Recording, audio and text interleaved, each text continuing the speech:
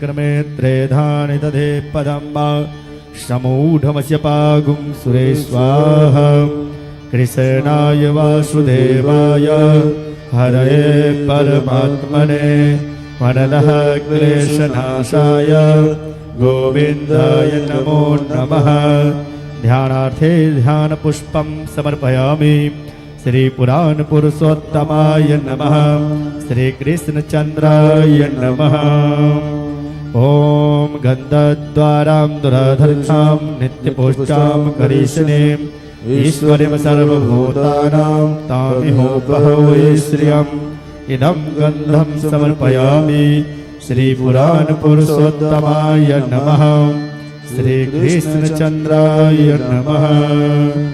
ओम मा ओषधीः प्रतिमोदध्वं पुष्पवतीः प्रसूवरीः सज्वावृधः पारिष्णवः पुष्पं पुष्पमालां समर्पयामि। श्री पुराण पुरुषोत्तमाय नमः। श्री कृष्णचन्द्राय नमः।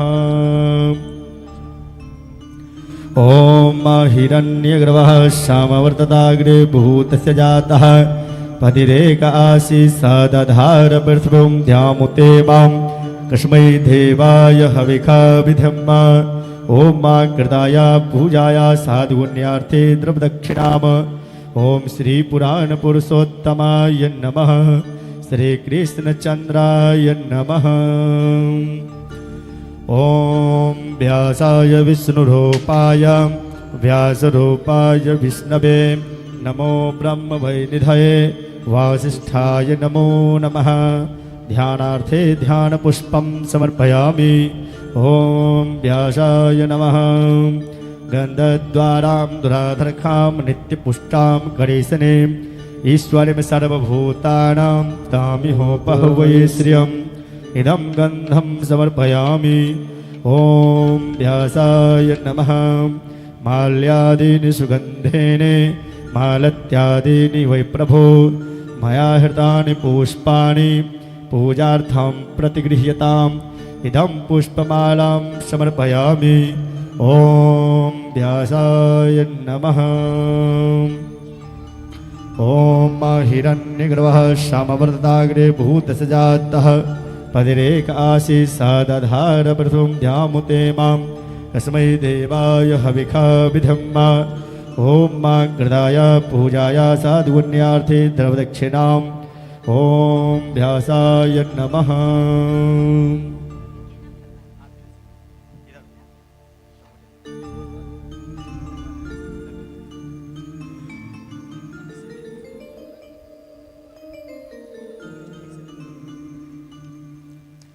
ओम द्योः शान्तिरन्तरिक्षगुं शान्तिः पृथिवी शान्तिरापः शान्तिरोषधयः शान्तिः वनस्पतयः शान्तिर्विश्वे देवाः शान्तिर्ब्रह्म शान्तिः सर्वगुं शान्तिः शान्तिरेव शान्तिः श्यामा शान्तिरेधि यतो यतः समीहसे ततो नो अभयं कुरु सन्नः कोरु प्रजाभ्यो भयन्नः पशुभ्यः गणानां त्वा गणपतिगुं हवामहे प्रियाणां त्वा प्रियपतिगुं हवामहे निधीनां त्वा निधिपतिगुं हवामहे वसो मम आहमजानि गर्भधमा त्वमजासि गर्भधमाम् अम्बे अम्बिके बालिके नमानयति कश्चन सहस्रयस्वकः सुभद्रिकां काम्पे नवासनिं माम् श्रीश्चते लक्ष्मी क्षपदनां बहोरात्रे पार्श्वे नक्षत्रा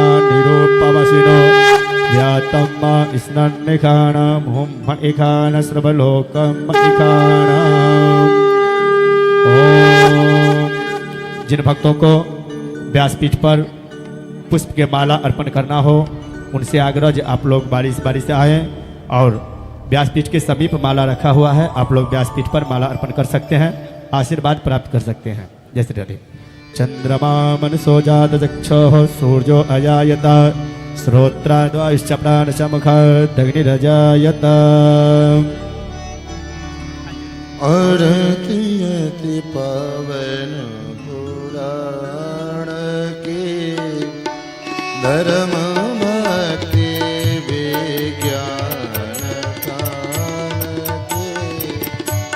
आरती अति पवन पुराण की धर्म भक्ति विज्ञान गान की महापुराण भागवत निर्मल सुखमुख विगलित निगम कल्प फल परमानंद सुधारस में फल लीला रति रस रस निदान की आरती अति पावन पुराण की कलिमल मथानी त्रिताप निवारिणी जन्म मृत्यु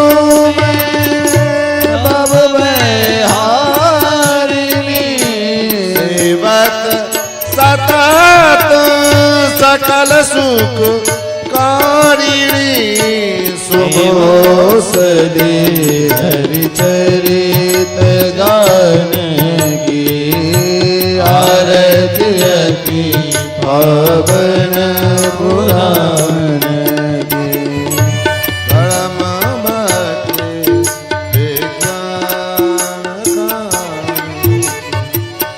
विषय विलास विमोह विनाशिनी विमल विराग विवेक विकासिनी भगवत तत्व रहस्य प्रकाशिनी परम ज्योति पर मत ज्ञान की आरती अति पावन पुराण की धर्म भक्ति गान की परमहंस मुनि मन उल्लासिनी रसिक रस रस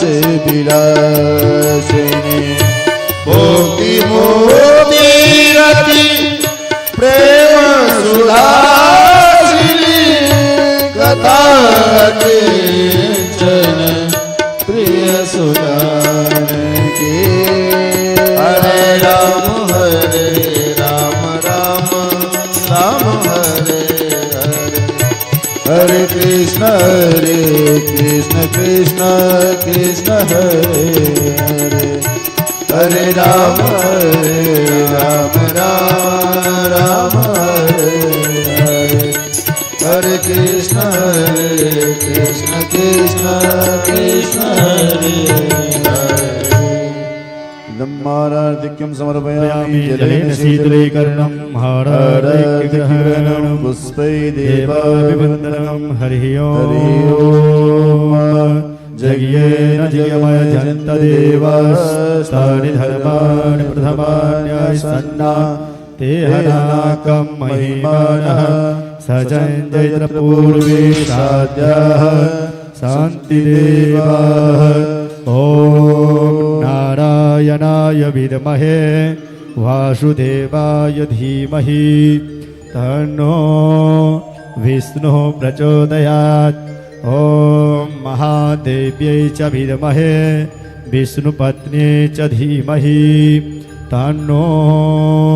लक्ष्मी प्रचोदयात् नानासुगन्धपुष्पाणि यथा कालोद्भवानि च पुष्पाञ्जलिर्मया दत्ता गृहाणा परमेश्वर मंत्रपुष्पाञ्जलिं समर्पयामि। श्रीपुराणपुरुषोत्तमाय नमः। श्री कृष्णचंद्राय नमः। बोल दे श्री कृष्णचंद्र भगवान की जय। व्यास जी महाराज की जय। आज के आनंद की जय। सभी भक्त अपने अपने स्थान पर बैठ जाएं और पूज्य महाराज जी के द्वारा अमृतमय कथा का रसपान श्रवण करें। जय श्री राधे श्याम।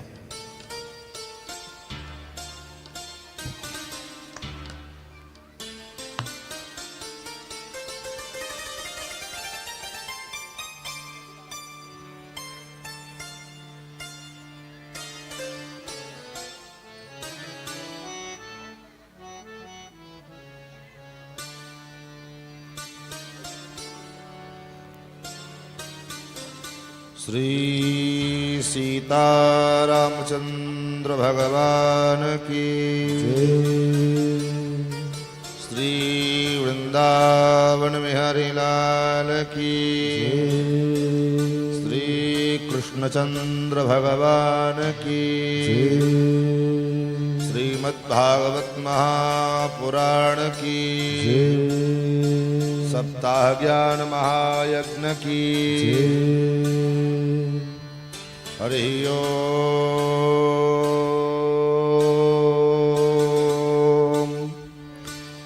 तत्संजोड़ा वृणीमहे गातुं यज्ञाय गातुं यज्ञपतये नमः दैवी स्वस्तिरस्तु नः स्वस्तिर्मानुषेभ्यः ऊर्ध्वं जिगातु भेषजं सन्नो अस्तु द्विपदेशं चतुष्पदे सदसस्पतिमद्भुतं प्रियेमिन्द्रस्य काम्यम् सनिं मेधामयाशिषम् मेधां मे वरुणो ददातु मेधामिन्द्रश्च वायुश्च मेधां धाता ददातु मे ऋक्यजुस्सामरूपाय वेदाहरणकर्मणे प्रणवोद्गीतवपुषे महाश्वशिरसे नमः ज्ञानानन्दमयं देवं निर्मलस्फटिकाकृतिम् आधारं सर्वविद्यानां हयग्रीवमुपास्महे रामं रामानुजं सीतां भरतं भरतानुजं सुग्रीवं वायुसूनुं च प्रणमामि पुनः पुनः सच्चिदानन्द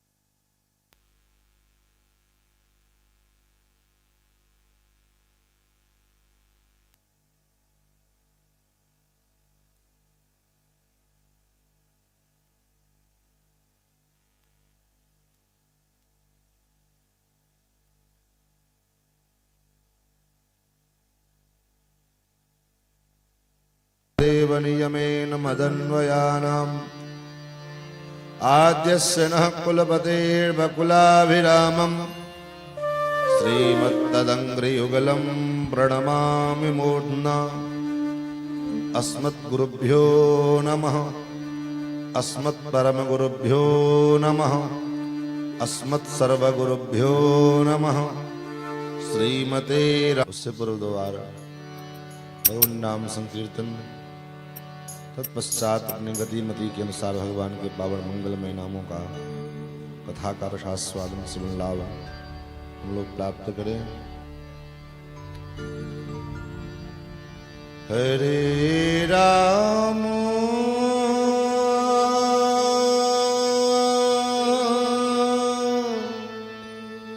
हरे राम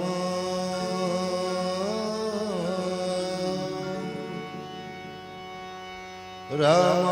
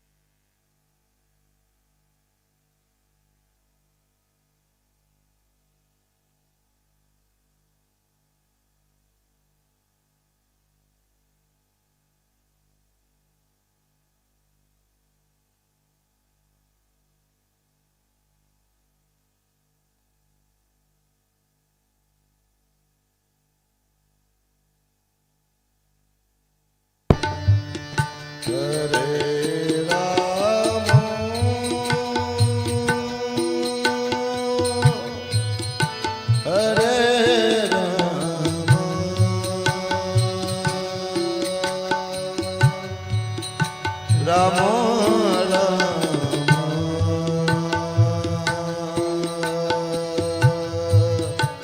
हरे राम हरे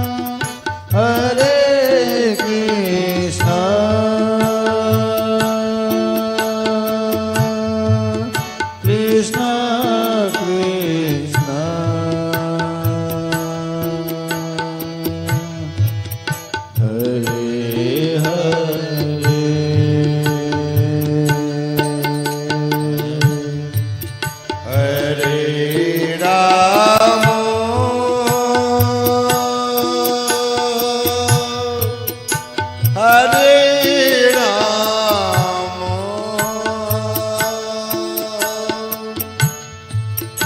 राम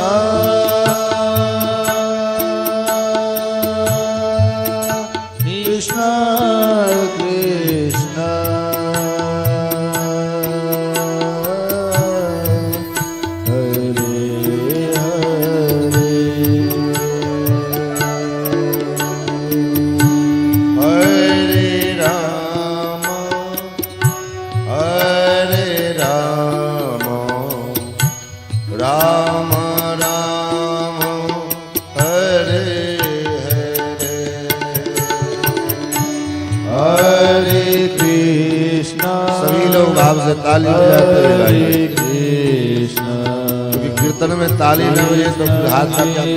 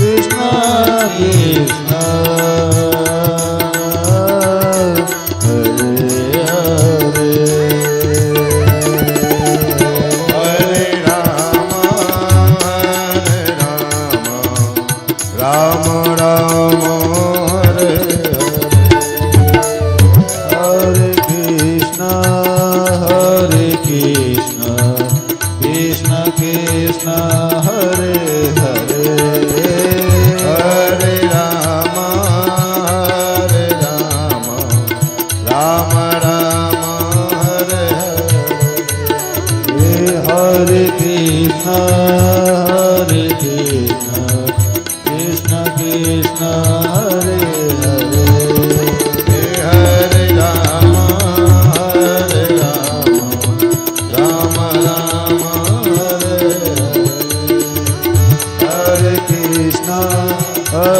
कृष्ण कृष्ण कृष्ण हरे हरे हरे राम हरे राम राम राम हरे हरे कृष्ण हरे कृष्ण कृष्ण कृष्ण हरे हरे हरे राम हरे राम राम राम हरे हरे कृष्ण हरे कृष्ण कृष्ण कृष्ण हरे हरे बोल युगल नाम महाराज की जय श्रीमद्भागवत महापुराण की जय श्री सप्ताह ज्ञान महायज्ञ की जय श्री वेदव्यास भगवान की जय श्री सुखदेव जी महाराज की जय राजर्षि श्री परीक्षित जी महाराज की जय श्री सूत सौनकाद्र सिंह की सब संतन की जय सब भक्तन की जय श्री सदगुरुदेव भगवान की जय जय जय श्री सीताराम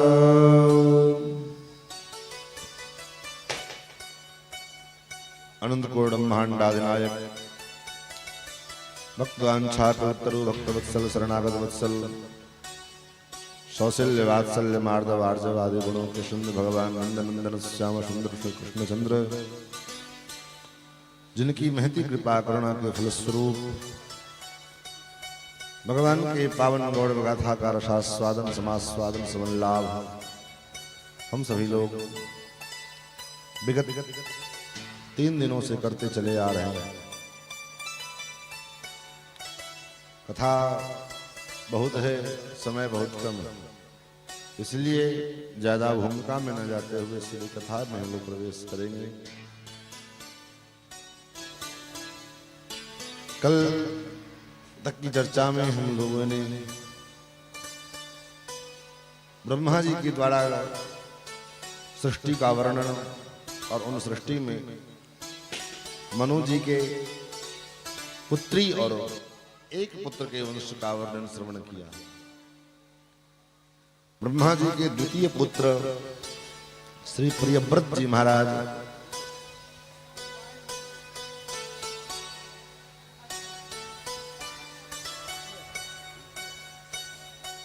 श्री प्रियव्रत जी महाराज का चरित्र, श्री प्रियव्रत जी महाराज के पुत्र महाराज आग्नेयद्र हुए। महाराज आग्नेयद्र के पुत्र महाराज नाभि हुए और महाराज नाभि ने भगवान को पुत्र के रूप में प्राप्त करने के लिए यज्ञ किया और उस यज्ञ से भगवान प्रसन्न होकर प्रकट हुए। कहा वरम ब्रूहि, वरदान मांगो। फिर तो महाराज नाभि कहने में संकुचा रहे थे। उनके बदले ब्राह्मणों ने, पंडितों ने कहा महाराज ये आपके समान पुत्र को प्राप्त करना चाहते हैं, ये इनकी इच्छा है। ठीक, मैं ही इनका पुत्र बन करके आऊंगा। तो महाराज नाभि के यहाँ भगवान स्वयं ऋषभ देव के रूप में आए। उससे पूर्व प्रियव्रत जी ने देखा जब सूर्यास्त हो जाता है तो लोग सो जाते हैं, अंधकार हो गया और अंधेरे में लोग सो जाते हैं। और वेद का वचन है, वेद का वाक्य है कि तमसो मां ज्योतिर्गमय असतो मां सदगमय मृत्युर्माम अमृतम गमय। असतो मां सदगमय, असत से सत की ओर हम आगे बढ़े, अंधकार से प्रकाश की ओर हम बढ़े। तमसो मां ज्योतिर्गमय, और रात्रि को सूर्यास्त हो जाता, अंधकार हो जाता, सब सो जाते हैं। तो प्रियव्रत जी के मन में इच्छा हुई कि क्यों ना ऐसी व्यवस्था हो जो रात्रि हो ही नहीं, दिने दिन बना रहे।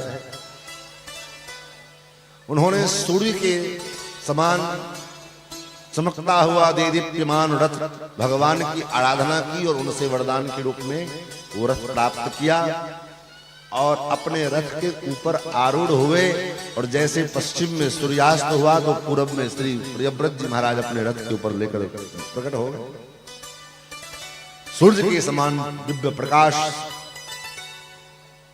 सूर्यास्त हो तब ना अंधकार हो, तब ना अंधकार खत्म हो गया और मच गई। महाराज रात्रि का भी अपना विधान है, रात्रि का भी इतना महत्व है। जीवन में क्या गया, सृष्टि में जो कुछ भी है उसका महत्व है।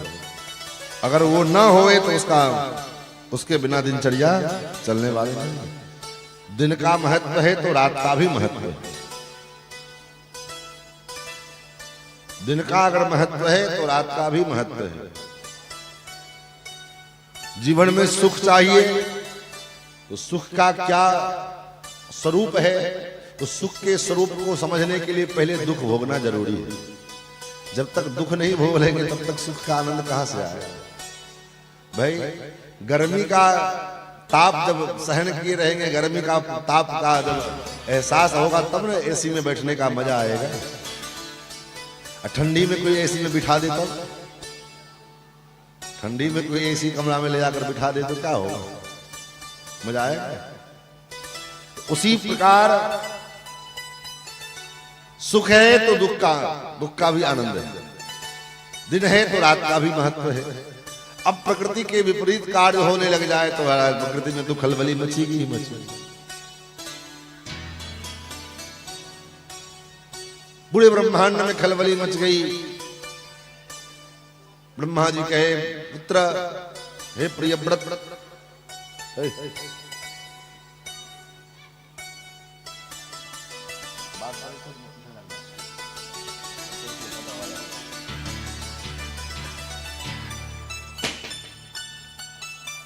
महाराज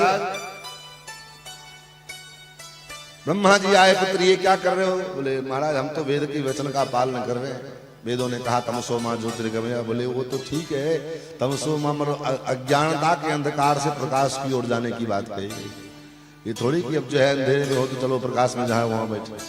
भाई दिन का महत्व है तो रात्रि भी बनाया है, उसका भी विधान है, उसका भी एक अलग महत्व है।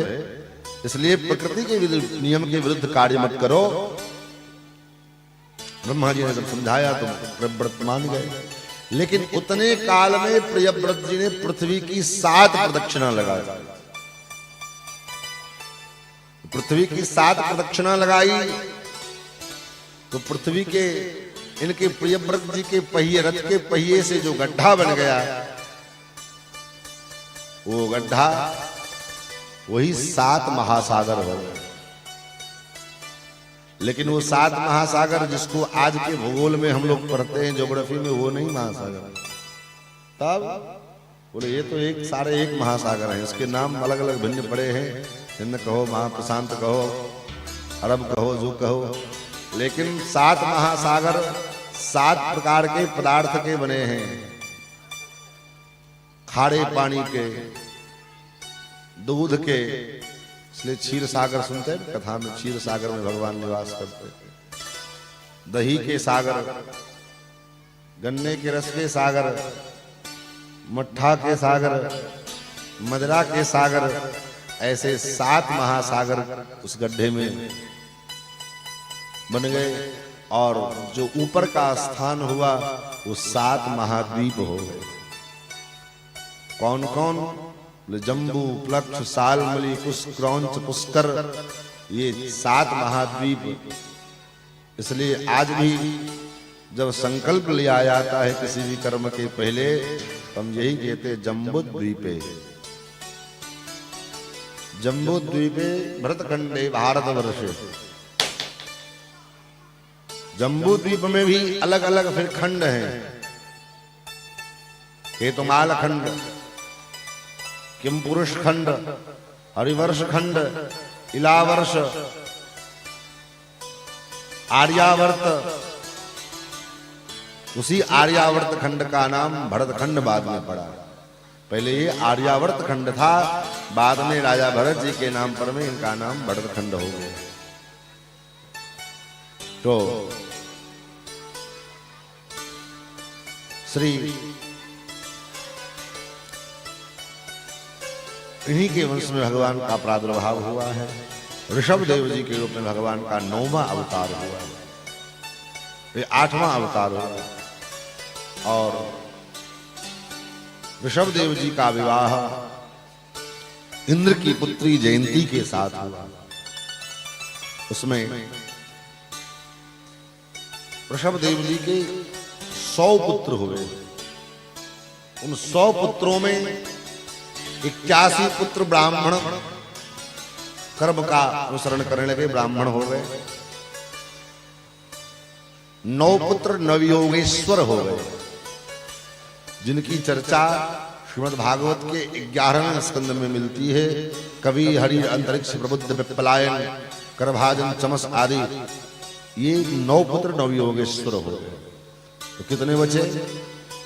81 और 9 90 चले गए। अब 10 पुत्र बचे, जिनमें 9 पुत्रों को अलग अलग खंड का राजा बनाया। सबसे जो ज्येष्ठ पुत्र थे उनको इस आर्यावर्त खंड का राजा बनाया। ये आर्यावर्त खंड कितना दूर है? बोले अभी जो भारत का नक्शा हम देखते हैं इतने आर्यावर्त खंड नहीं है। तब बोले महाराज इसका भूभाग बड़ा लंबा चौड़ा है, चारों ओर ये समुद्र से घिरा हुआ है।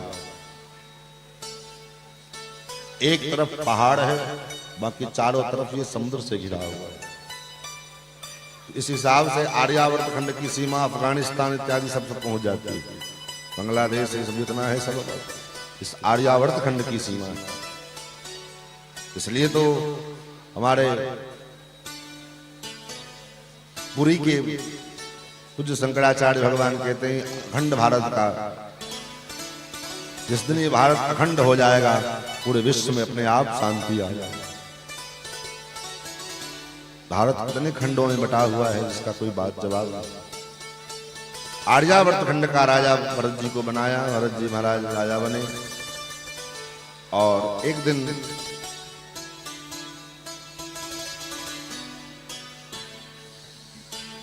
चौथी अवस्था जब जीवन की आई तो अपने पुत्रों को राज्य सौंप करके और भजन करने के लिए चले आए। क्योंकि शास्त्र कहता है कि एक तो बाल्यकाल से ही आरंभ से ही भजन करो, और आरंभ से अगर भजन न कर पाए तो कम से कम चौथे पन नृप कानन जाए, चौथी अवस्था आने पर तो निश्चित रूप से भगवान का भजन करना चाहिए। क्योंकि भजन ही एकमात्र आश्रय है जीव के समुचित कल्याण का, कलिकाल में तो विशेष कर। अन्य युगों में तो और भी विकल्प थे, यज्ञ करे, पूजा करे, जप करे, तप करे, लेकिन कलिकाल में केवल और केवल एक विकल्प मात्र है जिसका नाम है भजन। भजन के द्वारा ही हम जीव अपना समुचित कल्याण कर सकते हैं, अन्यथा हमारा कल्याण संभव नहीं है।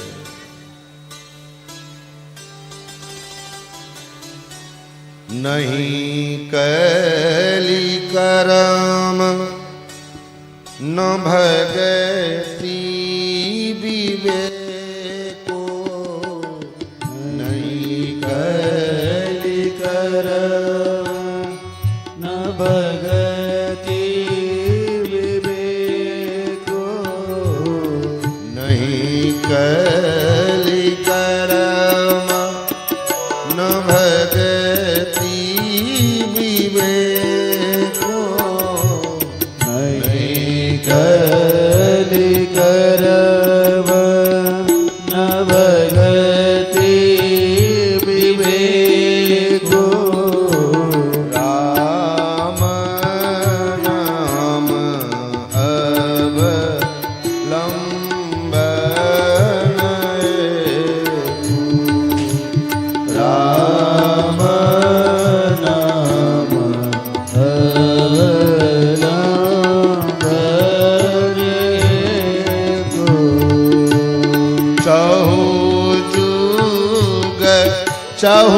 श्रुति नाम प्रभाव चहु जोग चहु श्रुति नाम प्रभाव चहु जुग चहु श्रुति नाम प्रभाव चहु जोग चहु श्रुति नाम प्रभाव कली विशेष नहीं आना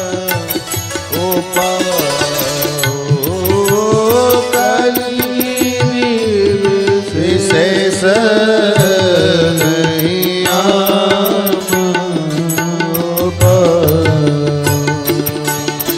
कली विशेष नहीं आना कली विशेष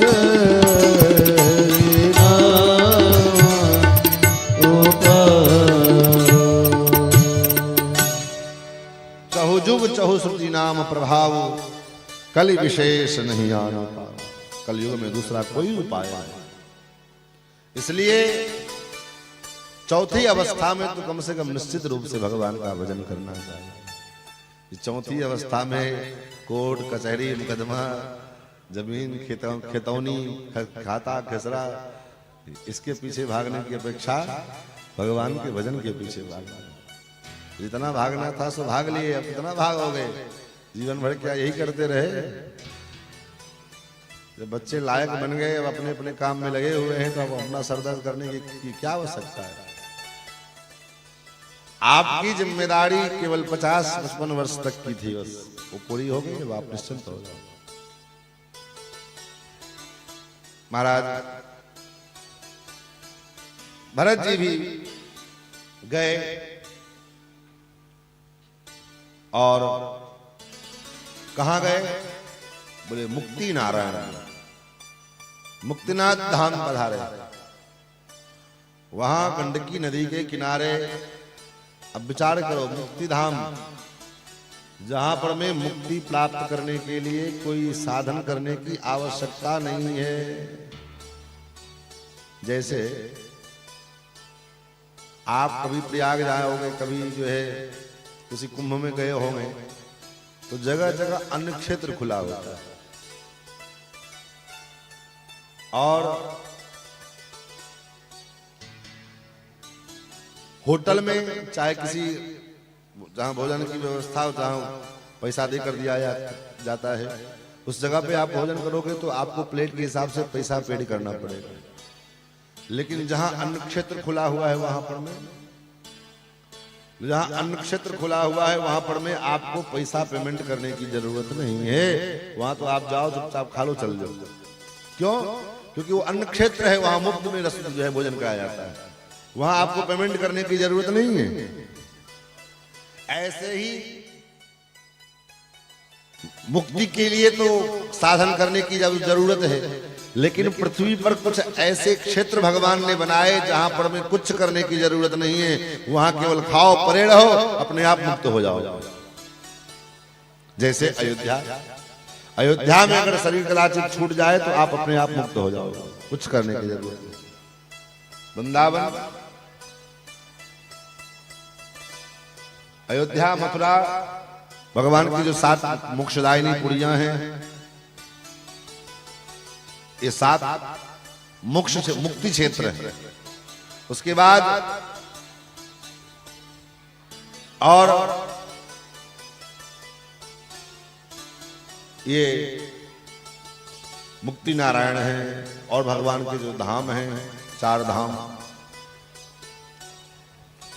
और जहां शालिग्राम शिला रखे हो, शालिग्राम का पूजन हो, उसके आसपास शरीर छोड़ने वाला भी, उसका भी उद्धार हो। लेकिन जहां साक्षात मुक्ति का क्षेत्र, मुक्ति नारायण, साक्षात नारायण नदी का तट है। और ऐसे स्थिति में, ऐसे परिस्थिति में श्री भरत जी महाराज का शरीर छूटा, लेकिन मुक्ति नहीं मिली। क्यों? हिरण की योनि में जाना पड़ा।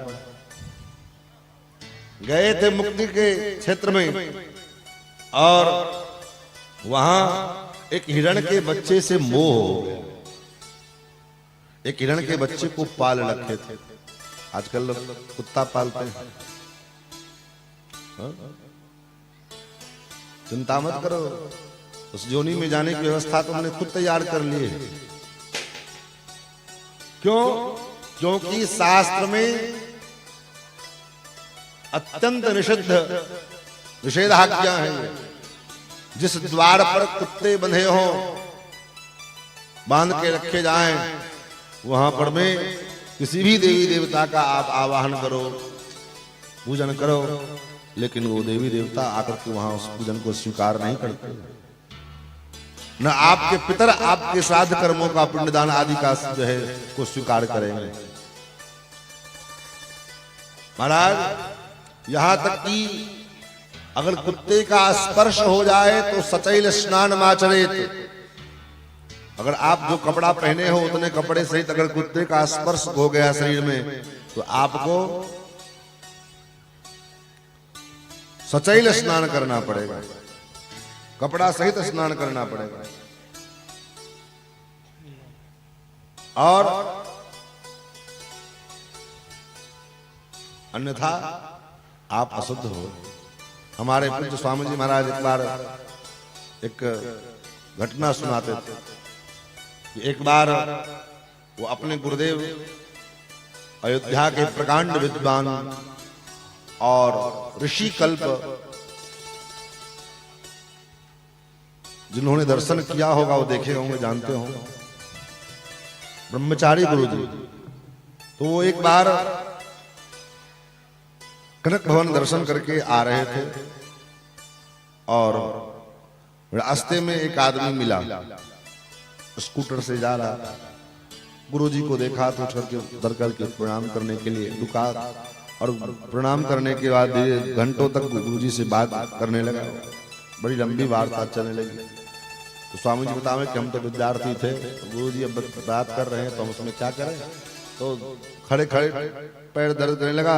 सो उसके स्कूटर पर मैं जाकर के अटक के बैठ खड़े हो, उसके स्कूटर से सट करके जाके खड़े हो गए। और जब खड़े हो गए, बात खत्म हो गई, वो चला गया, तब गुरुदेव गुरुजी जो है कहे चलो माघ का महीना, विचार करिए माघ के महीने में कितनी ठंडी पड़ती है। माघ का महीना, रात के 8 बज रहे हैं और गुरुजी ने कहा चलो, तो चल दिए। क्या करे, गुरुजी ने गुरु आज्ञा करी है, चल दिए। लेकर के कहाँ गए? बोले सरजू जी पर। और रात को 8 बजे सरजू जी में स्नान कराए, पूरा कपड़ा सहित। और जब कपड़ा सहित स्नान करा के बाहर निकले, ठंड के मारे तो हालत खराब थी, तो बाहर निकले तो फिर गुरुजी ने कहा कि पूछो तुमको इतने रात को क्यों नहलवाया, क्यों स्नान करवाया। तो स्वामी जी ने कहा गुरुदेव बतावे। जब मैं उससे बात कर रहा था तो तुम उसके स्कूटर पे जाकर के अटक के खड़े थे, और वो अपने घर में कुत्ता पाल के रखा है। और कुत्ते का स्वभाव है तो कभी खड़े ऊंचे जगह पर में टांग उठा करके कर देना, और खास करके गाड़ी घोड़ा लगा हो तो वही पर में कभी वो स्कूटर पे जाके बैठता होगा, कभी स्कूटर को चाटता होगा, और तुम उसके स्कूटर से जाकर के चपक करके खड़े हो। तुम अशुद्ध हुए कि नहीं? अब विचार कर सकते हैं कि जिसके घर में कुत्ता पाल के रखा हुआ, उसके घर के स्कूटर से स्पर्श होने के बाद स्वामी जी को रात के 8 बजे में माघ के महीने में स्नान कराया गया, तो इसका मतलब गुरुदेव कितना निषिद्ध मानते होंगे। और आज हम बड़े शौक से कुत्ता पाल करके रखते हैं। और शहरों में तो महाराज अब तो विडंबना ये है, पहले लोगों के घरों पर में जाओ तो वहां लिखा होता था स्वागतम, वेलकम, गेट पर ही लिखा मिल जाएगा क्या। लेकिन अब बड़े बड़े लोगों के गेट पर में जाओ तो लिखा रहेगा सावधान अंदर कुत्ते रहते हैं। मतलब क्या है? अंदर इंसान नहीं रहते, अंदर कुत्ते रहते हैं। तो जिस चीज के प्रति, जिस वस्तु के प्रति, जिस शरीर के प्रति आपकी आसक्ति होगी तो महाराज वहां उसमें अगला जन्म आपका उसके शरीर में जाना पड़ेगा। इसलिए कभी भी किसी जीव में, कभी किसी वस्तु में आसक्ति नहीं करना चाहिए। मैंने कल भी निवेदन किया, संसार का जो व्यवहार है वो जब तक शरीर है, स्वस्थ शरीर हो, सांस ले रहे हो, तो संसार के व्यवहार का पालन करते रहो। व्यवहार कर दो, पुत्र के प्रति जो व्यवहार है, पिता के प्रति जो व्यवहार है, माँ के प्रति जो व्यवहार है, जो है पत्नी के प्रति जो व्यवहार है, पति के प्रति जो कर्तव्य है, उन सब कर्तव्यों का पालन करते रहो। लेकिन सारे काम करते रहिए, लेकिन एक काम करते रहिए। बोले क्या?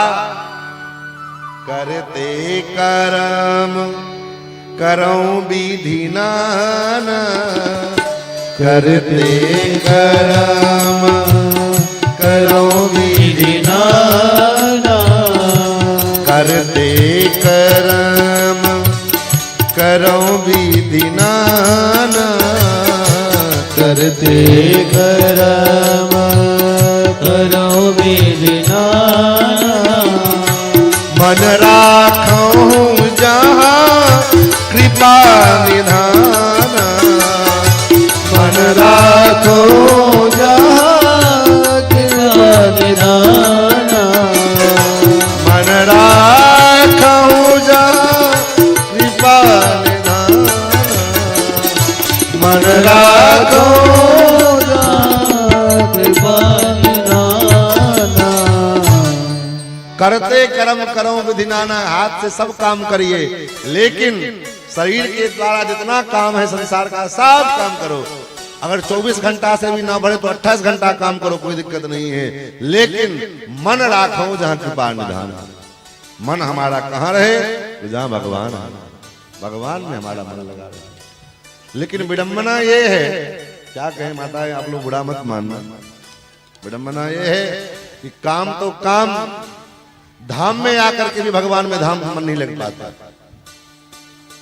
काम तो काम में ये है, काम में तो लगे ही हैं, लेकिन विडंबना ये होता है कि धाम में आकर के भी भगवान में मन नहीं लग पाता। यहाँ भी कितने लोग बैठे हैं जिनको बैठे तो यहाँ पर में है, लेकिन उनका मन कहीं अन्यत्र घूम रहा है।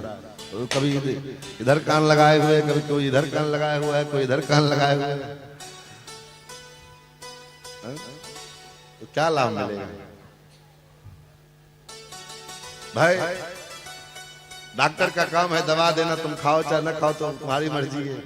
डॉक्टर का क्या जाता है, डॉक्टर को तो फीस मिलना ही है, दवा बिकी रहा है, उसका क्या पत्ती। उसी प्रकार हम तो कथा सुना रहे हैं, कथा तो मिल ही रही है, कथा तो हम सुनाएंगे, सुनाने के लिए आए हैं। आप सुनो चाहे ना सुनो, आपकी मर्जी।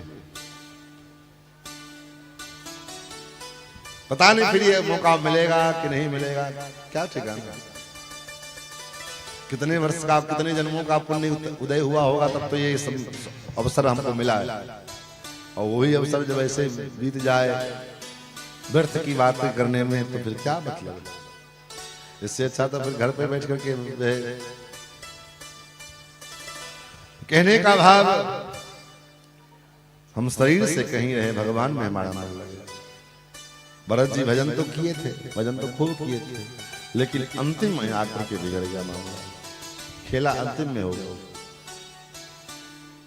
अंत में हिरण के बच्चे में मोह हो गया। एक छोटा सा हिरण का बच्चा, जो उसकी माँ मर गई तो माँ के उसके ऊपर दया आ गई, लेकर के आश्रम में आ गए। सोचा रहे तो बच्चा है, इसको मेरे सिवा और है ही कौन, यही मोह है। मोह क्या है? बोले इसका मेरे सिवा है ही कौन, कौन करेगा इसका। ये जब भावना जीव के मन में आ जाती है तो यही मोह है। हम नहीं रहेंगे तो उसका क्या होगा। बोले रह के जाकर के देखो, बहुत अच्छा रहेगा, अच्छे से चलेगा कारोबार। ये जो हमारा भ्रम है कि हम नहीं रहेंगे तो इसका क्या होगा, परिवार का क्या होगा, संपत्ति का क्या होगा, बोले अच्छे से चलेगा। संसार किसी के बिना कोई काम रुकता थोड़ी नहीं। लेकिन भ्रम के कारण, अज्ञानता के कारण हमने ये भ्रम पाल रखा है। महाराज भरत जी को भी मोह हुआ उस हिरण के बच्चे में, और परिणाम ये हुआ कि धीरे धीरे भजन छूट गया और हिरण के बच्चे से स्नेह ज्यादा बढ़ गया। संसार छोड़ करके, परिवार छोड़ करके, अपना बेटा बेटी छोड़ करके आए थे भगवान का भजन करने के लिए, लेकिन हो क्या गया, ले आए थे हरि भजन को और ओटन लगे कपास। भगवान का भजन करने के लिए आए थे, लेकिन भजन तो हुआ नहीं, भजन तो छूट गया, लेकिन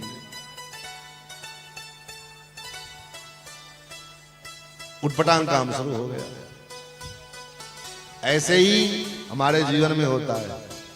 हम भी भगवान से प्रार्थना करके आते हैं कि हे प्रभु, संसार में हमको भेजो, इस बार अगर आपने मुझे भेज दिया तो महाराज इतना भजन करूंगा, इतना भजन करूंगा कि आपको शिकायत का मौका नहीं मिलेगा। और भगवान कहते ठीक है। हमने भगवान से वादा किया, भगवान से जब वादा किया तो भगवान ने एग्रीमेंट लगाई। जैसे कोई काम आप करते हो तो एग्रीमेंट बनाते हो ना, कहीं मुकर न जाए बाद में, तो भगवान ने भी एग्रीमेंट बनाया और एग्रीमेंट बना करके भगवान ने उसके ऊपर मोहर लगा दी, सरकारी मोहर, बाद में कहीं मुकर न जाए। सरकारी मोहर क्या है हमारे शरीर में? बोले हमारे शरीर में सरकारी मोहर लगा हुआ है भगवान का। अगर ना विश्वास हो तो आप देख सकते हो। कहाँ? बोले प्रत्येक मनुष्य के शरीर में भगवान का वो मोहर लगा हुआ है। कहाँ है? बोले हमारे उंगली की अग्रभाग में, हमारे हाथ की अंगुली के अग्रभाग में भगवान का वो मोहर लगा हुआ है। इसलिए हमारे यहाँ परंपरा बनाई गई सनातन धर्म में कि सवेरे सवेरे उठो तो अपने कर का दर्शन करो, हाथ का दर्शन करो। क्यों? कराग्रे वसते लक्ष्मी, कर मध्य सरस्वती, कर मूले गोविंदा, प्रभाते कर दर्शनम। क्यों बनाया गया? बोले सवेरे, रोज सवेरे सवेरे जब अपने हाथ को देखोगे तो अपने हाथ के अग्रभाग में भगवान ने जो मोहर लगाया है, वो मोहर क्या है? बोले भगवान का शंख चक्र लगा हुआ है। अगर इंसान का बच्चा होगा तब, जानवर का बच्चा होगा तब तो कोई बात नहीं। हाँ, बात कर भी है। इंसान का बच्चा होगा तो उसके हाथ में जरूर होगा, और हर इंसान के हाथ में लगा। अब कोई ना माने, कहे कि हम तो अल्लाह के संतान हैं, हम तो ईश्वर के संतान है ही नहीं। तुम्हारे अल्लाह के पास कौन सा शंख चक्र लगा हुआ है? उसके पास कौन सा शंख चक्र का आयुध है? वो तो निर्गुण निराकार है। लेकिन न माने अलग बात है। लेकिन प्रत्येक मानव देहधारी के हाथ में शंख चक्र बना हुआ है। या तो शंख बना होगा या चक्र बना होगा। किसी किसी में दोनों बना होता है, किसी में एक ही बना होता है, लेकिन बना जरूर होता है। तो गौर से आप देखोगे तो उंगली के अग्रभाग में चक्र का बना होगा या शंख बना होगा। ये क्या है? बोले भगवान का सर्टिफिकेट है कि हम भगवान के हैं। भगवान ने हमको इस संसार में भजन करने के लिए भेजा है, क्योंकि हम भगवान से वादा करके आए थे। अब जग जाय भजऊं चक्रपाणी, हे चक्रपाणी, अब संसार में मैं जा रहा हूं, इतना भजन करूंगा आपका, कितना भजन करूंगा कि महाराज आप भी याद करो, आप मुझे मुक्त कर दो। तो आए संसार में, भगवान ने भेजा, चलो ठीक है, मनुष्य शरीर दिया, जाकर के भजन करेगा। लेकिन यहाँ आए तो क्या हुआ? बोले भजन तो किया नहीं, भजन तो किया नहीं। तब बोले भजन के बदले और उटपटांग काम करने लग गए। जो नहीं करना था वो सब करने लग गए, जो नहीं खाना था वो सब खाने लग गए, जो नहीं पीना था वो सब पीने लग गए। और कहते क्या है? बोले अरे शरीर मिला है, खाओ पियो मौज करो, क्या पता फिर अगला जन्म मनुष्य मिलेगा कि नहीं मिलेगा। बोले शरीर, मानव शरीर खा मौज करने के लिए नहीं मिला है। यही तन कर फल विषय न भाई, तो स्वामी जी कहते हैं शरीर का फल विषय का भोग करना नहीं है।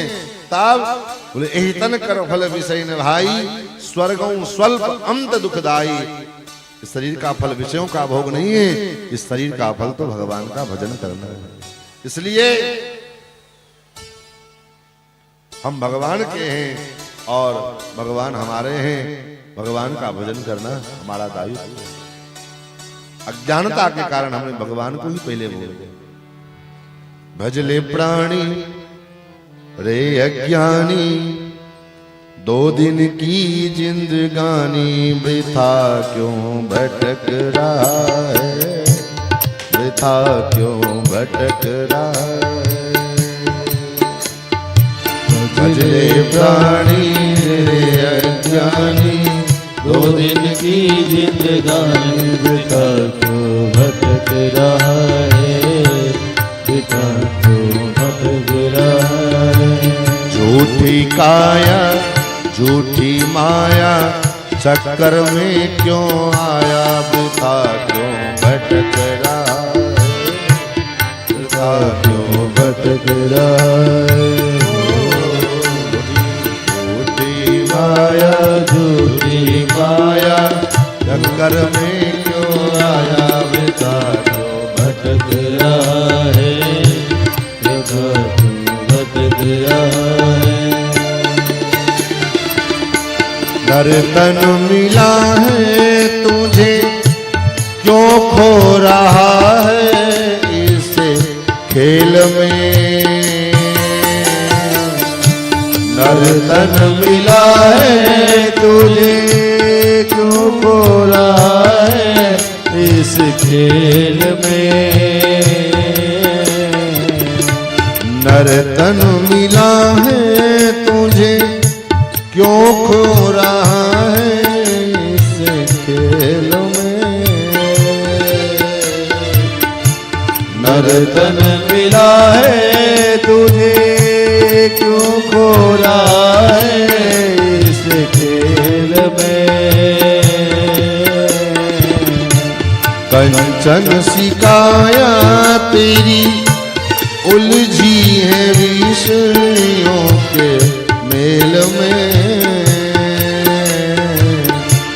कंचन सिकाया तेरी, उलझी है विषयों के मेल में। सुत अरुदारा वैभव सारा, सुत अरुदारा वैभव सारा, कुछ भी नहीं तुम्हारा, वृथा क्यों भटक रहा है, वृथा क्यों भटक रहा है। भजले प्राणी रे अज्ञानी, 2 दिन की जिंदगानी, वृथा क्यों भटक रहा है, वृथा क्यों भटक रहा है।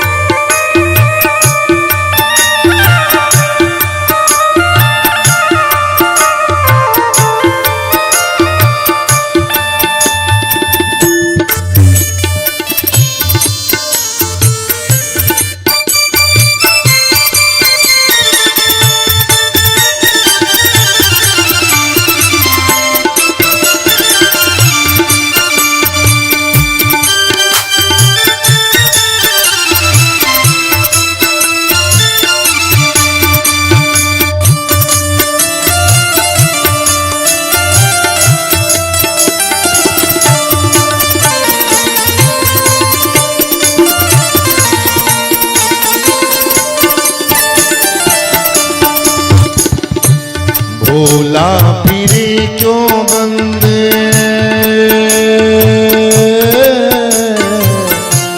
घन यौवन के उमंग में। भोला फिरे बंदे,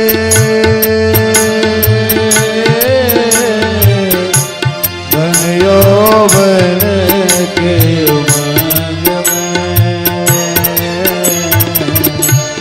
माता पिता और बंधु कोई चले ना तेरे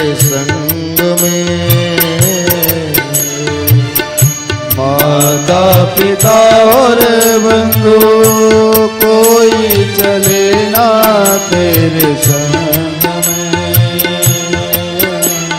मैं और मेरा तू और तेरा, मैं और मेरा तू और तेरा, है माया का फेरा बिता क्यों भटक रहा है, बिता क्यों भटक रहा है। भज रे प्राणी रे अज्ञानी, दो दिन की जिंदगानी बिता क्यों भटक रहा है, बिता क्यों भटक रहा है। योनियां अनेक भ्रमी, प्रभु की कृपा से नर्तन पाया है। योनियां अनेक भ्रमी, प्रभु की कृपा से नर्तन पाया है। झूठे व्यसन में फंसकर हरि से न प्रेम बढ़ाया है। झूठे व्यसन में फंसकर हरि से बढ़ाया है। गीता गाए वेद बताए, गीता गाए वेद बताए, गुरु बिनु ज्ञान न आए। पिता क्यों भटक रहा है, पिता क्यों भटक रहा है। भजले प्राणी रे अज्ञानी, दो दिन की जिंदगानी पिता क्यों भटक रहा है, पिता क्यों भटक रहा है। चंचल गुमानी मन अब तो जन्म को संवार ले। चंचल गुमानी मन अब तो जन्म को संभाल ले। फिर ना मिलेगा तुझे अवसर ऐसा बारंबार रे। फिर ना मिलेगा तुझे अवसर ऐसा बारंबार रे। रे अज्ञानी तज नादानी, रे अज्ञानी तज नादानी। भजले सारंग पानी, पिता क्यों भटक रहा है, पिता क्यों भटक रहा है। हम भजले प्राणी रे अज्ञानी, दो दिन की जिंदगानी पिता क्यों भटक रहा है, पिता क्यों भटक रहा है। पिता क्यों भटक रहा है, पिता क्यों भटक रहा है। पिता क्यों भटक रहा है, पिता क्यों भटक रहा है। पिता क्यों भटक रहा है, पिता क्यों भटक रहा है। पिता क्यों भटक रहा है, पिता क्यों भटक रहा है। भगवान का एक अवसर हमको भगवान ने दिया है अपना आत्म कल्याण करने के लिए। और इतने में अगर भगवान इस बार आत्म न कल्याण न कर पाए, वो स्वामी जी तो कहते अब न बनी तो फिर न बनेगी। इस बार अगर न बन पाया तो फिर दोबारा बार बार नहीं बन पाएगा। भरत जी जीवन भर अनंत भजन किए, लेकिन अंतिम समय में हिरण का स्मरण करते हुए शरीर छूटा। परिणाम हुआ अगला जन्म हिरण योनि में जाना पड़ा।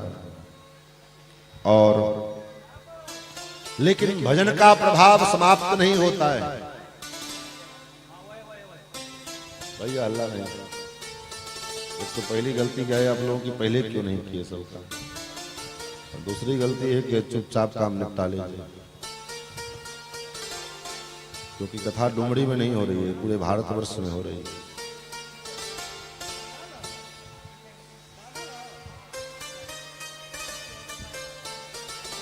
अब इतने पे स्टॉप कर दीजिए, लगाना हो तो बाहर बाहर लगाओ।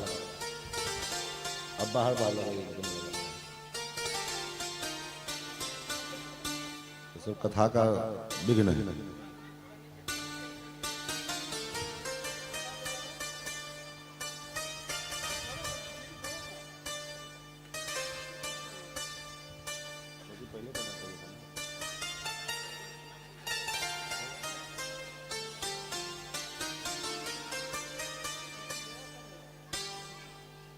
श्री सीतारामचंद्र भगवान की जय। श्री वृंदावन बिहारी लाल की जय। श्री अयोध्यानाथ भगवान की जय। श्री कृष्णचंद्र भगवान की जय। भजन का प्रभाव समाप्त नहीं होता। भगवान गीता में कहते हैं नमे भक्ता प्रणश्यति, मेरे भक्त का नाश नहीं होता। किसी कारणवश वो योग भ्रष्ट हो जाए, योग भ्रष्टो भी जाए थे, लेकिन उसका नाश संभव नहीं। हिरण के शरीर धारण करने के बाद भी श्री भरत जी को अपने पूर्व जन्म की स्मृति बनी हुई है और धीरे धीरे भगवान की कृपा से उस जन्म को पूर्ण किया और किसी प्रकार उस हिरण शरीर को पूरा करने के बाद तीसरा जन्म भरत जी महाराज का अंगिरा गोत्रीय ब्राह्मण के घर में हुआ और संयोग से वहां भी इनका नाम भरत पड़ा और माता पिता जब थोड़े बड़े हुए तो यज्ञोपवीत संस्कार कराया और गायत्री का उपदेश किया। लेकिन भरत जी गायत्री को सुन तो लेते हैं लेकिन बोलते नहीं। क्यों? भरत जी के हृदय में पूर्व जन्म का स्मृति, पूर्व जन्म का जो ज्ञान है वो ज्ञान भरत जी विचार करते हैं कि अगर इस बार भी अगर मामला बिगड़ गया तो फिर दोबारा मौका नहीं मिलेगा। और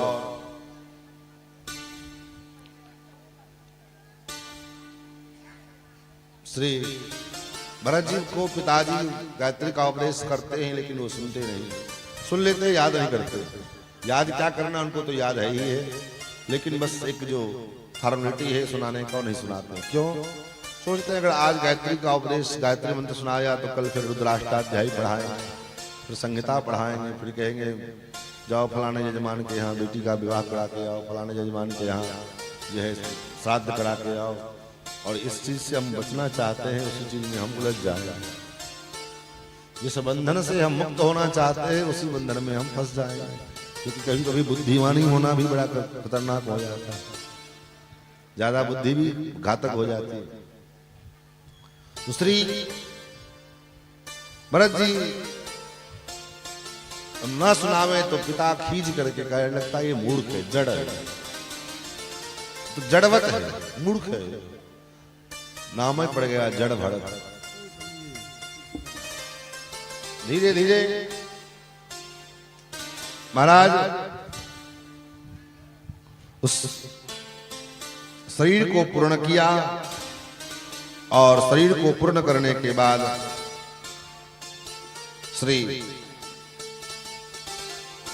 पिताजी जब चले गए तो धर्मभरत जी को घर से बाहर निकाल दिया। भाइयों ने बाहर गए तो जंगल में डाकू मिले, डाकू ने कहा इसको ले चलो बलि देने के लिए, और नर बलि देने के लिए इनको लेकर के गए। भरत जी को कोई फर्क नहीं पड़ा कहाँ ले जा रहे हो, क्यों ले जा रहे हो। क्यों? क्योंकि फकीर को क्या चिंता है, चाह गई चिंता गई मनवा बेपरवाह, जिसको कछु नहीं चाहिए सोई सहनशाह। क्या चिंता है, कहाँ ले जा रहे हो, क्या ले जा रहे हो, क्या दे रहे हो, नहीं कोई टेंशन नहीं। जो मिल गया सो खा लिए, जो मिल गया सो पहन लिए, जो आ गया सो आ गया, कोई दिक्कत नहीं। न आने की चिंता है, न जाने की टेंशन परवाह है। कल क्या होगा उसकी भी चिंता उन्हें नहीं है। कबीर बाबा कहते हैं, मन लागो मेरो यार फकीरी में, जो सुख पायो राम भजन में, सुसुख नाही अमीरी में। मन लागो मेरो यार फकीरी में, फकीरी का जो आनंद है, कोई आदमी जीवन भर मेहनत करके एक घर बनाता है, वो उसी घर में पूरी जिंदगी निभा देता है। और महात्माओं को, फकीरों को बोले रोज नया घर बनता है, एक से एक कोटे के, एक से एक वीआईपी से वीआईपी घर मिलते हैं महाराज। कभी झोपड़ी में रहने को ब्यास हो जाए तो भी कोई दिक्कत नहीं, कभी बढ़िया शीश महल मिल जाए तब भी कोई दिक्कत नहीं, कोई बढ़िया जो है एसी का कमरा लगा मिल जाए तो भी कोई दिक्कत नहीं, और जहाँ कहीं पंखा का भी जुगाड़ ना हो तब भी कोई दिक्कत नहीं। चकाचक आनंद में रहना, यही जीवन का वास्तविक सार है। अन्यथा छोटे छोटे चीजों के कारण हम अपने जीवन की प्रसन्नता को मिटा देते हैं। हमारी प्रसन्नता एक पंखे के ऊपर निर्धारित हो जाती है, हमारी प्रसन्नता एक कपड़े के ऊपर निर्धारित हो जाती है। एक कपड़ा के कारण हमारे जीवन की प्रसन्नता चली गई। अब बताओ, एक तुच्छ कपड़ा जो 100, 200, 400, 500 का कपड़ा नहीं होगा, लेकिन उस कपड़े ने हमारी प्रसन्नता को छीन लिया। इससे बड़ी मूर्खता हमारे लिए और क्या हो सकती है। मन लायक कपड़ा मिल गया तो हम प्रसन्न हो गए, मन लायक कपड़ा नहीं, अरे यार क्या दे दिया। तो हमारी प्रसन्नता संसार के वस्तुओं से ना बंधी हो, अपितु हमारी प्रसन्नता हमसे बंधी हो, हमारे भरोसे हो। हम जब चाहें तब प्रसन्न हो जाएं, जब चाहें तब क्रोधित हो जाएं। हमारी क्रोध और हमारी प्रसन्नता पर हमारा नियंत्रण हो, दुनिया के लोग का नियंत्रण नहीं। और हमारे ऊपर क्या है, बोले हमारे ऊपर दुनिया का नियंत्रण है। कभी किसी के मन में आया कि इनको चलो क्रोधित कर दे, थोड़ा सा पुश कर दिए, महाराज लोग पिटक गए बाबा जी। अब बाबा जी लगे उठपटांग बोलने, क्या मतलब है। हमारे क्रोध पर, हमारी प्रसन्नता पर जब हमारा नियंत्रण नहीं है तो ऐसी जिंदगी किस काम की महाराज। दूसरों के कहने सुनने में, दूसरों के कथन में, श्रवण में हम टेंशनाइज हो जाते हैं, क्रोधित हो जाते हैं, दुखी हो जाते हैं। काहे के लिए? भरत जी वहां से चले, नड़बली के लिए लेकर के गया डाकू, लेकिन उनको कोई फर्क नहीं पड़ा। भोजन कराया, भोजन कर लिया, सुंदर कपड़ा पहनाया, पहन ली। ये भी नहीं पूछा कि भैया क्यों भोजन करा रहे हो, क्यों कपड़ा पहना रहे हो, जो राम जी की इच्छा। और बलि देने के लिए प्रतिमा के पास, विग्रह के पास लेकर के गए, और जो खड्ग उठाया उस डाकू ने, उसी समय सहसोच्चटाट सैव देवी भद्रकाली, भगवती भद्रकाली की प्रतिमा फट गई। और महाराज उसमें से भगवती प्रकट हो गई, और प्रकट होकर के अपने ही उस भक्त के गर्दन को महाराज काट दिया, बड़ी देरी उसे। मानो संकेत क्या है, बोले संकेत ये है कि जो भगवान के भरोसे जीते हैं ना, उनको संसार की क्या चिंता, देवताओं की चिंता भी नहीं होती। देवता भी उनका बाल बांका नहीं कर सकते, संसार तो दूर की बात।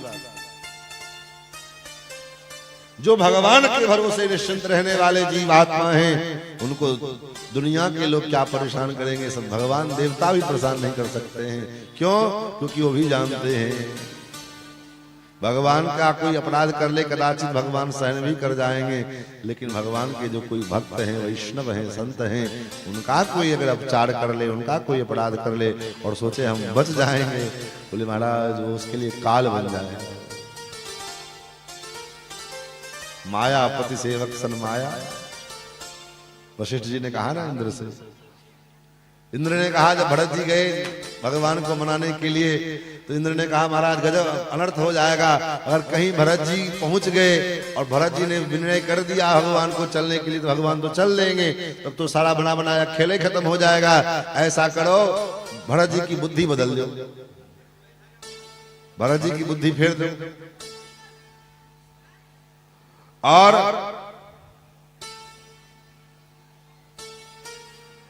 वशिष्ठ जी ने कहा 1000 आंख होते तो आंधर होता, अंधे हो गए हो, तुम्हें दिखाई नहीं देता है। बोले क्या हुआ?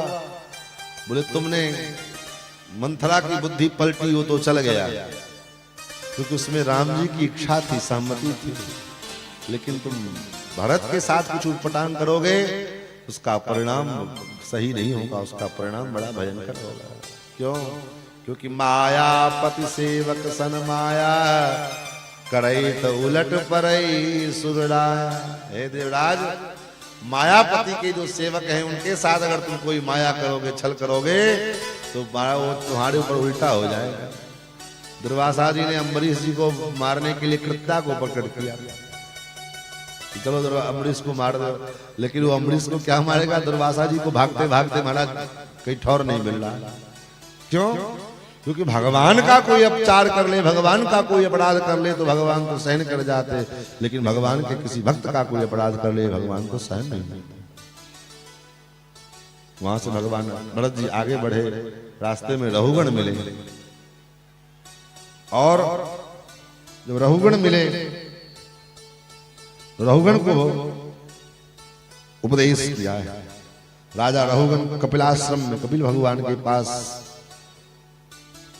जा रहा था, लेकिन उसको राजा था पालकी का कहार बीमार हो गया, तो कोई तो मिला नहीं, तो हट्टे कट्टे भरत जी मिले, कहा इसी को लगाओ पालकी में, हम तो राजा हैं, हमको तो सब पर अधिकार है। जोत दिया पालकी में, एक बार भी मना नहीं किया कि हमको तुम क्यों कह रहे हो, कहा लग जाओ, तो लग गए।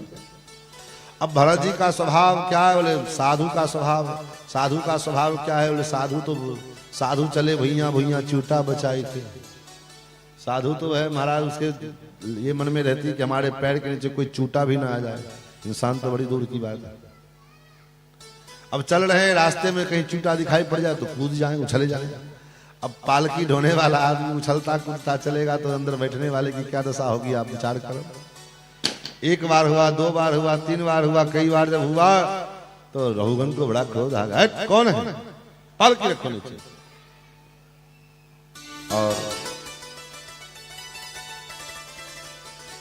पालकी रखो नीचे। सेवकों ने कहा महाराज हमारी कोई गलती नहीं है, हम तो जैसे धो रहे थे वैसे, ये जो कुछ भी कर रहा है ये नया वाला उपद्रव मचा रहा है। क्यों? शरीर में जान नहीं है क्या? दिखने से तो हट्टे कट्टे लगते हो, फिर पालकी ढोने में लाज लगती है, शर्म लगती है। चुपचाप भरत जी मुस्कुरा रहे हैं, कोई जवाब नहीं। और राजा का क्रोध बढ़ गया, हम इतना बोल रहे हैं वो कुछ बोल नहीं रहा है। कभी कभी किसी का स्वभाव होता है, अगर आज वो क्रोध में है, कुछ बोलो, वो कुछ बोल रहा है तो आप अगर कोई प्रतिक्रिया ना दो तब भी वो नाराज हो जाए। अगर आप प्रतिक्रिया दो, हमको हमारे से मुंह जबान लड़ाता है, और अगर ना बोलो तब भी वो नाराज है। मेरा बड़े विचित्र विडंबना है। बोल रहे हैं तो जबान लड़ाता है, ना बोलो तो देखो कैसा ढीठ है, हम बोल रहे हैं कुछ समझ में नहीं आ रहा है इसको। रहुगण कहे तुम्हें कोई समझ में नहीं आ रही है क्या कुछ? तो बहुत देर बोल लिए भरत जी रहुगण। तो भरत जी ने सोचा कहीं ऐसा ना हो, क्योंकि भरत जी पहले देख चुके थे ना बोलने का परिणाम क्या हुआ। ना ही बोले थे तो महाराज फोकट में बेचारा डाकू मारा गया। तो इसीलिए आज जीवन में पहली बार भरत जी बोल रहे हैं। और कहा राजन ठीक है, आपने कहा कि मैं तुम्हारी चिकित्सा करूंगा, लेकिन हमारी क्या चिकित्सा करोगे? आपने कहा तुम मोटे हो, दुबले हो, हट्टे कट्टे हो, शरीर में रोग है, शरीर में व्याधि है, ये है वो है। हे राजा, मैं आपसे पूछना चाहता हूं, मोटा होना, दुबला होना, पतला होना, आदि व्याधि होना, ये सब जो है ये तो शरीर का धर्म है, हमारा धर्म तो है। देहेन जातस्य हीनेन संति, ये तो शरीर का धर्म है। मोटा हो जाना, पतला हो जाना, दुबला, कभी कोई मोटा हो जाता है, कभी पतला जाता है, कभी जो है रुग्ण हो जाता है, तो ये तो शरीर का धर्म है। देहेन जातस्य हीनेन संति। और आप कह रहे हो कि मैं तुम्हारी चिकित्सा करूंगा, करोमि ते चिकित्सा में दंडपाणिव, मैं चिकित्सा करने में यमराज के समान हूं, आप हमारी चिकित्सा करोगे। तो महाराज एक बात बताओ, गेहूं को कोई पीस करके आटा बना सकता है, लेकिन एक बात बताओ, आटे को पीस के क्या बनाओ? गेहूं को कोई पीसे तो आटा बन जाए, लेकिन आटा को पीस के क्या बनाया जाएगा? अर्थः कियान भवता सक्षितेन स्तब्ध प्रवत्तस्य च पिष्टपेशः। पिष्टपेशः, आटे को पीस के क्या बनाओगे? उसी प्रकार जैसे आटे को पीस के कुछ नहीं बनाया जा सकता है, ऐसे मैं स्तब्ध हूं, प्रमत्त हूं, उन्मत्त हूं, अपने आप में स्थिर रहने वाला हूं, आत्मा राम हूं, अपने आप में रमण करने वाला हूं। ऐसे मुझ आत्मा राम जीवात्मा को आप क्या दंड दोगे? जब इस प्रकार कहा तो बुद्धि खुल गई महाराज। राजा रघुगन की बुद्धि तो चकरा गई कि क्या बोल रहे हैं। दिखने में तो ये बिल्कुल फटीचर जैसे लग रहे हैं, दिखने से तो ये बिल्कुल पागल लग रहे हैं, मूर्ख लग रहे हैं, लेकिन इनकी बुद्धि, इनकी तो जो वाणी है, इनका जो तर्क है, ये तो बहुत बड़े बड़े वेदांतियों वाली तर्क है। राजा रघुगन घबरा गया और राजा रघुगन ने कहा, महाराज थर थर कांपते हुए, ना हम विसंके सुरराज वज्र नित्रक्षशूलान्नयमस्य दंडा। नाहम विसंके सुरराज वज्र, हे ब्राह्मण देवता, हे महात्मन, न तो मुझे देवराज इंद्र के वज्र का भय है, न भगवान शंकर के त्रिशूल से मैं डरता हूं, न यमराज के दंड से मुझे डर लगता है। तब फिर डरते किस चीज से हो? छंके वृषम ब्रह्मकुलावमानात्। महाराज मुझे इस बात का डर है कि मेरे द्वारा किसी ब्राह्मण का अपमान न हो जाए, और आपके कंधे पर जो ये यज्ञ वैदिक सूत्र लटक रहे हैं, यज्ञ सूत्र लटक रहे हैं, इससे स्पष्ट होता है कि आप कोई न कोई ब्राह्मण हो। महाराज बचांस योग कृतानि म साधो न क्षमंति मनसापि भेत्तुम तद्ब्रह्य संगो जगडन जडवन निगूढ़ विज्ञान विरियो मित्रस्य पारा। आप इतने उच्च कोटि के विद्वान होने के बाद भी और मूढ़ के समान विचरण कर रहे हैं, आखिर आप हो कौन? कौन है आप? महाराज और आपने जो कहा कि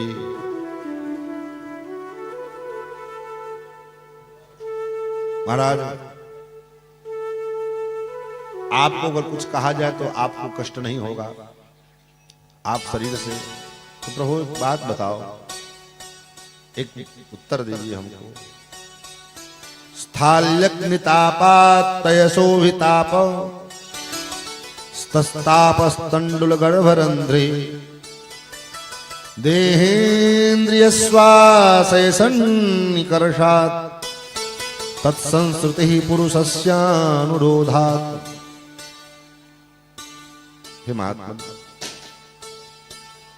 चूल्हे में आग है तो चूल्हे के अग्नि के ऊपर अगर बर्तन रखा है, उस बर्तन में दूध रखा है, तो चूल्हे के आग की गर्मी से बर्तन गर्म होगा, बर्तन की गर्मी से दूध गर्म होगा, और दूध की गर्मी से उसमें पड़ा हुआ जो तंडुल है, चावल, वो पक करके सिद्ध होकर के खीर बन जाएगा। उसी प्रकार देहेन्द्रिय श्वास है सन्निकर्षात्, देह के और इंद्रियों के सन्निकट के कारण, सन्निकटता के कारण देह को कोई कष्ट होगा तो इंद्रिय को भी कष्ट होगा, और इंद्रिय को कष्ट होगा तो जो बुद्धि है, इंद्रिय रूपी बुद्धि इंद्रिय, वो मन को प्रेरित करेगा कि मुझे पीड़ा हो रही, मुझे कष्ट हो रहा है।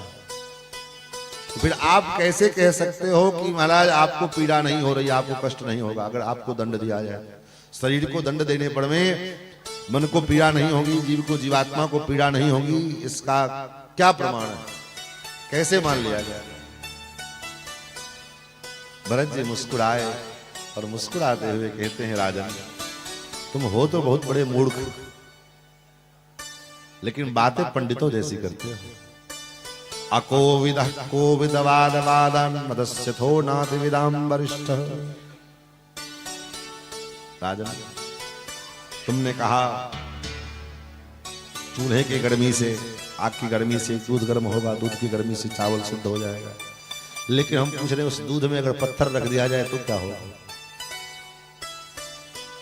उस दूध के भीतर अगर पत्थर डाल दिया जाए तो कौन क्या बन जाएगा? रबड़ी बनेगा कि मालपुआ बनेगा, जो है खीर बनेगा, क्या बनेगा? वो पत्थर उबल के क्या बनेगा? बोले महाराज कुंटलों लकड़ियां फूंक डालो कुछ नहीं बिगड़ेगा, पत्थर तो जो का तो बना रहेगा। क्यों? क्योंकि आग, पानी, दूध, चावल ये सब सावयव है और पत्थर निरवयव है, इसलिए उसमें कोई प्रभाव नहीं पड़ेगा।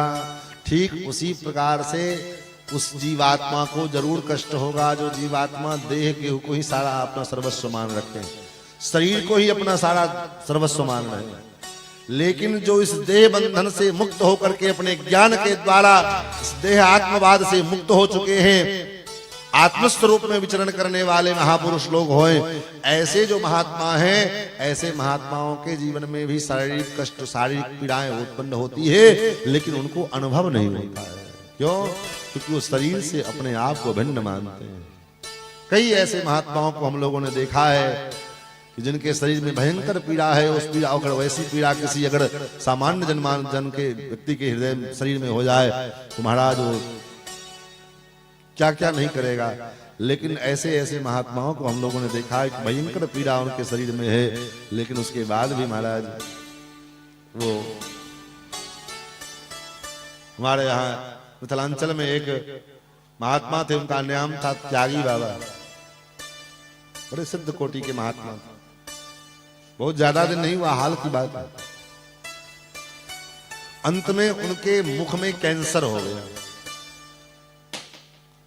कैंसर हो गया तो डॉक्टर लोगों ने कहा महाराज जी डॉक्टर के पास चलिए। तो उनका डॉक्टर के पास जाने से क्या होगा? बोले रोग का कुछ न कुछ उपचार तो होगा। जबरदस्ती उनको लोग डॉक्टर के पास लेकर के गए। डॉक्टर ने कहा महाराज जी इसका ऑपरेशन करना पड़ेगा। बोले तागी बाबा ने कहा तो हम ऑपरेशन कराने को तैयार हैं, लेकिन एक वचन आपको देना पड़ेगा। बोले क्या? बोले ये वचन देना पड़ेगा कि ऑपरेशन कराने के बाद हम कभी मरे नहीं, हम अमर हो जाए।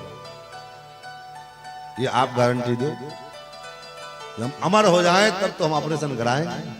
डॉक्टर ने कहा ऐसा कैसे हो सकता है, मरना तो सबको है। बाबा ने कहा जब मरना है ये है तो काहे के लिए ऑपरेशन करा रहे हैं, रहे दो फिर। बोले बाबा इसमें कीड़े लग गए। बोले कोई बात नहीं, लगे रहने दो। कोई कीड़ा अगर गिर जाए महाराज मुंह से पूरा छेद हो गया, और कोई कीड़ा नीचे गिर जाए तो उसको उठा करके फिर डाल दे इसमें। लोग पूछे महाराज बाबा ये क्या कर रहे हैं? बोले भाई शरीर एक दिन नष्ट होना है, बेचारे को कुछ आहार मिल जा रहा है तो क्या दिक्कत है, इसका कम से कम पेट भर रहा है, खाने दो उसको। और हम लोगों ने वो दृश्य देखा है। तो ये इसी का नाम है ज्ञान, इसी का नाम है देह आत्मवाद, देह से उठ करके अपने आत्म स्वरूप में निवास करना। अब ये बताओ ऐसा साहस किसी अन्य सामान्य व्यक्ति में हो सकता है क्या? थोड़े से फोड़ा फुंसी हो जाए तो नानी याद आ जाती है, हैया दैया सब हो जाता है। थोड़ी सी पैर में चोट लग जाए तो महाराज कुल कर्म हो जाती है। क्यों? क्योंकि हम अपने आप को, अपने शरीर को ही सर्वस्व मान करके बैठे। लेकिन महापुरुष लोग इससे पड़े। भरत जी कहते हैं जो देह को ही अपना सर्वस्व मान रखे हैं उनके लिए तो ये कठिनाई है, लेकिन जो देह आत्म से पड़े हैं, देह भाव से, देह बंधन से मुक्त हो चुके हैं और मुक्त होकर के आत्मस्वरूप में निजानंद मस्ती में मैं झूमता हूं, ऐसे जो आत्मा राम आत्मराम महापुरुष हैं, ऐसे महापुरुषों को कष्ट नहीं होगा। महाराज रघुवन ने कहा तो ये ज्ञान कैसे होगा? कौन से विद्यालय में जाने के बाद ये ज्ञान होगा?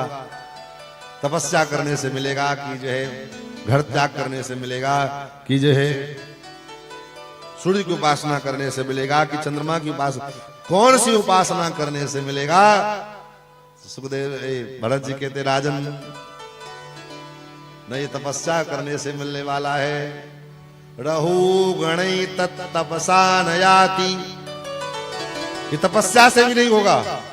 न चैत जया, न तो यज्ञ करने से होने वाला है, न निर्वपणात् गृहात् वा, न घर त्याग करने से मिलेगा, न छंदसाम, न वेदों का अध्ययन कर लेने से मिलेगा, नैव जलाग्नि सूर्यो न जल की उपासना करने से, न सूर्य की उपासना करने से मिलेगा।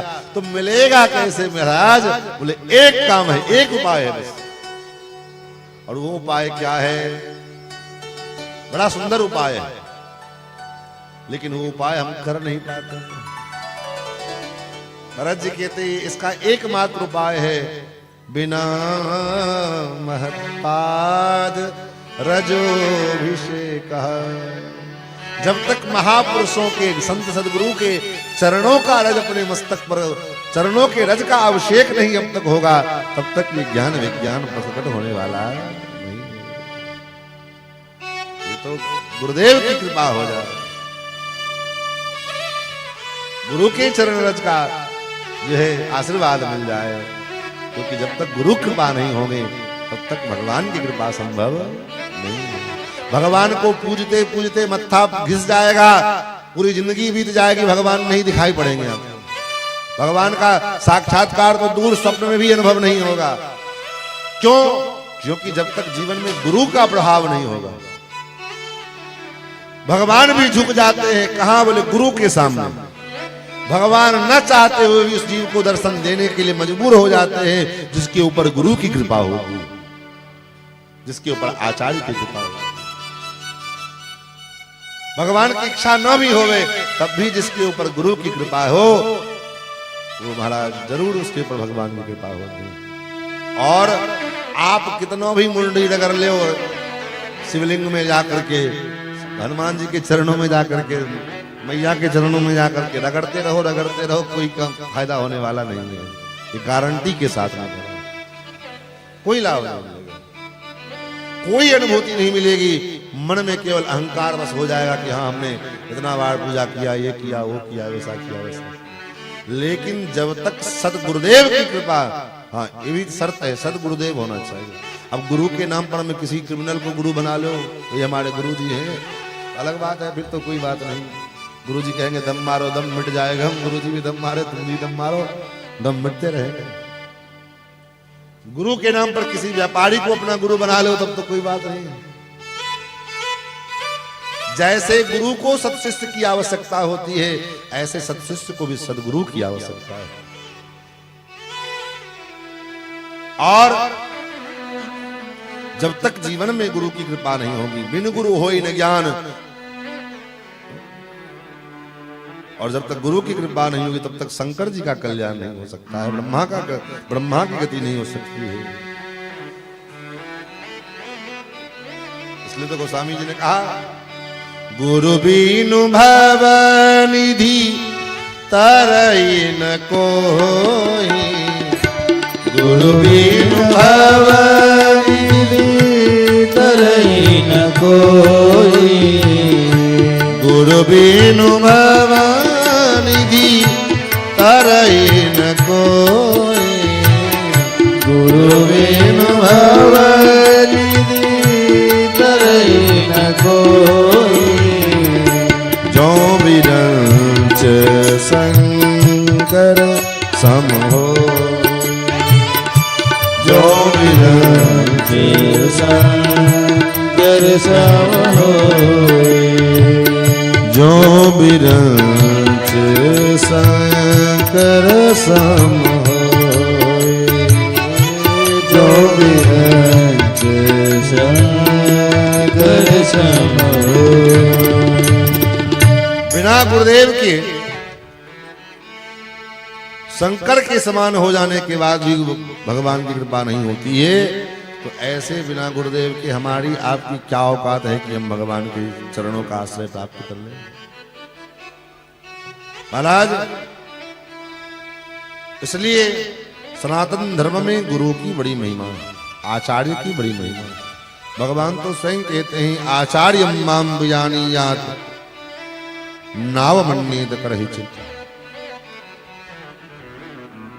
आचार्य को मेरा ही स्वरूप समझना चाहिए।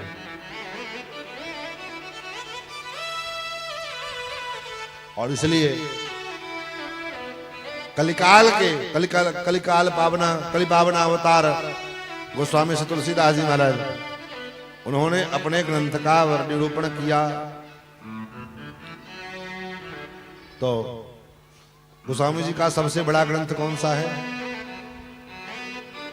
हाँ? सबसे बड़ा ग्रंथ कौन सा है? रामचरितमानस।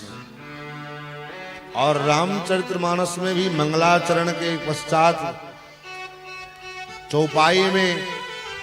चौपाई का लेखन शुरू किया तो सबसे पहले न राम जी की वंदना, न गणेश जी की वंदना, न शंकर जी की वंदना, न ब्रह्मा की वंदना, न जो है विष्णु की वंदना, किसी की नहीं। सबसे पहले किसकी वंदना? बोले बनो गुरुपद पद्म परागा, सुरुचि सुवास सरस अनुरागा। एक दोहा में पूरा गुरुदेव की वंदना की। और सबसे छोटा ग्रंथ कौन सा है? हनुमान चालीसा। लिख रहे हैं हनुमान चालीसा,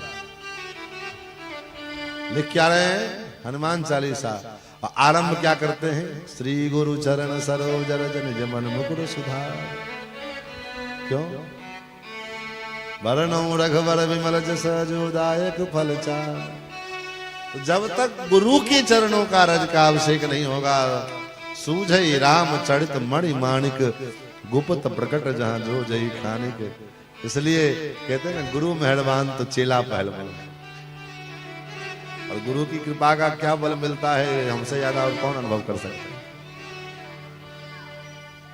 अपन के पास तो ना तो धन का बल है, न विद्या का बल है।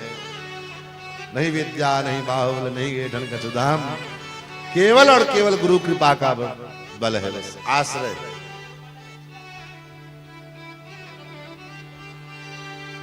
हे मेरे गुरुदेव करुणा सिंधु करुणा कीजिए। हे मेरे गुरुदेव करुणा सिंधु करुणा कीजिए। हे मेरे गुरुदेव करुणा सिंधु करुणा कीजिए। मेरे गुरु देव करुणा सिंधु करुणा कीजिए। अधम आदीन असरण अब शरण में लीजिए।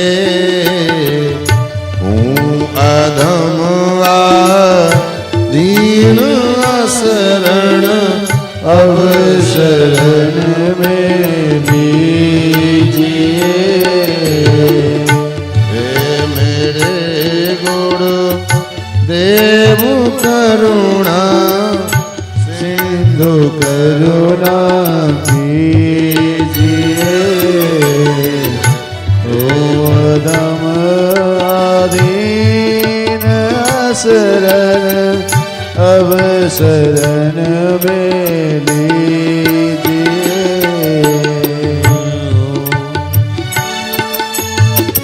खा रहा गोते हूँ मैं भव सिंधु के मझ धार में।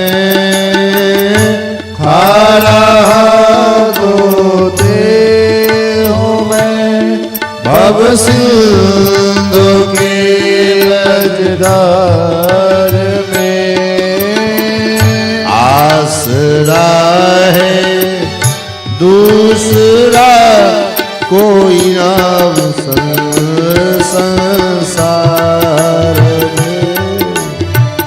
आसरा है दूसरा कोई नाम अब संसार में। हे मेरे गुरुदेव करुणा सिंधु करुणा कीजिए। हे मेरे गुरुदेव करुणा सिंधु करुणा कीजिए। मुझ में न जप तप मुझ में नहीं जप तप न साधन और नहीं कुछ ज्ञान है। मुझ में नहीं जप तप न साधन और नहीं कुछ ज्ञान है। निर्लज्जता है एक बाकी और बस अभिमान है। निर्लज्जता है एक बाकी और बस अभिमान है। हे मेरे गुरुदेव करुणा सिंधु करुणा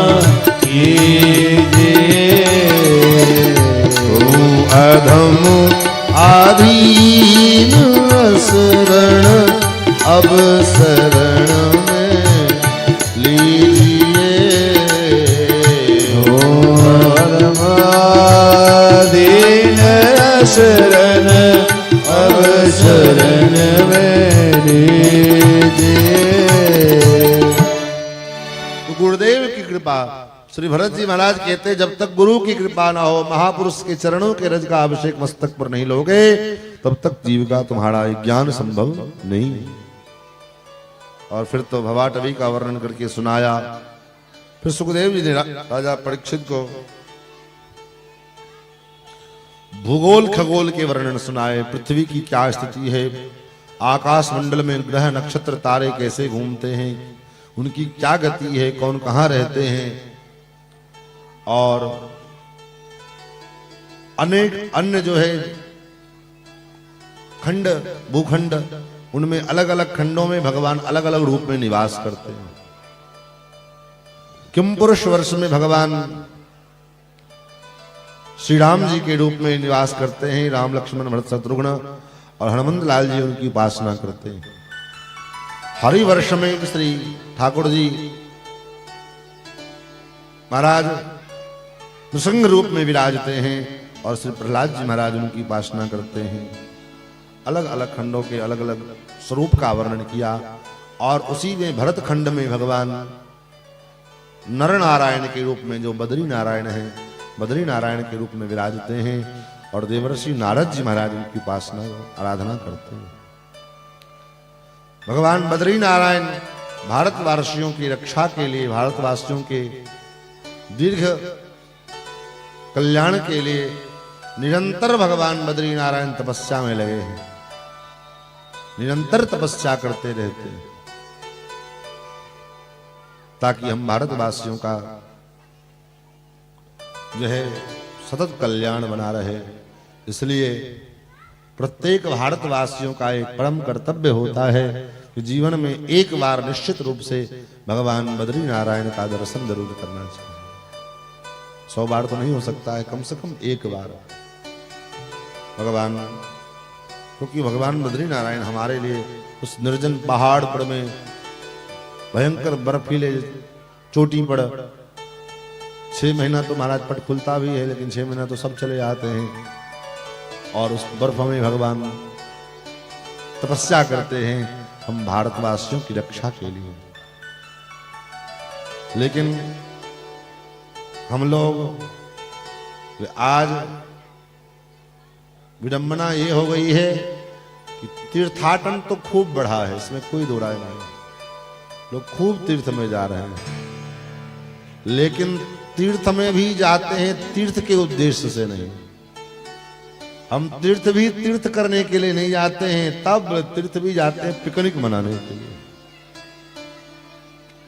आज किसी तीर्थ में चले जाओ महाराज, कोई तीर्थ ऐसा नहीं मिलेगा जहां भीड़ ना होवे, और किसी समय में चले जाओ, ये नहीं कि फलाने के समय में मनाना नहीं।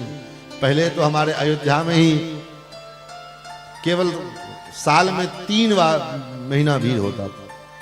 3 महीना भी नहीं, वो भी 3 उत्सव भगवान के। एक रामनवमी, चैत्र रामनवमी पर में भीड़ होती थी, अयोध्या में लगता था मेला है। एक सावन में झूला के समय भगवान मेला लगता था, और एक कार्तिक में जो है परिक्रमा, 14 कोसी परिक्रमा, पंचकोसी परिक्रमा, ये 3 समय में भीड़ लगते थे। बाकी अयोध्या में जो अयोध्या के लोग रहते थे वो रहे, और बाकी कुछ लोग अपना आवे जाए तो 4-10 लोग। लेकिन इस समय बोले, इस समय कोई ऐसा महाराज दिन नहीं है जहां 4-10 हजार 20 हजार लोग न रहते हैं।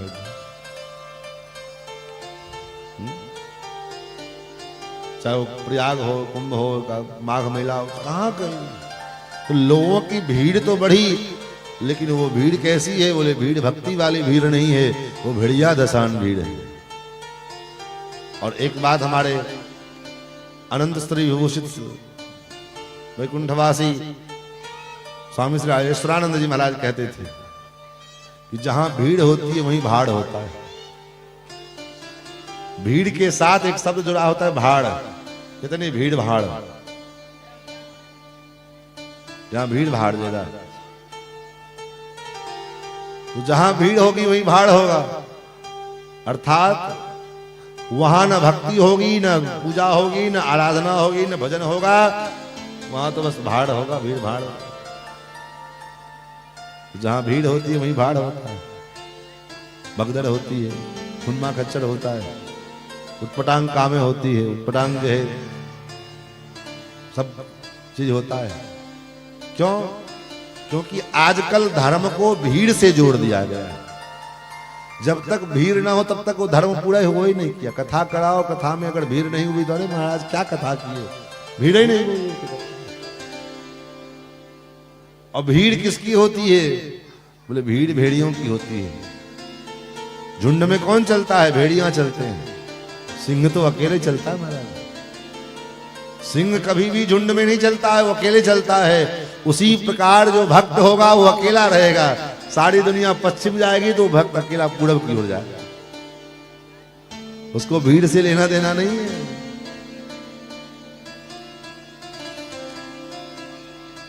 महाराज तीर्थों में जाना चाहिए, लेकिन तीर्थ को तीर्थ मान करके जाना चाहिए। अगर पिकनिक मनाने का उद्देश्य है तो पिकनिक के लिए भी अनेक पिकनिक स्पॉट भारतवर्ष में बने हुए हैं, वहां जाओ। लेकिन ये सोचते हैं, हम ये सोच के जाते हैं कि अरे चलो इसी बहाने घूमना भी हो जाएगा, भगवान का दर्शन। भगवान का दर्शन और घूमना दोनों एक साथ संभव नहीं है, असंभव है। भगवान का दर्शन और जो है भ्रमण दोनों एक साथ संभव नहीं है।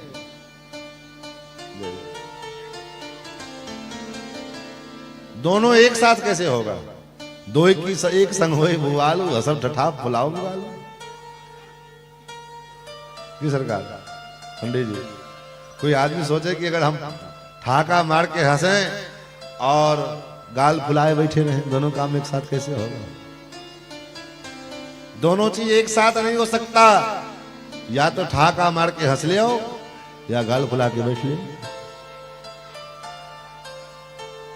तो महाराज भारतवर्ष में भगवान बद्री नारायण विराजते हैं। फिर अंत में 28 प्रकार के नरकों का निरूपण करके सुनाया कि 28 प्रकार के नरक हैं, और नरकों की अलग अलग यातनाओं के विषय में सुनाया कि कैसे अलग अलग नरक में यातनाएं दी जाती हैं।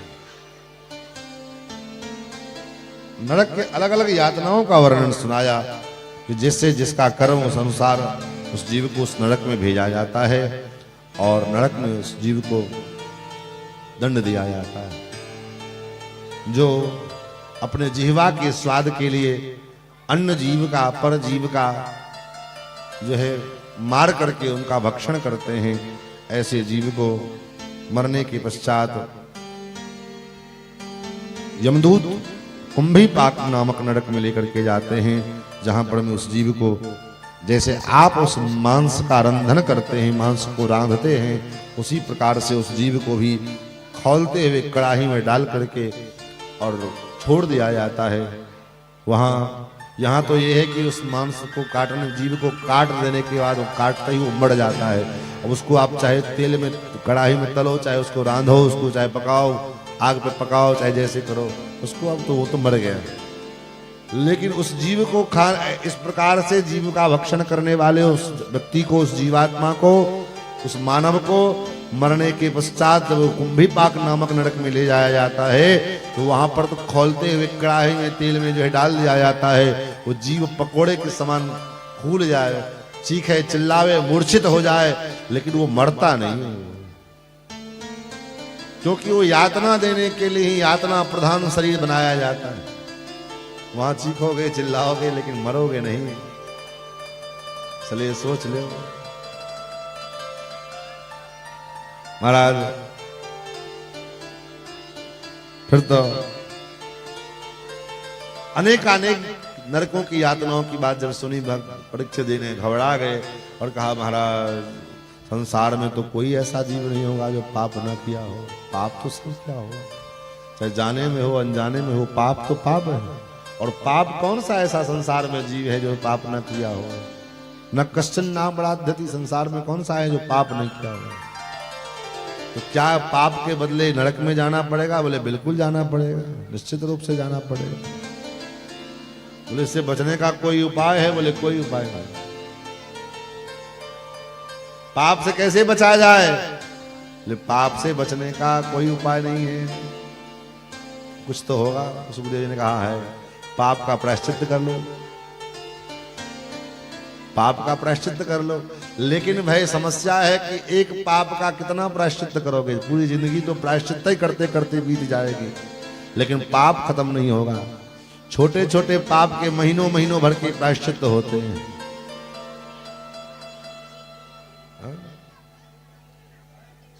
सामान्य पाप जो हम रोज करते हैं, झाड़ू लगाते हुए झाड़ू में न जाने कितने चीटा चीटी मर जाते हो, वो भी तो पाप है। खेत में आप खेती करते हैं, खेत में फावड़ा चलाते समय, बीज बोते समय ट्रैक्टर से कितने जाने कीड़े मकोड़े मर जाते हो। तो पाप है। कैसे इसका शमन हो, कैसे कल्याण होगा, इससे कैसे मुक्ति मिलेगी? तो इसका क्या उपाय? साधारण पाप जो आज के समय में, मैंने पहले कहा ना, 99% लोगों के घर में रोज होता है। क्या? मनुस्मृति में कहते हैं लसुनम गृजनम चैव पलांडुम ग्राम कुक्कुटम छत्राकम बिड़वराहम च जग्धा चांद्रायणम चढ़े। लहसुन, प्याज, लहसुनम गृजनम गाजर, ग्राम कुक्कुट मुर्गा, छत्राकम जिसको मशरूम कहते हैं, मशरूम की खेती होती है, मशरूम उसी को छत्राक कहते हैं। बिड़वराह जंगली सुअर, इन सब चीजों का जो भक्षण करता है उसको चांद्रायण व्रत करना पड़ता है। अगर धोखे से भी अगर लहसुन प्याज खा लिए, धोखे से भी अगर जो है मुर्गा मुर्गी खा लिए, धोखे से भी अगर जो है ये अपवित्र पदार्थ जितने नाम गिनाए, लहसुन प्याज गाजर मुर्गा अंडा, इन सब चीजों को अगर जानबूझ के तो दूर की बात है, अगर धोखे से अगर किसी ने दे दिया आपको, मुंह में चला गया, तो उसका प्रायश्चित 1 महीने का चांद्रायण व्रत होता है, उसको करो। अब आप विचार करिए, जहां धोखे से चांद्रायण व्रत करने का विधान है, तो यहाँ तो लोग बड़े शौक से छान मान के खा रहे हैं। अब कहो तो कहेंगे महाराज क्या करें, मजबूरी है, दिल है कि मानता नहीं, सब कुछ छूट जाए लेकिन ये ना छूटे। तो मैंने पहले ने कहा दोनों चीज एक साथ नहीं हो सकता है। आप धर्म आचरण भी कर लो और जो है धर्म का पालन भी करना चाहो, और आप जो है मनमाने आहार विहार भी करो, तो ना या तो ना मनो कहीं के नहीं रहोगे, ना घर धोबी का कुत्ता गधा कहते हैं, कुत्ता कहते हैं, धोबी का गधा है ना, धोबी का गधा न घर का न घाट का रहे, न धर के रहे न धर के रहे। या तो फिर विषय वासना के ही भोग में, तो उसी में खूब लगे रहो, भगवान की तरफ झांको भी मत, उससे भी कल्याण हो जाएगा। रावण ने अगर भगवान से दुश्मनी की, राक्षसी प्रवृत्ति को अपनाया, तो फिर बढ़िया से राक्षसी प्रवृत्ति अपनाई, अत कर दिया, इतना मचाया, इतना जो है अत मचाया कि अंत में भगवान को उतरना पड़ा नीचे। तो या तो उधर ही रहो या फिर इधर चले, इस पार्टी में चले जाओ, या तो आसुरी प्रवृत्ति के हो जाओ या मानवीय प्रवृत्ति के हो जाओ, और दोनों का मजा लोगे तो न इधर के रहोगे न इधर के रहोगे। कबीर कहे दो मांग न चढ़िए, दो नाव पर पैर रखने वाला व्यक्ति न इधर का रहता है न इधर का रहता है, बीच में डूब के मर जाएगा वो। किसी न किसी एक पार्टी को ज्वाइन तो करना पड़ेगा, अगर इधर उधर करते रहोगे तो महाराज इधर उधर हो जाओगे। कोई ना कोई एक पार्टी तो एक्सेप्ट करनी पड़ेगी, या तो मानवीय आहार वाली पार्टी स्वीकार करो। मानव का आहार है कड़ई आहार, साग फल कंदा, साग कंद मूल फल खाओ। और बार बार भागवत में कहा गया, कल भी आपने सुना कपिल भगवान ने इशारा किया कि ग्राम्य धर्म निवृत्तिश्च मोक्ष धर्म रतिस्त था। अरुण बाबू ये आपके प्रश्न का उत्तर है। अगर मोक्ष धर्म में अगर जाना चाहते हो तो ग्राम्य धर्म का निवारण करना पड़ेगा। रात में आपका प्रश्न हुआ था हम क्या करें, बोले अगर मोक्ष धर्म के ऊपर अग्रसर होना है तो निवृत्त जो है ग्राम्य धर्म का त्याग करना पड़ेगा। प्रणाम कर लीजिए ग्राम्य धर्म को, भैया अब हमारे बस की बात नहीं है। अब जो है ये व्यवहार अब हमसे संभलता नहीं है। हाँ हमारा व्यवहार है अब ठीक है, तुम्हारे पास आए हम तुम्हारा एक गिलास पानी पी लेंगे, बहुत तुम्हारा इच्छा है तो हम सब जो है एक कप चाय पी लेंगे, बहुत आग्रह तुम करोगे तो लाओ चूड़ा दही व्यवस्था करो हम खा लेंगे। तो अपने आप सटक सीताराम हाथ जोड़ लेगा, महाराज उतनी व्यवस्था हमारे बस की बात नहीं है। आप दोषी नहीं हो गई, बात की गारंटी। हमको खिलाना है, हम तुम्हारे यहाँ खाने को तैयार है, हमारे हिसाब से खिलाओ, हम खाने को तैयार है। हम मना करें खाने को तब ना, अब तुम्हारे चक्कर में अपना धर्म थोड़ी भ्रष्ट कर ले, क्योंकि तुम्हारा व्यवहार हमारे साथ नहीं जाएगा, हमारे द्वारा हमारा किया गया धर्म हमारे साथ जाएगा। और जीवन के 55-60 वर्ष तो व्यवहार निभाते निभाते बीत गए, आप कितना व्यवहार ढोगे? जीवन भर व्यवहार ही ढोते रहेंगे क्या? की पंडित जी जीवन भर व्यवहार ढोते ढोते तो बाल सफेद हो गए। अब क्या व्यवहार ढोंगे? अब तो बस एक व्यवहार है, बोले एक ही व्यवहार है और एक ही रिश्ता है, एक ही संबंध है, एक नाता है। किसका कैसा नाता?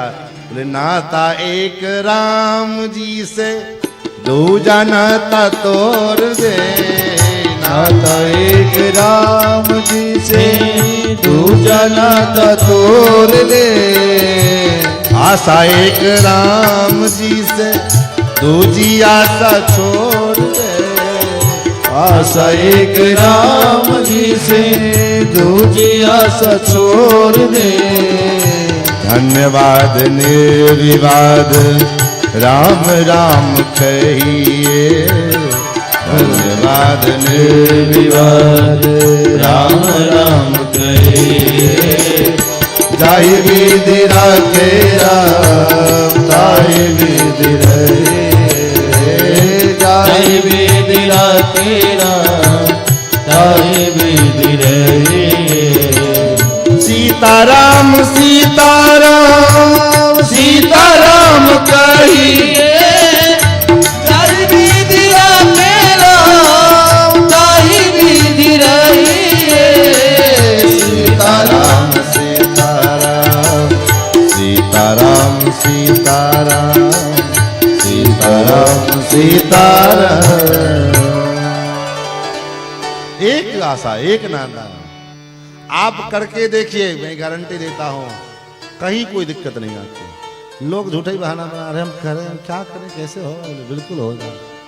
दृढ़ संकल्प अगर हमारे अंदर है, दृढ़ निश्चय हमारे अंदर है कि हम सात्विकता के सिवाय हम जो है न कोई सात्विक आहार ग्रहण करेंगे, सात्विक आहार जो विहार ग्रहण करेंगे, तो आपके उस अनुरूप आपका वातावरण बन जाता है। अब पहले से हम कैसे होगा, बोले कुछ नहीं होगा, जीवन में कभी नहीं होगा। पहले से महाराज 20 लोग बोले बैठे हुए हैं, कैसे होगा? होगा, आप करके देखो, गारंटी। दृढ़ संकल्प तो हो, दृढ़ निश्चय तो हो। एक छोटा सा बीज अगर दृढ़ निश्चय कर लेता है तो जमीन को फाड़ करके भी वो बाहर निकल आता है। हम मनुष्य नहीं हो पाएगा, क्यों नहीं होगा? महाराज सुखदेव जी कहते हैं, राजन प्रायश्चित करो, अगर कोई पाप कर्म हो जाए तो उसको प्रायश्चित के द्वारा निपटाओ। लेकिन ये प्रायश्चित दीर्घकालिक नहीं है। प्रायश्चित करके निपटाओगे तब तक दूसरा कर्म जो है ऐसा उत्पटांग हो जाएगा जिसका प्रायश्चित करो। तो जीवन भर प्रायश्चित करते रहोगे, कहां का प्रायश्चित करोगे? तब दूसरा है तपसा ब्रह्मचर्य न, तपस्या ब्रह्मचर्य आदि के द्वारा इन नियमों का पालन करते हुए उन कर्मों को समाप्त किया जाए, पाप कर्मों को नष्ट किया जाए। लेकिन मान लो तपस्या ब्रह्मचर्य के द्वारा उन पाप कर्म नष्ट भी हो जाएंगे, लेकिन जैसे बांस के जंगल में, बांस के बीट में आपस में घर्षण के होने से बांस के जो है पेड़ जंगल में आग लग जाता है, होता है ना। लेकिन जब बरसात आती है तो फिर बरसात में फिर वही बांस का जो पेड़ जल के राख हो गया था, वही राख जो है वो खाद बन जाता है और फिर से नए नए कोपले शुरू हो जाते हैं। उसी प्रकार तपसा ब्रह्मचर्य आदि के द्वारा प्रायश्चित करके आप पाप कर्मों को समन कर भी लोगे, लेकिन फिर जैसे कुसंग की बारिश आएगी, कुसंग में पड़ोगे तो कुसंग में पड़ते ही फिर से जो है बुद्धि खराब होगी और फिर पाप कर्म करना शुरू हो जाएगा। तब कौन सा ऐसा उपाय करें जिससे हमारा कल्याण हो? तो एक उपाय है। क्या उपाय है? बोले एक उपाय है और वो करोगे तब ना। कौन सा उपाय है? बोले वो उपाय है भगवान की भक्ति। केचित् केवलया भक्त्या वासुदेव परायण अघम धुन्वन्ति कार्ष्णेन निहारमिव भास्कर। केचित् केवलया भक्त्या, केवल और केवल भक्ति के द्वारा। और कैसी भक्ति? बोले वासुदेव परायण, भगवान वासुदेव के परायण। कैसी भक्ति? बोले हम भगवान के हैं, भगवान के ही हैं बस। हम भगवान के हैं नहीं, हम भगवान के ही हैं बस। ये अनन्यता पूर्वक, जब तक भक्ति के मार्ग में अनन्यता नहीं आएगी तब तक भक्ति जो है आपका सफल नहीं होगा। कल भी हमने कहा था ना, साथ के अगर होकर के रहोगे तो फिर वो कल्याण नहीं, एक के हो जाओ।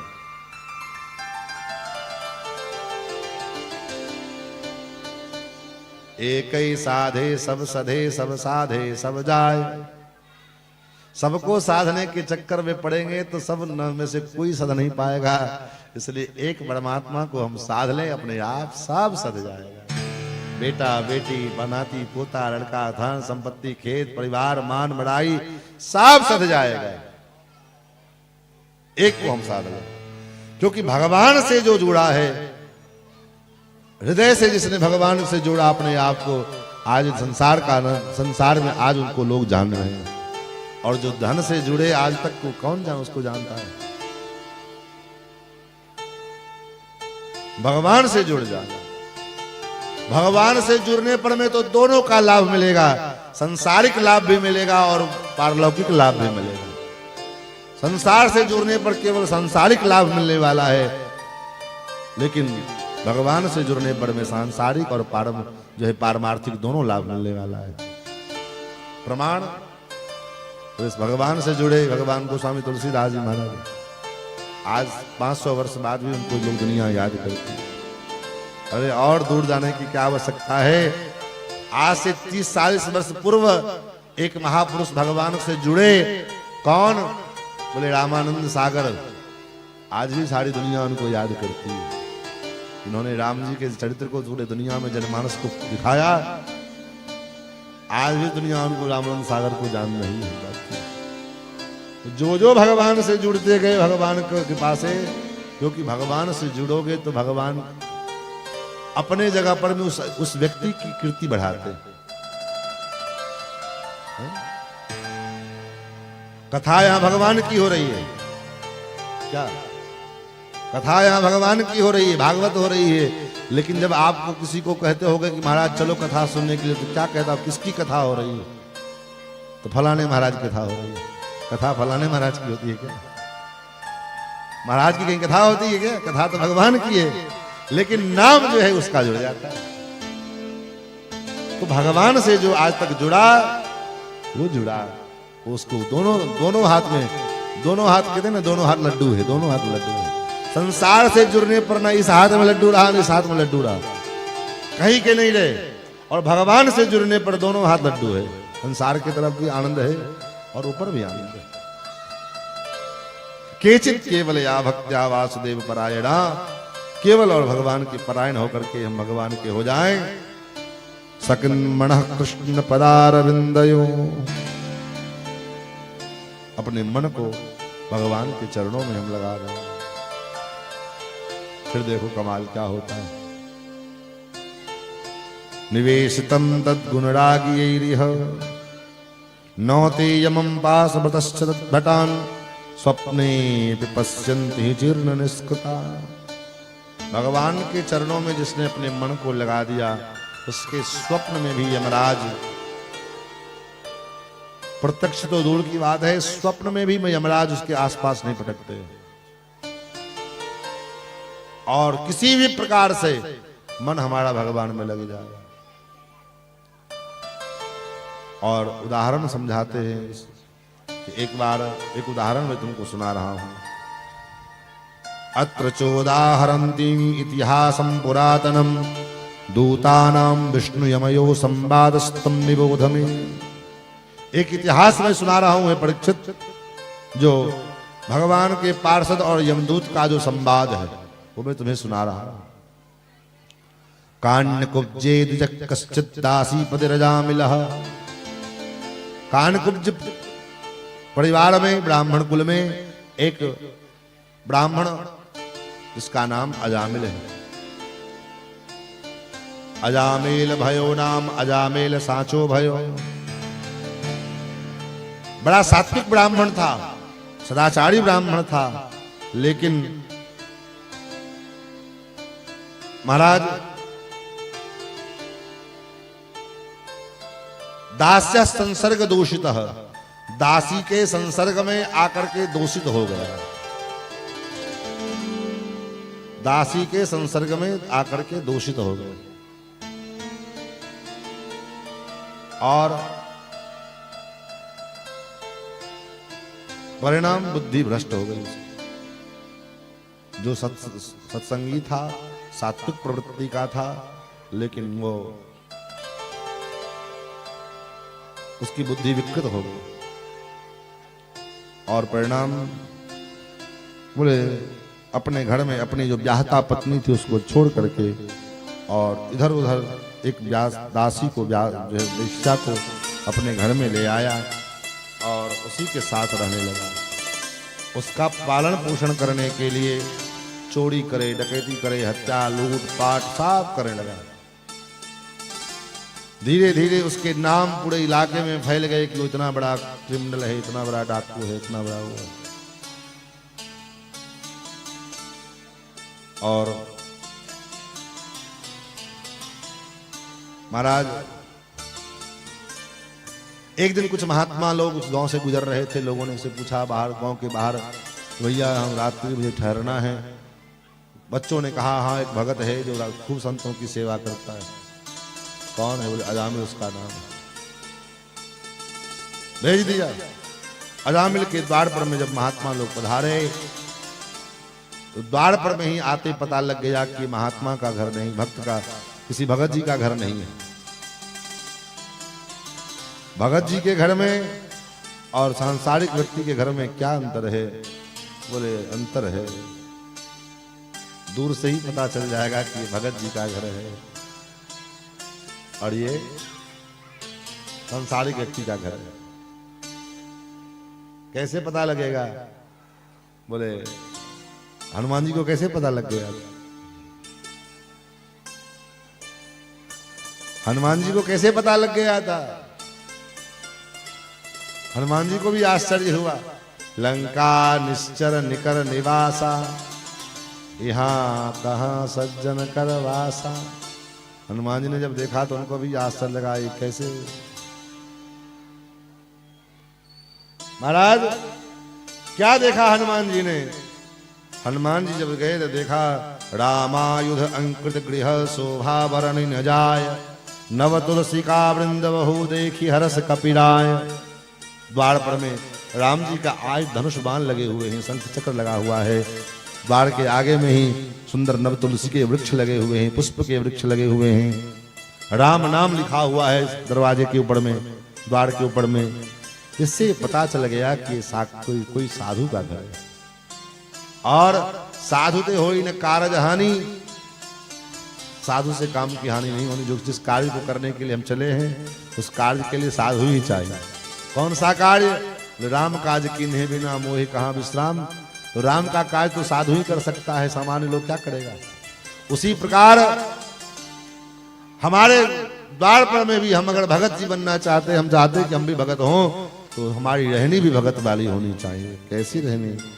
बोले महाराज द्वार पर में भगवान का सुंदर चित्रपट लगा हो, फोटो लगा हो, सुंदर सुंदर पुष्प लगे हों, सुंदर तुलसी के वृक्ष लगे हों, द्वार पर में जो है सुंदर छत पर भगवा ध्वज लगाया हुआ हो और भगवान के नाम अंकित हों, शंख चक्र धनुष बाण इत्यादि अंकित हों।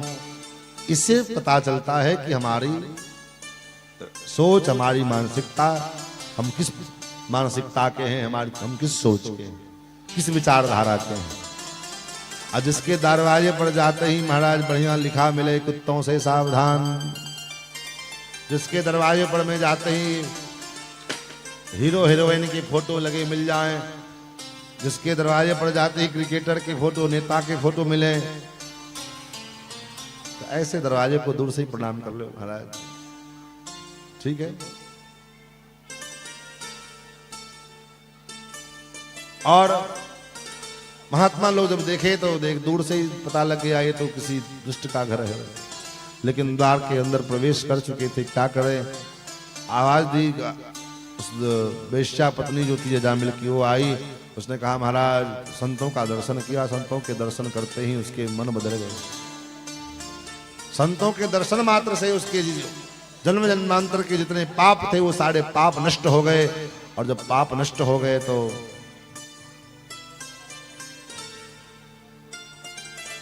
उसके हृदय में बड़ी सुंदर प्रेरणा हुई। एक आदमी को लगा दीजिए बच्चों को शांत रखे, या बच्चे बाहर खेले जाकर के, इसको कथा का मैदान रहने दे, खेलने का मैदान न बनावे।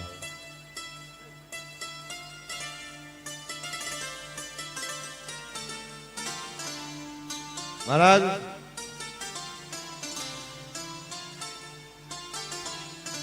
नहीं छोड़ा, चल लीजिए जाके बैठ।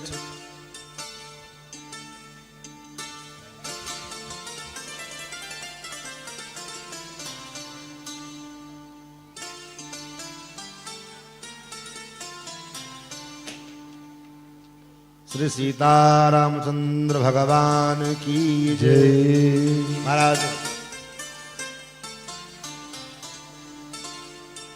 क्या कहते ध्यान इस करके।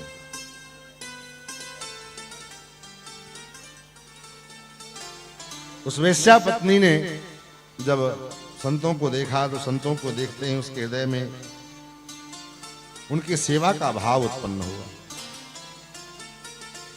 और कहा महात्मन मैं आपकी सेवा करूं इस योग्य तो मैं नहीं हूं, क्योंकि मैं अपनी योग्यता जानती हूं। संतों की सेवा करना चाहिए, लेकिन संतों की सेवा करने से पहले उसकी अपनी योग्यता भी देखनी चाहिए कि हम उस योग्य हैं कि नहीं। हम जो उनको रसोई बना के खिला रहे हैं, भोजन करा रहे हैं, हम उस योग्य हैं कि नहीं। और अगर नहीं हैं तो पहले प्रणाम कर लीजिए, भाई हम उस योग्य नहीं हैं कि आपकी सेवा कर सकें। आज विडंबना ये है, सुनकर के आपको आश्चर्य लगेगा, आज 90% लोगों के घरों में साधुओं के खाने की व्यवस्था नहीं है। जो साधक महात्मा हैं, त्यागी महात्मा हैं, भक्त महात्मा हैं, ऐसे महात्माओं को 90% परिवार ऐसे हैं जिनके घर में खाने की व्यवस्था ठीक से नहीं है, क्योंकि उनका रसोई ही अपवित्र है। पहली बात तो भक्ष उनके रसोई में जाता है, और जो खाने योग्य वस्तु नहीं है वही उनके रसोई में जाता है। उनके रसोई में तो भोजन का कोई बात ही नहीं, पहली बात। दूसरी बात, आज के पढ़े लिखे के समाज में हमारी जो परंपराएं, सनातनी परंपरा जो हमारे पूर्वजों ने, हमारे शास्त्रों ने, हमारे महापुरुषों ने स्थापित किए, आज के समय में मॉडर्न बनने के चक्कर में उन परंपराओं को, उन शास्त्रीय मान्यताओं को हम दरकिनार कर देते हैं।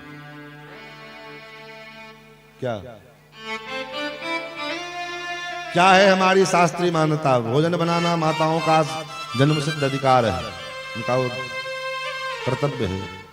लेकिन हमारे यहाँ शास्त्रीय मान्यता ये है कि महीने के 4 दिन जो अशुद्धि का समय है, उस परिस्थिति में माताएं रसोई में न जाएं, न रसोई में जाएं, न जो है पूजा घर में जाएं, न पूजा करें, न रसोई करें, कोई काम कहीं करना हो, केवल बैठे भोजन करें और भजन करें बस।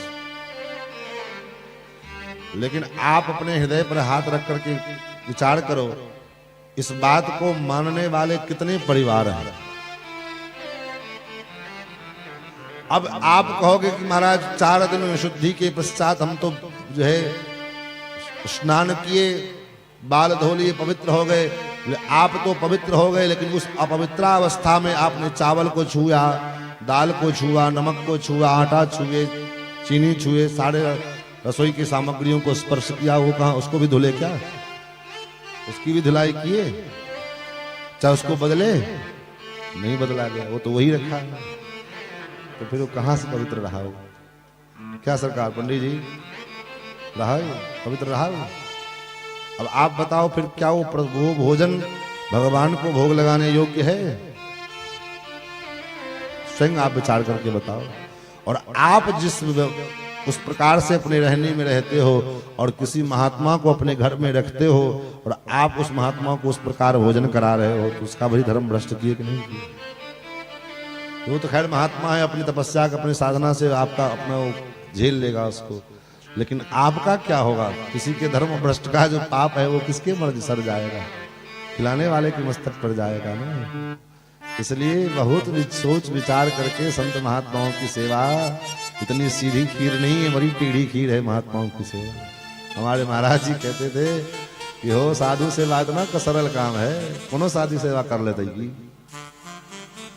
साधु की सेवा महाराज भगवान की सेवा से भी बड़ी कठिन है। भगवान की सेवा तो आप बड़े सरलता से कर लोगे। भगवान को क्या है, बिना नमक के भोग लगा दो, भगवान थोड़ी खोपड़ी फोड़ने आएगा।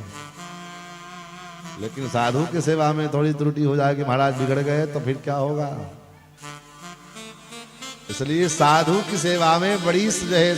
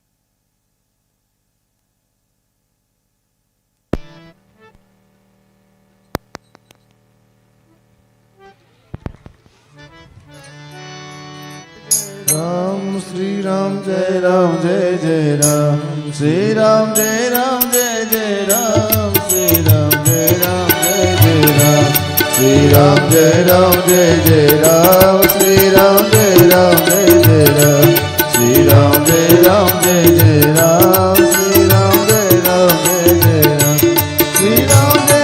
जय जय राम श्री राम जय जय राम श्री राम जय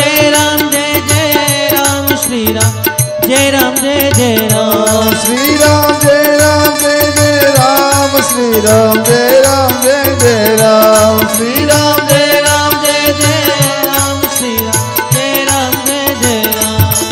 राम जय जय राम श्री राम जय जय राम श्री राम जय जय राम श्री राम जय जय राम श्री सीताराम नाम महाराज की जय। उस देवी ने कहा बाबा ये अमनिया प्रसाद मैं आपको दे देती हूँ, आटा चावल दाल इत्यादि आपको प्रसाद बना लो जो बनाना है और पालो। महात्माओं ने कहा ठीक है, और महात्माओं ने भोजन बनाए, सब बना करके प्रसाद प्रायः रात्रि विश्राम किए। सवेरा जब हुआ चलने लगे तो कहा मेरी एक बात मान लो। बोले क्या? तो तुम्हारे कितने बच्चे हैं? बोले 8 बच्चे हैं, 9वां होने वाला है। एक काम करना। बोले क्या? 9वां बच्चा जो हुआ उसका नाम नारायण रखो। ठीक, महात्मा कहकर चले गए। बेटे का जन्म हुआ, नाम रखा नारायण। अब सबसे छोटा बच्चा बेटा नारायण कहाँ गया? बेटा नारायण क्या कर रहा है? बेटा नारायण खाया कि नहीं? बेटा नारायण पिया कि नहीं? दिन भर में सैकड़ों बार नारायण नारायण नारायण। एक दिन मृत्यु का समय आया और मृत्यु कोई पहले जो है बता करके थोड़ी आती हो, तो कहीं भी आ सकती है। दुनिया में एक ऐसा मृत्यु ही ऐसी चीज है जो कहीं भी आ सकती है, कभी भी आ सकती है और किसी भी प्रकार से आ सकती है। नहीं तो दुनिया के बड़े बड़े जगह पर आप चले जाओ, सर्वत्र लिखा होता है यहाँ बैठना मना है, यहाँ थूकना मना है, यहाँ मलमूत्र त्याग करना मना है, यहाँ ये करना मना है, यहाँ वो करना मना है। लेकिन दुनिया के किसी कोने में आप चले जाओ, यहाँ कहीं भी आपको ये लिखा नहीं मिलेगा कि यहाँ मरना मना है। मृत्यु कहीं भी आ सकती है, बिस्तर पे आ सकती है, खाते समय आ सकती है, सोते समय आ सकती है, बाथरूम में आ सकती है, कहीं भी आ सकती है। गाड़ी भी हो, फ्लाइट में हो, कहीं भी हो। कब कहाँ किस रूप में मृत्यु हमारे ऊपर आ जाएगी इसकी कोई गारंटी नहीं। ये नहीं कि आप खेत में काम कर रहे हो, खेत से काम करके घर पे जाओगे तभी मृत्यु आएगी। खेत में भी आ सकती है, ड्यूटी में बैठे हो ड्यूटी में आ सकती है, कहीं भी आ सकती है। मृत्यु हमारे छाया के समान है। आप कभी देखना मुर्दे की छाया नहीं होती, होती है? मरा हुआ व्यक्ति का छाया परछाई नहीं होती। क्यों? बोले वही परछाई तो उसकी मृत्यु थी, वो मर गया, वो परछाई खत्म हो गई। तो महाराज एक दिन मृत्यु का समय हुआ, अजामिल बूढ़ा पड़ा हुआ था। उसी समय यमदूत 4 यमदूत आए, बड़े बड़े भयानक रूप लेकर के। यमदूत के रूप को देखा, घबरा गए, डर के मारे दूर खेल रहे अपने बेटे नारायण को पुकारा। बेटा नारायण तो नहीं आए, लेकिन भगवान नारायण के पार्षद आ गए और दोनों में बड़ी लंबी चौड़ी वार्ता हुई है। वो कह रहे हैं इसको छोड़ दो, कह रहे नहीं ये पापी है, वो अधर्मी है। ये अधर्मी कैसे है? ये तो धर्मी है, धर्मात्मा है, इसने भगवान का नाम लिया है। तो इसने भगवान का नाम भगवान को समझ करके थोड़ी लिया है, ये तो जो है बेटे के ब्याज से लिया है। धर्म किसको कहते हैं, अधर्म किसको कहते हैं? दोनों में बहस चला। वेद प्रणीतो धर्मो है धर्मस्तद विपर्ययः। शास्त्र जिस कार्य को करने के लिए कहता है वो धर्म है, और शास्त्र जिसका विरोध करे वो अधर्म है। वेद क्या है? बोले वेद साक्षात भगवान नारायण है।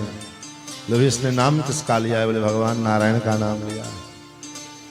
तो फिर ये अधर्मी कैसे रहा? जब इसने भगवान का नाम ले लिया तो फिर ये अधर्मी कैसे रहा? अब तो ये इसके ऊपर तुम्हारा अधिकार नहीं, इसके ऊपर तो भगवान का अधिकार है। और इस प्रकार कह करके यमदूत को भगाया। अजामिल ने देखा कि मैंने बेटे के ब्याज से भगवान का नाम लिया तो भगवान ने इतनी बड़ी कृपा की, और कदाचित मैं श्रद्धा से भाव से भगवान का नाम लेता तो फिर क्या होगा, कितनी कृपा होती। और श्रद्धा पूर्वक श्री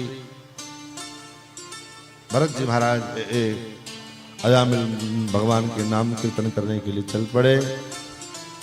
और इधर महाराज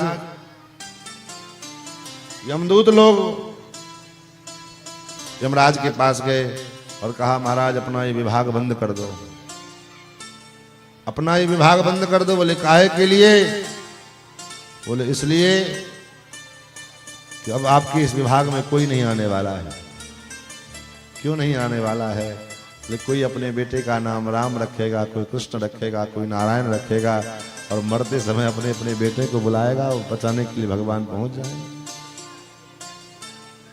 जोर जोर से राम कृष्ण नारायण जब बोलने लगा तो यमराज ने पट से मुंह पे हाथ रख दिया, क्या कर रहे हो, धीरे बोलो। अगर इन नरक में पड़े हुए इन लोगों के कान में भगवान का नाम चला गया तो ये सब के सब उद्धार हो जाएंगे। इसका ये नाम में इतनी शक्ति है, यहाँ नाम की महिमा तुम क्या जानोगे? अरे नाम की महिमा जब स्वयं भगवान नहीं जानते हैं तो हम आप क्या जान पाएंगे। कहो कहाँ लगी नाम बड़ाई, राम न सके नाम गुण गाई। भगवान भी अपने नाम की महिमा नहीं जानते हैं। इसलिए कलिकाल में माई बाप करबद्ध प्रार्थना है, अपना कल्याण चाहते हो, अपने परिवार का कल्याण चाहते हो तो निश्चित रूप से खेती गृहस्थी घर धंधा दुकान दौड़ी सब चलता रहेगा, लेकिन कम से कम एक घड़ी याद हो, घड़ी याद हो में पुण्य याद हो, आधा घंटा एक घंटा अपने घर में कृपा पूर्वक हम पर कृपा कर दो। अपने पर न करो तो ना सही, कम से कम हम पर कृपा कर दो कि रोज कम से कम एक घंटा अपने घर में ठाकुर जी के सामने मंदिर में जहाँ भगवान विराज का कहीं भी बैठ करके अपने पूरे परिवार के संग अपने बच्चों के संग बैठ करके भगवान का नाम लो। अन्यथा भगवान के भजन के बिना अगर जीवन चली जाएगी तो जीवन व्यर्थ हो जाएगा।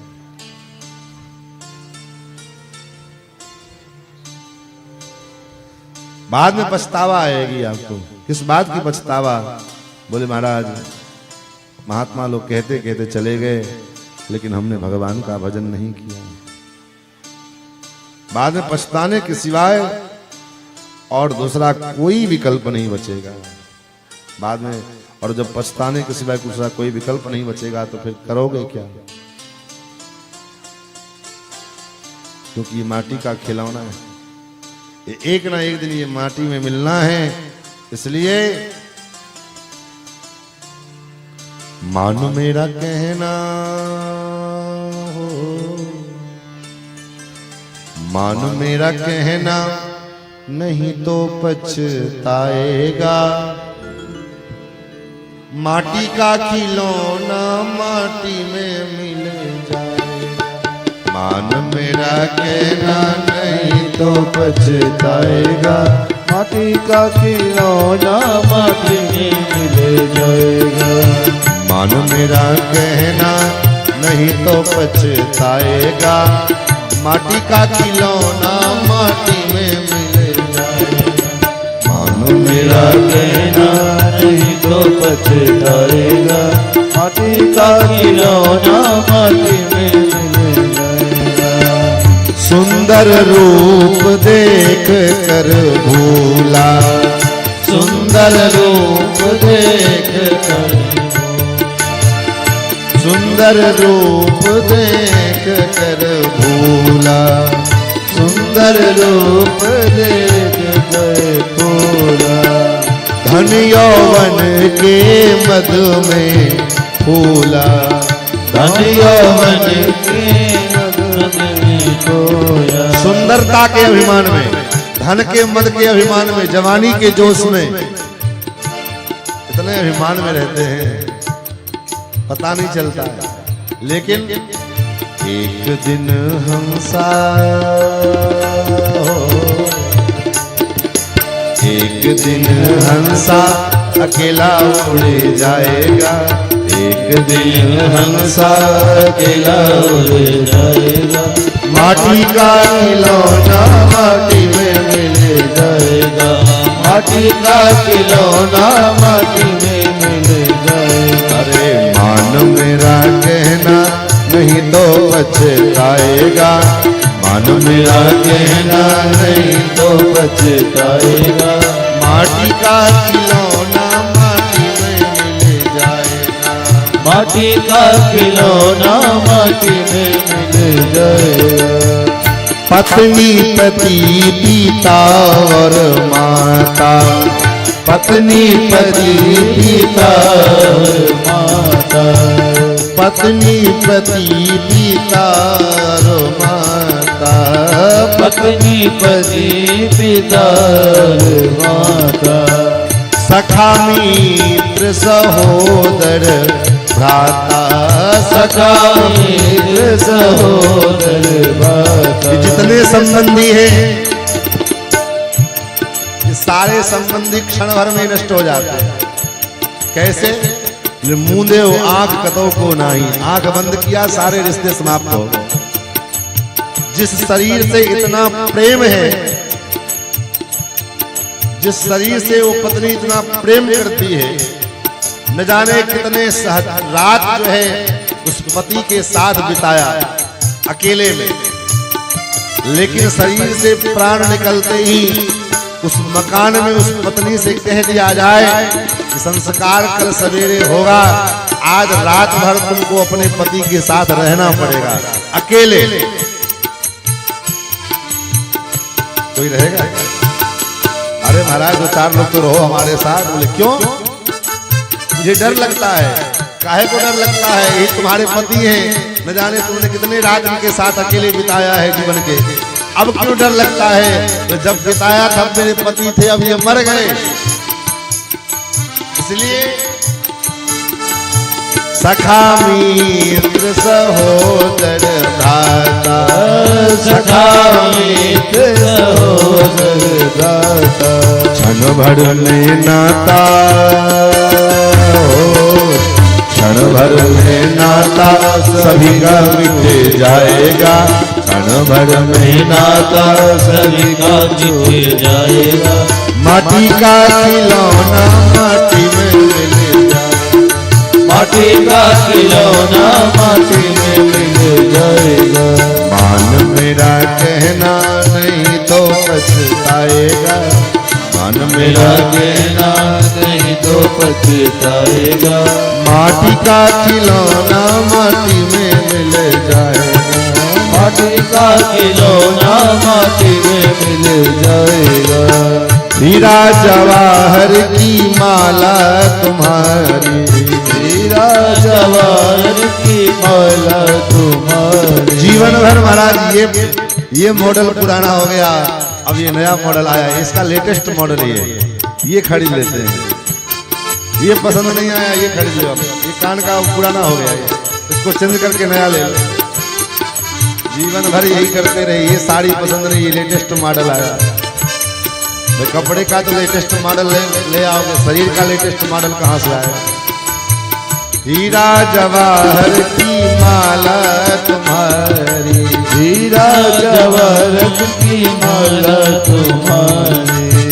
मखमल की गद्दी रेशम की सारी, मखमल की गद्दी और रेशम की सारी। मखमल की गद्दी और रेशम की सारी, मखमल की गद्दी और रेशम की सारी। हैट बूट सूट सब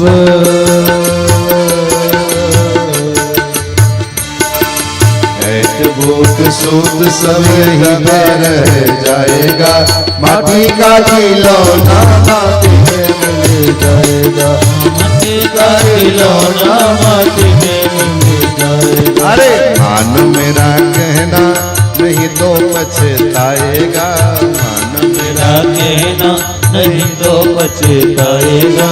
माटी का खिलौना माटी में मिल जाएगा, माटी का खिलौना माटी में मिल जाएगा। हीरा जन्म गवाए दियो सोए सोए, हीरा जन्म गवाए दियो सोए सोए, हीरा जन्म गवाए दियो सोए सोए, हीरा जन्म गवाए दियो सोए सोए। फिर पछतायो गोमानी मन रोए रोए, फिर पछताए गोमानी मन रोए रोए। हितानंद वैसा जन्म नहीं पाएगा, हितानंद वैसा जन्म नहीं पाएगा। माटी का खिलौना माटी में मिल जाए, माटी का खिलौना माटी में मिल जाएगा। मान मेरा कहना नहीं तो पछताएगा, मान मेरा कहना नहीं तो पछताएगा। माटी का खिलौना माटी में मिल जाएगा, माटी का खिलौना माटी में मिल जाएगा। ओ माटी का खिलौना माटी में मिल जाएगा, माटी का खिलौना माटी में मिल जाएगा। मन पछताई है अवसर बीते, जब समय व्यतीत हो जाएगा तो मन को पछताने के सिवाय दूसरा कोई विकल्प नहीं रहेगा। इसलिए 2 दिन की जिंदगानी मिली है, जितना अधिक से अधिक हो सके हम भगवान का भजन कर लें, यही हमारे जीवन का सार, बाकी सब बेकार है। संसार में जितने रिश्ते नाते हैं, सच्चाई क्या है? सच्चाई यही है कि सब केवल स्वार्थ के रिश्ते नाते हैं।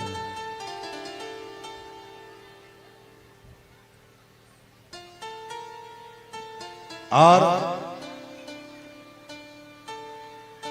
एक लोग पीछे बैठने की व्यवस्था बनाने में लगे रहे, लोग खड़े रहे, ठीक नहीं। जगह हो तो जगह बिठा दीजिए, ना जगह हो तो ऊपर आगे भेज दीजिए। नहीं तो जो लोग बहुत देर से कुर्सी पे बैठे उनको अब नीचे बैठा दीजिए, थोड़ी देर नीचे बैठे।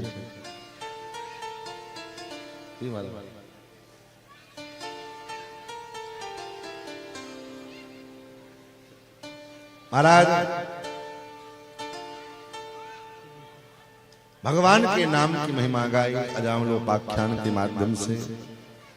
उसके बाद चर्चा आती है देवताओं के, देवता के देवराज इंद्र ने देवगुरु बृहस्पति का अपमान किया। अपमान क्या किया? नशे में धुत थे, टंड पुण्य कर रहे थे, अप्सराएं नृत्य कर रही थी, नाच रही थी, उसी में लगे हुए थे।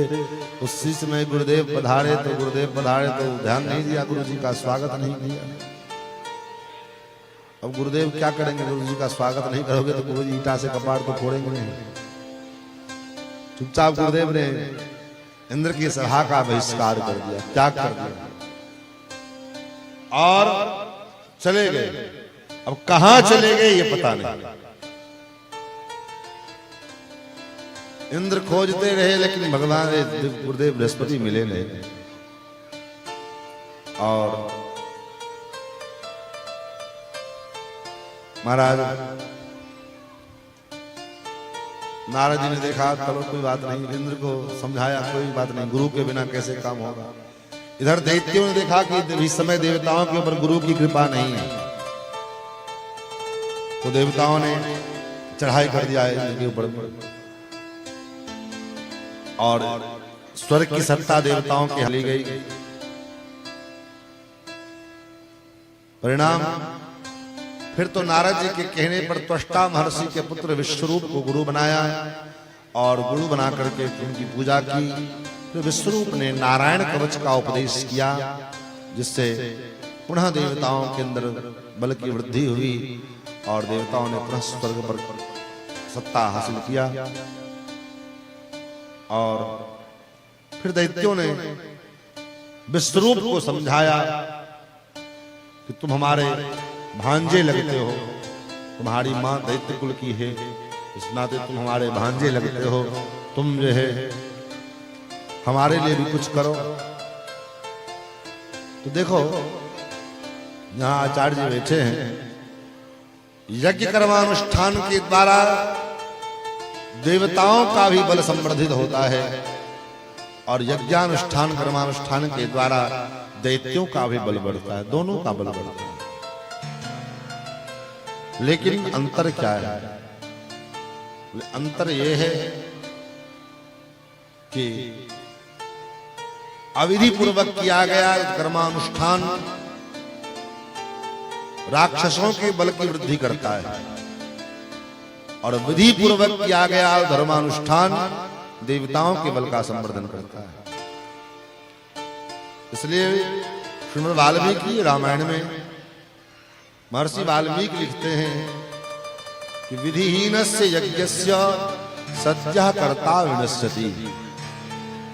अविधि पूर्वक किया गया जो यज्ञ याग आदि कर्म है ये सद्यः कर्ता का नाश करता है, क्योंकि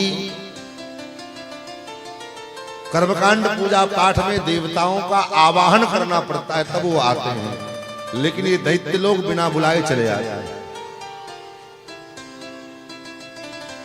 और क्यों आते हैं? बोले उस कर्म में, उस यज्ञ में छिद्र का अन्वेषण करने के लिए। छिद्रम ही मृगयन्ति स्म विद्वांसो ब्रह्म राक्षसा।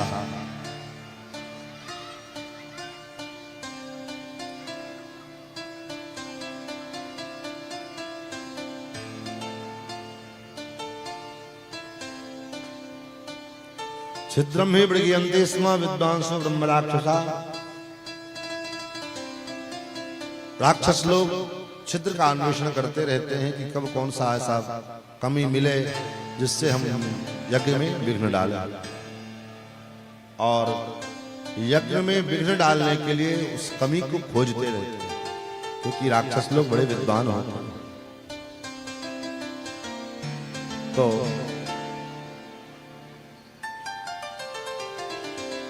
पूर्णाहुति के बाद फिर आहुति देना ये विधान नहीं है। पूर्णाहुति हो गई, उसके बाद वसोट धारा, और वसोट धारा के पश्चात फिर आहुति नहीं पड़ती, सीधे भस्म धारा। लेकिन जब देवता लोग यज्ञ की पूर्णाहुति करके चले गए तो फिर विश्वरूप ने फिर से आहुति देना आरंभ किया। ये यज्ञ की विधि के विपरीत कार्य है। तो देवताओं का बल हीन होने लगा, दैत्यों का बल बढ़ने लगा। एक दिन देवराज इंद्र ने देखा कि ऐसा हो क्यों रहा है, तो चुपके से देखा यज्ञ पूर्णाहुति के पश्चात गुरुजी फिर से जो है आहुति दे रहे हैं। क्रोध में आ गए इंद्र, और देवेंद्र ने अपने गुरुजी का मस्तक काट दिया। जब मस्तक काट दिया तो महाराज ब्रह्महत्या लगी। अब ब्रह्महत्या इंद्र के पीछे पीछे दौड़ पड़ी। इंद्र आगे भाग रहे, पीछे पीछे एक सरोवर में जाकर के छिप गए, और वहां पर में फिर देवगुरु लोग, देवता लोग आए और नारद जी के कहने पर उस ब्रह्महत्या का 4 भाग किया। एक भाग वृक्ष को दिया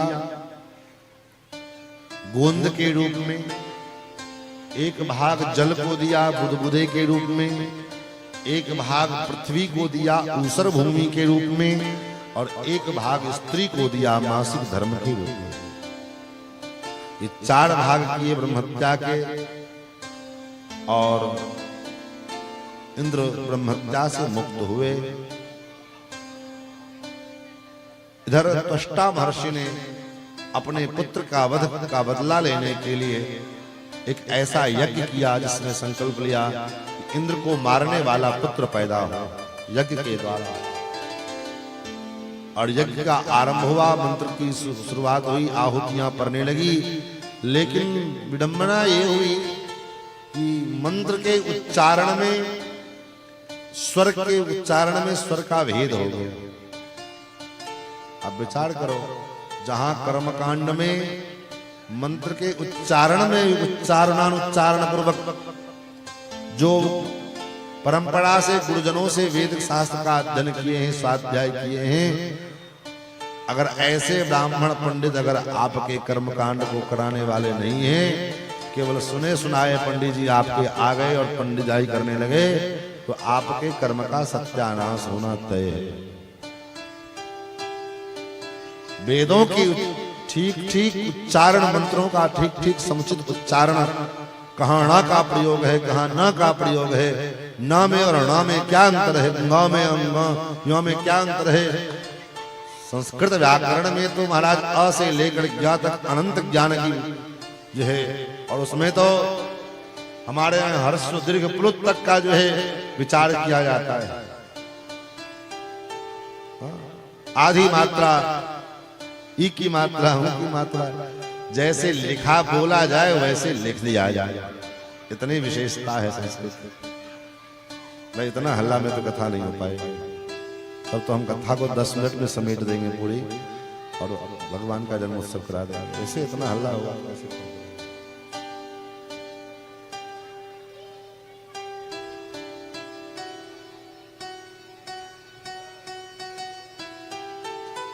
महाराज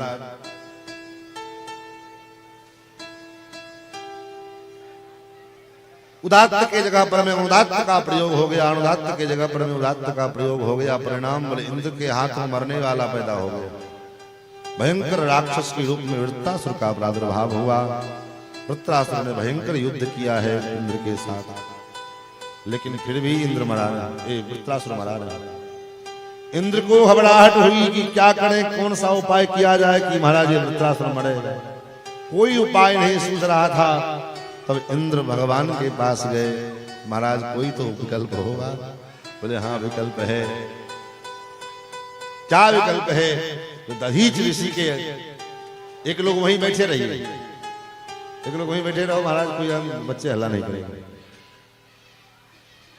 दधीच महर्षि के अस्थि का वज्र का निर्माण करो, जिससे जो है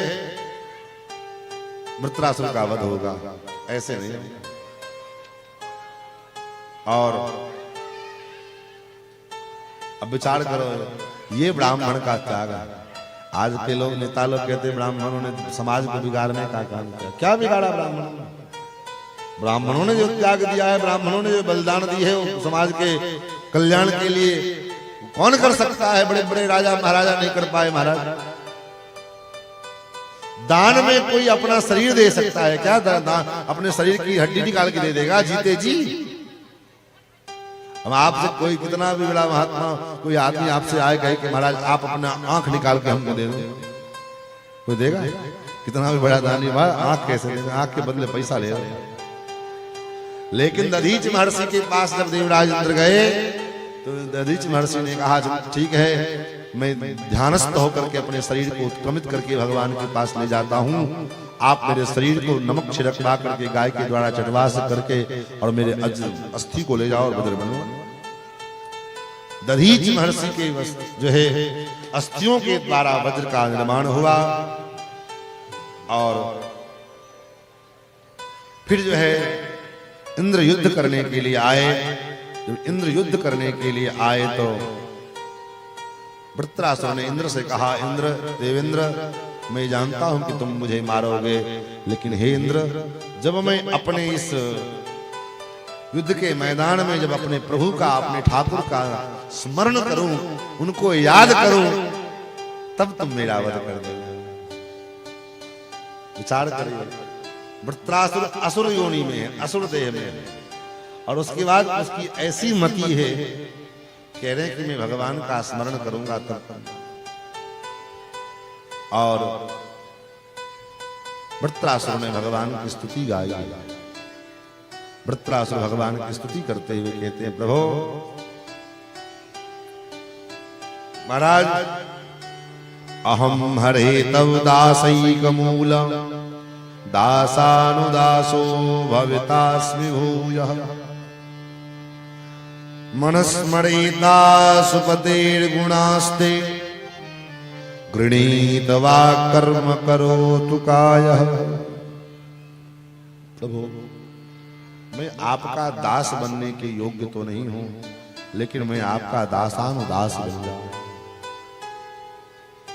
निरंतर हम भगवान के दास हैं, भगवान हमारे स्वामी हैं। अगर ये भावना अगर जीवन में चली आएगी तो जीवन से अभिमान अपने आप नष्ट हो जाएगा। अभिमान को नष्ट करने के लिए किसी साधन की जरूरत नहीं पड़ेगी। इसी को कहते हैं नैत्यानुसंधान। महात्मा चाहे कितना भी उच्च कोटि का क्यों ना हो, अपने नाम के आगे दास लिखते हैं। क्यों लिखते हैं? इसीलिए लिखते हैं जब अपने को हम दास मानेंगे तो दास भाव आने के बाद अभिमान नहीं आएगा। और जब हम अपने को ये मान लेते हैं हम इतने बड़े जमींदार, हम इतने बड़े ये, इतने बड़े व्यापारी, इतने बड़े इतने जमीन के मालिक हैं, हम हमारे पास इतनी जमीन है, इतनी जायदाद है, इतना संपत्ति है, इतना धन है, इतना संपत्ति कुछ है, ये भावना जब जीवन में आ जाती है, 5 प्रकार का जो मद है, ये 5 प्रकार के मद जीव को भक्ति के मार्ग में पतन कराने वाला है। कौन कौन? बोले 5 प्रकार का अहंकार जो है, जातिर्विद्या महत्वं च रूप यौवनमेव च। जाति का अहंकार, हम ऊंचे जाति में जन्म लिए, जातिगत अहंकार। अपने विद्या का अहंकार, हम इतने उच्च कोटि के विद्वान हैं। जातिर्विद्या महत्वं च रूप, अपने रूप का अहंकार। अरे हम इतने सुंदर स्मार्ट हैं, इतने ब्यूटीफुल दिखते हैं, अपने सुंदरता का अभिमान आ जाए जीवन में। और अपने जवानी का अहंकार है। जवानी में महाराज आदमी जवानी के जोश में होश खो बैठता है, अपने आगे किसी को न बाप को जो है महत्व देगा, न भाई को, न बहन को, न दुनियादारी किसी को। ये मद बड़ा विचित्र मद है। कदाचित शराब का मद तो उतर भी जाएगा, सवेरे पियो शाम को उतर जाएगी, लेकिन इस 5 चीज का जो मद है, एक बार अगर चढ़ जाए तो जल्दी से उतरने का नाम नहीं लेता है। और ये 5 क्या है?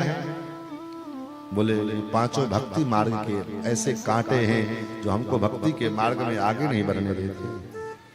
पंचैते भक्ति कंटका, जाति का अभिमान, रूप का अभिमान, जवानी का अभिमान, धन का अभिमान, अपने प्रतिष्ठा का अभिमान। अरे मुझको नहीं जानते हो, मैं हमारे साथ उसने मुझे उसने आंख दिखा दी, मुझे मेरे को ऐसा कहा। ये जो अभिमान है, यही अभिमान जीव के पतन का मूल कारण है। महाराज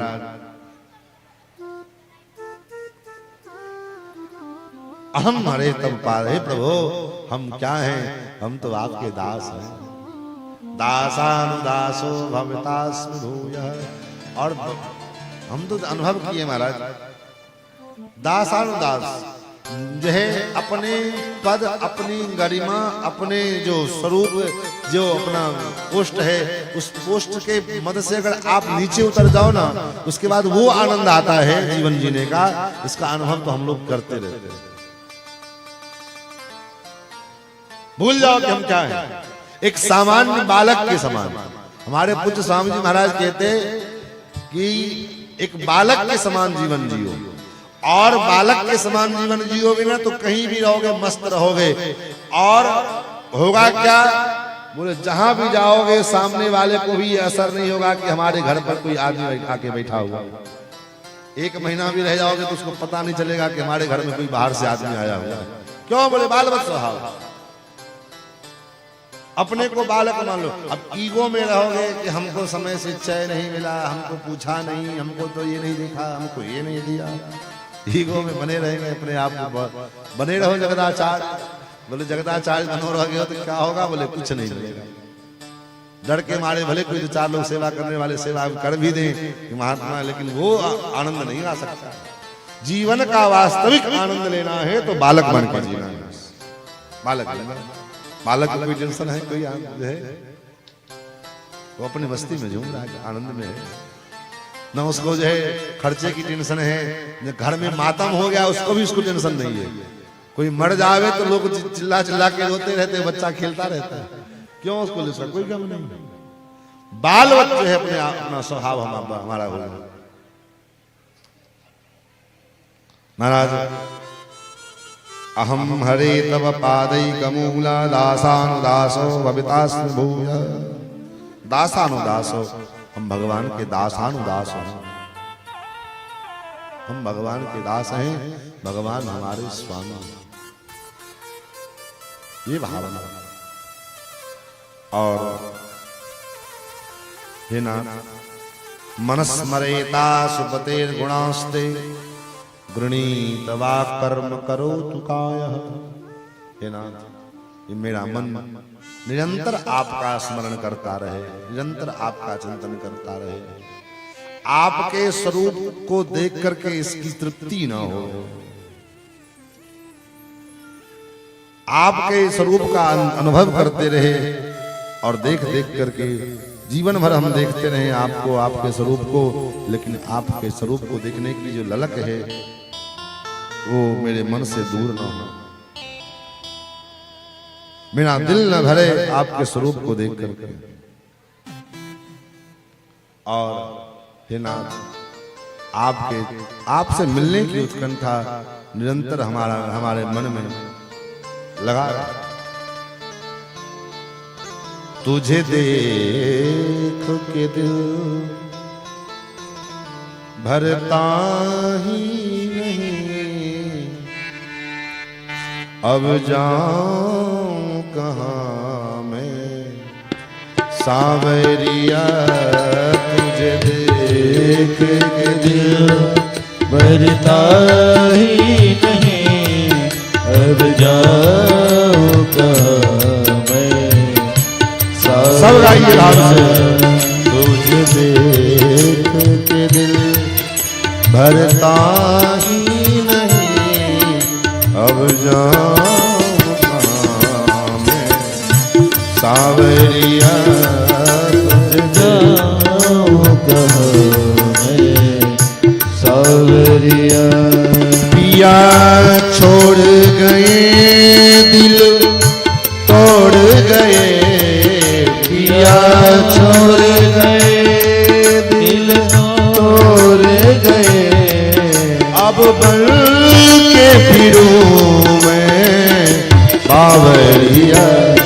मुझे देख के दिल भरता ही नहीं, अब जाऊं कहाँ मैं सांवरिया। अब जाऊं कहाँ मैं सांवरिया।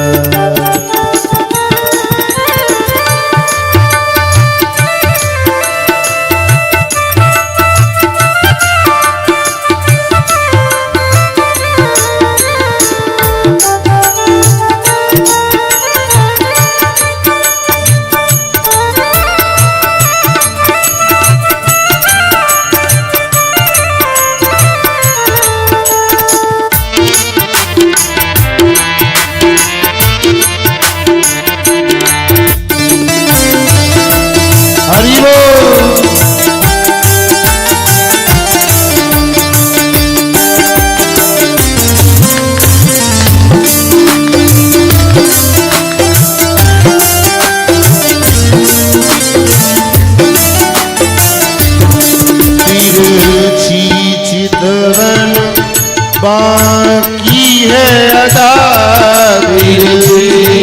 चितवन बाकी है अदा। तिरछी चितवन बाकी है अदा। तिरछी चितवन बाकी है अदा।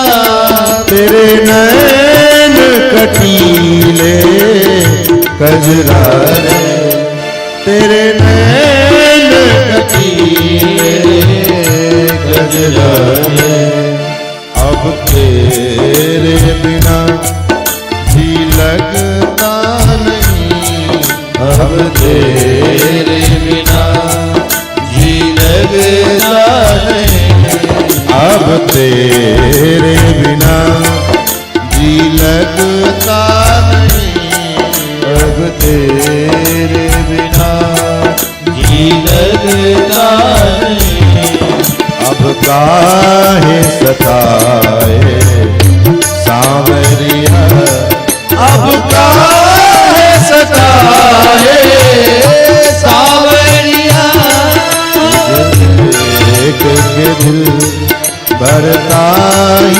नहीं, तुझे देख के दिल डरता ही नहीं। अब कहाँ मैं बावरिया, अब जाऊं कहाँ मैं सावरिया।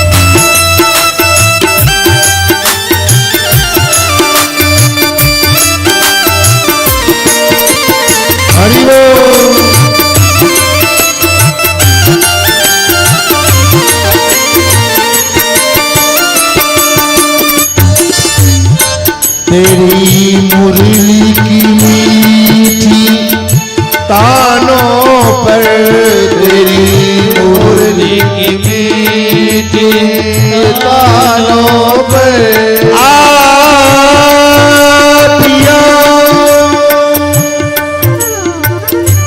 आपिया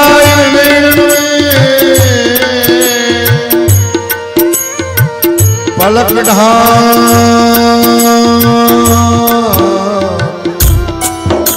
तो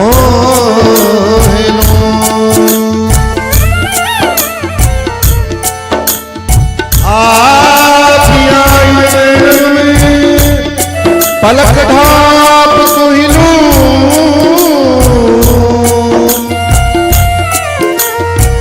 ना मैं देखूं और को, ना मैं देखूं और को,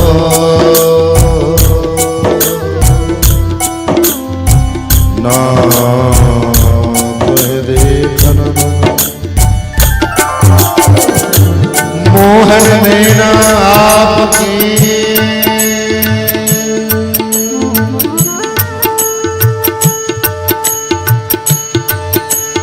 मोहन नैना आपकी नौका की आकार, जो जन जाने चढ़ गए हो गए भव से पार। तेरी मुरली की मीठी कानों पर, तेरी मुरली की मीठी कानों पर, तेरी मुरली की मीठी कानों पर, तेरी मुरली की मीठी कानों पर, दिल मेरा कन्हैया खोने लगा, दिल मेरा कन्हैया खोने लगा।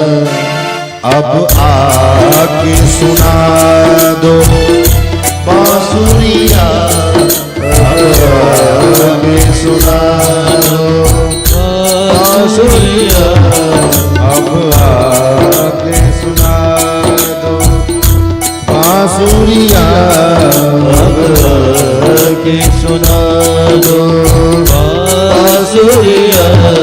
अब मिल भी जाओ सावरिया, अब मिल भी जाओ सावरिया, तुझे देख के दिल भरता ही नहीं, तुझे देख के दिल भरता ही नहीं। अब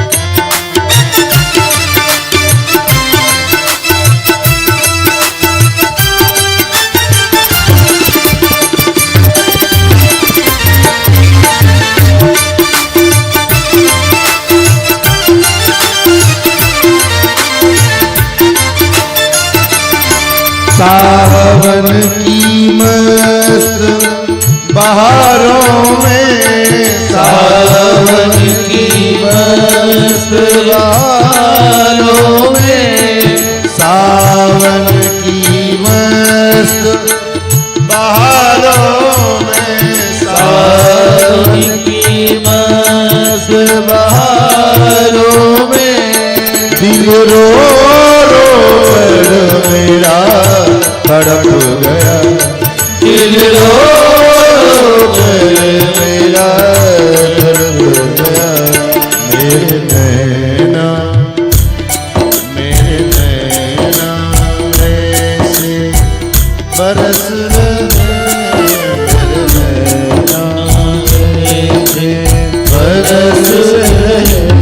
मेरे नैना ऐसे बरस रहे, मेरे नैना ऐसे बरस रहे, जैसे सावन की हो बादलिया, जैसे सावन की हो बादलिया, तुझे देख के दिल भरता ही नहीं, तुझे देख के दिल भरता ही नहीं। अब जाऊं कहाँ मैं सांवरिया, अब जाऊं कहाँ मैं सांवरिया, अब जाऊं कहाँ मैं सांवरिया, अब जाऊं सांवरिया,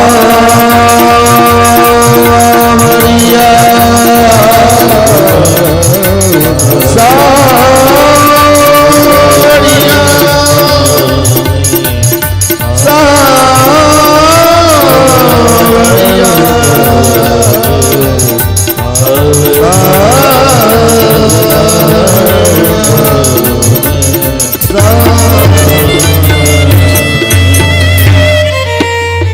गुरु भक्तवत्सल भगवान की जय।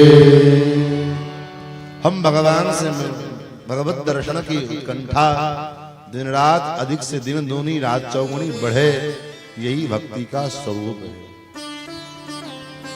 हे प्रभु, आपके दर्शन की प्यास बुझती कहाँ है? आपके दर्शन के बिना जीवन का इतना समय व्यर्थ में बीत गया, मिला क्या? जीवन के इतने समय हमारे बीत गए, लेकिन आज तक आपका स्वप्न में भी अनुभूति नहीं हुई। दुनिया भर के टंट घंट के स्वप्न तो देखते हैं, लेकिन भगवत स्वरूप का स्वप्न में दर्शन नहीं होता। धनोपार्जन का स्वप्न हम देखते हैं, रुपया कमाने का सपना देखते हैं, पूरे विश्व में हमारी प्रतिष्ठा हो उसकी सपना तो हम देखते हैं, लेकिन इससे मिलेगा क्या?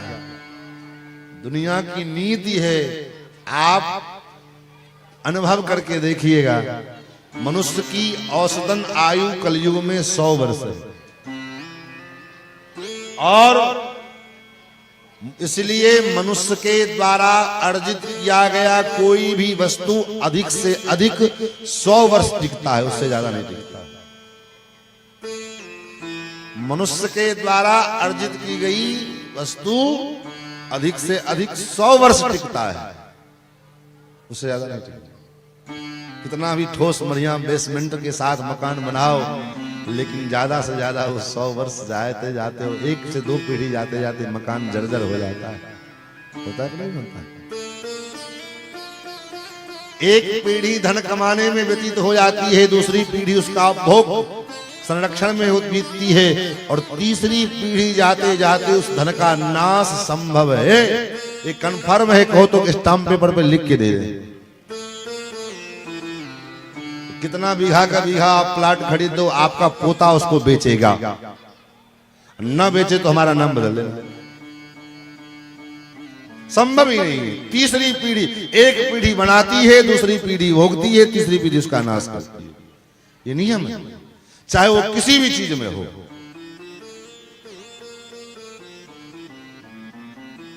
आप नजर दौड़ा करके समाज में जगह जगह देखो, क्योंकि आप भी तो घूमते हो। हमने तो अनुभव किया है कि जितना एक पीढ़ा ने एक पीढ़ी ने बनाया संपत्ति, दूसरे ने उसको थोड़ा बहुत मेंटेन करके रखा नहीं, तीसरी पीढ़ी में उसका क्षय होना तय, धीरे धीरे ह्रास होता है। आपके गांव में भी बहुत से ऐसे लोग होंगे जो महाराज खूब जमीन बनाया होगा, जायदाद बनाई होगी, लेकिन आज उसकी तीसरी पीढ़ी आते आते उसका नाश हो रहा है। इसलिए संसार में कुछ भी नित्य नहीं है, सब अनित्य है। चाहे वो धन हो, संपत्ति हो, प्रतिष्ठा हो, पद हो, कुछ भी हो, ये सब अनित्य है। नित्य केवल है तो परमात्मा है, और परमात्मा का भजन है, परमात्मा भगवान का भजन और भगवान।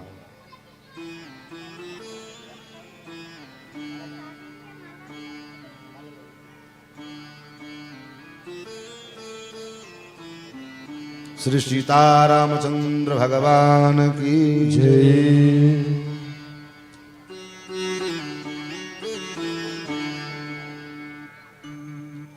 श्रीमन्नारायण नारायण नारायण, श्रीमन्नारायण नारायण नारायण, श्रीमन्नारायण नारायण नारायण, श्रीमन्नारायण नारायण नारायण, श्रीमन्नारायण नारायण नारायण, श्रीमन्नारायण नारायण नारायण, श्रीमन्नारायण नारायण नारायण, श्रीमन्नारायण नारायण नारायण,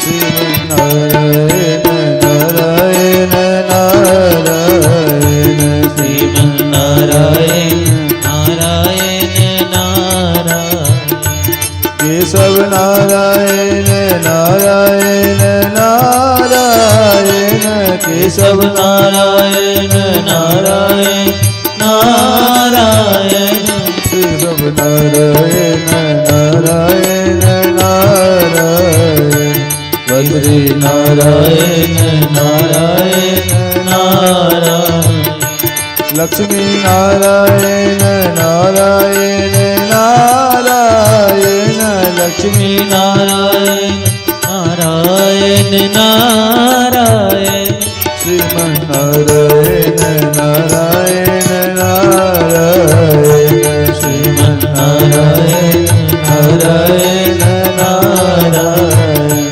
श्रीमन्नारायण नारायण नारायण, श्रीमन्नारायण नारायण नारायण, राम नारायण नारायण नारायण, राम नारायण नारायण नारायण, केशव नारायण नारायण नारायण, केशव नारायण नारायण नारायण, केशव नारायण नारायण नारायण। लक्ष्मी नारायण भगवान की जय, वृंदावन बिहारी लाल की जय। महाराज वृत्रासुर ने भगवान की बड़ी सुंदर स्तुति गाई है। वृत्रासुर ने भगवान से यही कहा, प्रभु कि आपका विरह हमको प्राप्त हो, आपका वियोग हमको प्राप्त हो। क्यों? क्योंकि विरहावस्था में, आपके वियोगावस्था में जितना आपका स्मरण होगा, उतना आपका स्मरण संयोगावस्था में नहीं हो सकता है। गोपियों ने भी कहा उद्धव से, ये उद्धव, भगवान कृष्ण जब तक मेरे पास थे तब तक उतना मैं कृष्ण का चिंतन नहीं कर पाती थी, लेकिन कृष्ण जब मेरे पास से चले गए तो कोई ऐसा क्षण ही नहीं बीतता कि जब कृष्ण की चिंतन, कृष्ण का स्मरण न हो रहा हो। कोई ऐसा पल नहीं बीतता जिसमें श्याम सुंदर श्री कृष्ण का स्मरण नहीं होता। वृत्रासुर ने भगवान की बड़ी सुंदर स्तुति गाई है। आगे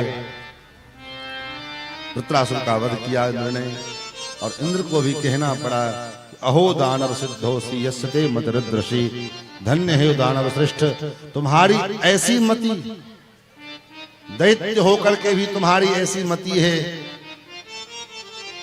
और हम जो देवताओं होकर के न कर पाए, हम देवता होकर के भगवान के चरणों की ऐसी मति नहीं प्राप्त कर पाए, लेकिन तुमने दैत्य होकर के भगवान के चरणों की ऐसी भक्ति की है। हम भक्ति करें, किस रूप में करें, किस अवस्था में करें, भक्ति के मार्ग में न कोई रूप का, स्वरूप का, देह का कोई मुझे निर्धारण है। आप मनुष्य के रूप में भी कर सकते हैं, पशु के रूप में भी कर सकते हैं। भगवान की भक्ति के लिए सभी कोई स्वतंत्र है। खग मृग पशु पक्षी सब भगवान की भक्ति कर सकते हैं। भक्ति स्वतंत्र, भक्ति स्वतंत्र है और सकल सुख की खानी, इसलिए सबको भक्ति करने का अधिकार है। महाराज आगे प्रहलाद जी का चरित्र वर्णन करके सुनाया कि दैत्य कुल में लोग कहते हैं कि दैत्य केवल भगवान से शत्रुता करते हैं। तो परीक्षित जी ने जो प्रश्न किया कि दैत्य तो भगवान अपना शत्रु मानते हैं दैत्यों को, जबकि भगवान का नाम समदर्शी है। समदर्शी का मतलब तो सबके लिए बराबर हो, सबके लिए समान दृष्टि रखने वाला हो। फिर भगवान ने ऐसा दैत्यों का संहार बार बार किया है। सुखदेव जी कहते राजन, जरूरी नहीं कि भगवान दैत्यों का संहार ही करते हैं, दैत्यों की रक्षा भी करते हैं। दैत्य कुल में अगर भगवान का कोई भक्त है तो भगवान उसका कल्याण भी, उद्धार भी करते हैं, उसकी रक्षा भी करते हैं। और रही बात मारने की, तो मारने के बाद भी तो उस दैत्य को भगवान अपने परम धाम को प्रदान करते हैं। ऐसा तो नहीं कि मारने के बाद दैत्य को नरक में दे देते हैं। जो गति दशरथ जी को प्रदान किया वही गति तो जटायु जी को प्रदान किया, और वही गति रावण को भी प्रदान किया। जो गति पूतना को भगवान ने दिया है, सोई गति यशोदा जी को आगे चल करके दिया। तो भगवान कहते हैं कि तुम किस प्रकार से हमारा भजन करते हो ये महत्वपूर्ण नहीं है, हम भगवान से किस प्रकार से जुड़ते हैं ये महत्वपूर्ण नहीं है। महत्वपूर्ण ये है कि हम भगवान से किसी भी प्रकार से जुड़े, ये महत्वपूर्ण। हमारे जुड़ने का जो साधन है वो साधन किस प्रकार का है ये बहुत सोचने की बात, विचारनीय नहीं है। विचारणीय है कि हम भगवान से जुड़े हैं। बोले महाराज हम क्या करें, हमको भजन करना आता नहीं है, हम भजन नहीं कर सकते हैं। क्या कर सकते हो? बोले हमको दिन भर में सुबह से लेकर शाम तक गाली देने का अभ्यास बड़ा सुंदर है, हम दिन भर गाली दे सकते हैं। बोले दिन भर गाली दे सकते हो, यही अभ्यास है? बोले हाँ। बोले कोई बात नहीं, वही अभ्यास लगाओ, भगवान को गाली ही दो। भगवान को सुबह से लेकर शाम तक गाली देते रहो। बोले आप कैसी बात करते, भगवान को गाली दे? बोले हाँ, गाली देकर के जीव का कल्याण हो सकता है। बोले किसी का हुआ है? बोले हाँ हुआ है। अब ऐसे थोड़ी बोल रहे हैं। शिशुपाल रोज भगवान को गालियां देता, शिशुपाल देत गन गन गारी। जैसे भक्त लोग माला लेकर के नाम जप करते हैं, शिशुपाल रोज भगवान को 100 गालियां देता था, और गाली दे दे करके भगवान का उद्धार कर। नियम जो करना है नियम से करना है ना। नियम बना लो कि जब तक भगवान को 100 गाली नहीं दे देंगे तब तक पानी नहीं पिएंगे, और ये नियम 12 वर्ष तक टूटना नहीं चाहिए। करके देखो, एक दिन भी छूटना नहीं चाहिए। 12 वर्ष तक ये नियम आप पूरा करके देखो, गारंटी है भगवान का साक्षात्कार होगा। महाराज हम क्या करें, हमको चुगली निंदा करने का अभ्यास है, हमको गुण दोष वर्णन का चिंतन करने का अभ्यास है। तो ठीक तो है, बढ़िया है, भगवान के गुणानुवाद का चिंतन करो। लोगों के बेटा बहू के लोगों के गुण दोष का वर्णन करने से अच्छा है कि अपने परमात्मा के गुण दोषों का चिंतन करो, कल्याण हो जाएगा। ये न के न प्रकार हमको महाराज और तो कुछ नहीं आता, लड़ना भिड़ना खूब आता है। हम लड़ाकू हैं, दिन भर लड़ते रहते हैं। कोई बात नहीं, दुनिया के लोगों से लड़ने से अच्छा भगवान से लड़ो, करो भगवान से लड़ाई। भगवान से लड़ोगे तो एक ना एक दिन भगवान आकर के आपको गोद में लेकर के आपको गोद में आके बैठ जाएंगे। लड़ो हमसे, नेत्र बंद कर लो, भगवान से लड़ते रहो। अब महाराज जो कहना हो बोलो, जितना बोलना है सब बोलो।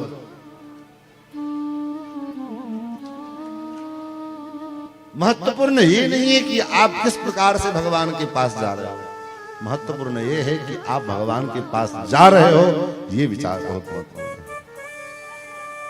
कामात, क्रोधात, भयात, स्नेहात, किसी प्रकार से, स्नेह से हो, काम से हो, क्रोध से हो, भय से हो, स्नेह से हो, जिस प्रकार से हो, आपके अंदर काम वासना है। आज की भाषा में कहें हमको बॉयफ्रेंड बनाना है, दुनिया के लोगों को बॉयफ्रेंड बना के क्या करो, भगवान को बॉयफ्रेंड बना लो, दिन रात भगवान को आई लव यू बोलते रहो। एक दिन भगवान आपके सामने आपके साथ घूमने चलेंगे, ले जाएंगे आपको पिकनिक स्पॉट घुमाने के लिए, करके तो देखो। लेकिन दुनिया के जो तुच्छ सांसारिक विषय वासनाओं के जाल में हम भरे पड़े हुए हैं, उससे जब तक हम बाहर नहीं निकलेंगे तब तक ये काम नहीं बनेगा। किसी भी प्रकार से हमारा मन भगवान में लगे, ये महत्वपूर्ण है। श्री सुखदेव जी कहते, राजन भगवान ये नहीं देखते हैं कि तुम किस प्रकार से आ रहे हो, भगवान तो ये देखते हैं कि तुम आए, यही हमारे लिए काफी है। आग में कोई जानबूझ के गिरे, चाहे अनजाने में कूद जाए, गिर जाए, आग थोड़ी देखती है कि हमारे में जानबूझ के गिरा है कि अनजाने में गिरा है। आग का काम है जलाना। उसी प्रकार भगवान के पास जीव किसी प्रकार से जुड़े, भगवान का काम है जीव का कल्याण करना, वो कल्याण करेंगे ही करेंगे, कोई दो राय नहीं, जीव का कल्याण होगा। और उसी क्रम में हिरण्याक्ष के वध के पश्चात हिरण्यकश्यप ने भगवान को अपना शत्रु माना। फिर तो ब्रह्मा जी से वरदान 10,000 वर्ष तक तपस्या की, वरदान मांगा कि मैं किसी के हाथों न मरूं, न मनुष्य से, न पशु से, न अस्त्र से, न शस्त्र से, न घर के भीतर, न घर के बाहर, ये सब वरदान मांगा। ब्रह्मा जी ने कहा तथास्तु, ऐसा ही होगा। उसको लगा कि अब तो हम अमर हो गए, हमको कोई मार ही नहीं सकता है। हर व्यक्ति यही सोचता है कि हम तो अमर हैं, हमको थोड़ी मरना है। हम दिन रात देखते हैं कि हमारे बगल में, अगल बगल में लोग मर रहे हैं। आज अभी तो और विचित्र हाल है, हजारों की संख्या में अभी समय लोग मर रहे हैं, मर रहे ना, युद्ध चल रहा है, हजारों के हजारों मर रहे हैं लोग। भले ही आपको न्यूज वाले नहीं दिखा रहे हैं कि कितना मर रहे हैं। जहां दिन रात बम बारूद बरस रहा हो, वहां पर मरने वालों की गिनती की संभावना है। मर रहे हैं, और क्या पता क्या होगा, अभी तो चल रहा है, और कहीं विश्व युद्ध आरंभ हो गया तो हमारा क्या होगा, इसे कोई नहीं जानता। लेकिन फिर भी हम ऐसे व्यवहार कर रहे हैं, ऐसे जी रहे हैं। अरे हम तो अमृत पी के आए, हमको थोड़ी, दुनिया कुछ भी हो जाएगी, हम थोड़ी मरेंगे। हो सकता है हमारा पड़ोसी मर जाए, हमारा बगल वाला मर जाएगा, लेकिन हम नहीं मर सकते। क्यों? बोले हम तो अमृत पी के आए। ये धारणा हमारी है। तो महाराज कहने का भाव यही, हम भावना कौन सी भावना है? ये आसुरी भावना है। हिरण्यकश्यपों के अंदर भी ये भावना हुई, और हिरण्यकश्यपों को लगा कि हम मरेंगे नहीं। देवताओं के ऊपर में उसने आतंक मचाना आरंभ किया, और जहां कहीं वेद दिखे, कहीं धेनु दिखे, गाय दिखे, ब्राह्मण दिखे, मंदिर दिखे, सब तोड़ दे। ब्राह्मणों को मार डाले, गाय को मार डाले। जय जय देश धेन द्विज पावे, नगर गांवपुर आग लगावे। ये स्थिति थी। उसी के घर में प्रहलाद जी का जन्म हुआ। प्रहलाद जी महाराज के भाव 5 वर्ष के प्रहलाद जी जब हुए, प्रहलाद जी को बड़ा प्यार करता था। 5 वर्ष के जब हुए तो गुरुकुल में पढ़ने के लिए भेजा। वहां से कुछ दिन बाद बुलाए, बेटा तुम्हें क्या पढ़ी? तो प्रहलाद जी ने कहा, पिताजी मैंने यही पाठ पढ़ी है, संसार जो है अंधकूप के समान है, इसमें जो एक बार पड़ जाए उसे निकल नहीं पाता। संसार अंधकूप है, इसमें जो एक बार गिर गया वो निकल नहीं पाता है। इसलिए इस अंधकूप से हम बचना चाहते हैं तो वनम गतो यत् हरिमाश्रयेत, वन में जाकर के भगवान श्री हरि की आश्रय लेकर के भगवान की उपासना आराधना करना, यही हमने सुना है, यही सीखा। उसको लगा कि ये बच्चा है, अभी इसको ज्ञान नहीं है। फिर से गुरुकुल में भेजा। इस बार तुमने क्या सीखा? 6 महीने बाद फिर बुलाया, बेटा तुमने कौन सी पढ़ाई की? पिताजी मैंने यही पढ़ा, श्रवणम कीर्तनम विष्णु स्मरणम पाद सेवनम अर्चनम वंदनम दास्यम सख्यम आत्मनिवेदनम। पिताजी मैंने यही पढ़ाई पढ़ी है कि 9 प्रकार की भक्ति, भगवान की कथा श्रवण करना चाहिए, भगवान के नाम का कीर्तन करना चाहिए, भगवान का स्मरण करना चाहिए, भगवान के चरणों की सेवा करनी चाहिए, भगवान के चरणों की अर्चना करनी चाहिए, भगवान का वंदन करना चाहिए, भगवान का, हम भगवान के दास हैं, भगवान हमारे स्वामी हैं और भगवान हमारे सखा हैं। सख्य भाव भगवान से होना चाहिए और अंतिम में भगवान के चरणों में अपने आप को आत्मनिवेदित कर देना चाहिए। ये 9 पारा है, 9 भक्ति के 9 प्रकार हैं। अब इसकी व्याख्या करेंगे तो एक दिन कथा इसी के बीत जाएगी, इसलिए इसकी व्याख्या में नहीं जाएंगे। 9 प्रकार की भक्ति का वर्णन करके सुनाया, जो सुनाया तो चिढ़ गया और उठाया अपने पुत्र को पटक दिया। कुलांगार, कुलकलंक, कहां से सीखा तुमने ये? और अपने पुत्र को मारने के लिए सारे उपाय करने लगे। गिरते गिरायो पुणी आग में जलाया, विष मिलवाया, हाथी के पैरों के नीचे डालने का प्रयास किया, सांप से भरे हुए काल कोठरी में छोड़ दिया। सांप फुफकार मारते हुए प्रहलाद जी की ओर दौड़ते हैं और जैसे नजदीक में आते हैं प्रहलाद जी के पास तो पता नहीं क्या हो जाता है। वो सर्प बेचारे फन पटक पटक करके रक्त रंजित हो जाते हैं। पागल हाथी के सामने छोड़ दिया। हाथी दहाड़ लगाता हुआ, चिघाड़ता हुआ, दौड़ता हुआ चला रहा है। अब मारेगा, अब दबाएगा, अब दबाएगा। और जैसे प्रहलाद जी के पास आता है, महाराज आते ही उसके मन बदल जाते हैं। प्रहलाद जी को सूंड में उठा करके अपने मस्तक पर बिठा करके नाचने लगता है।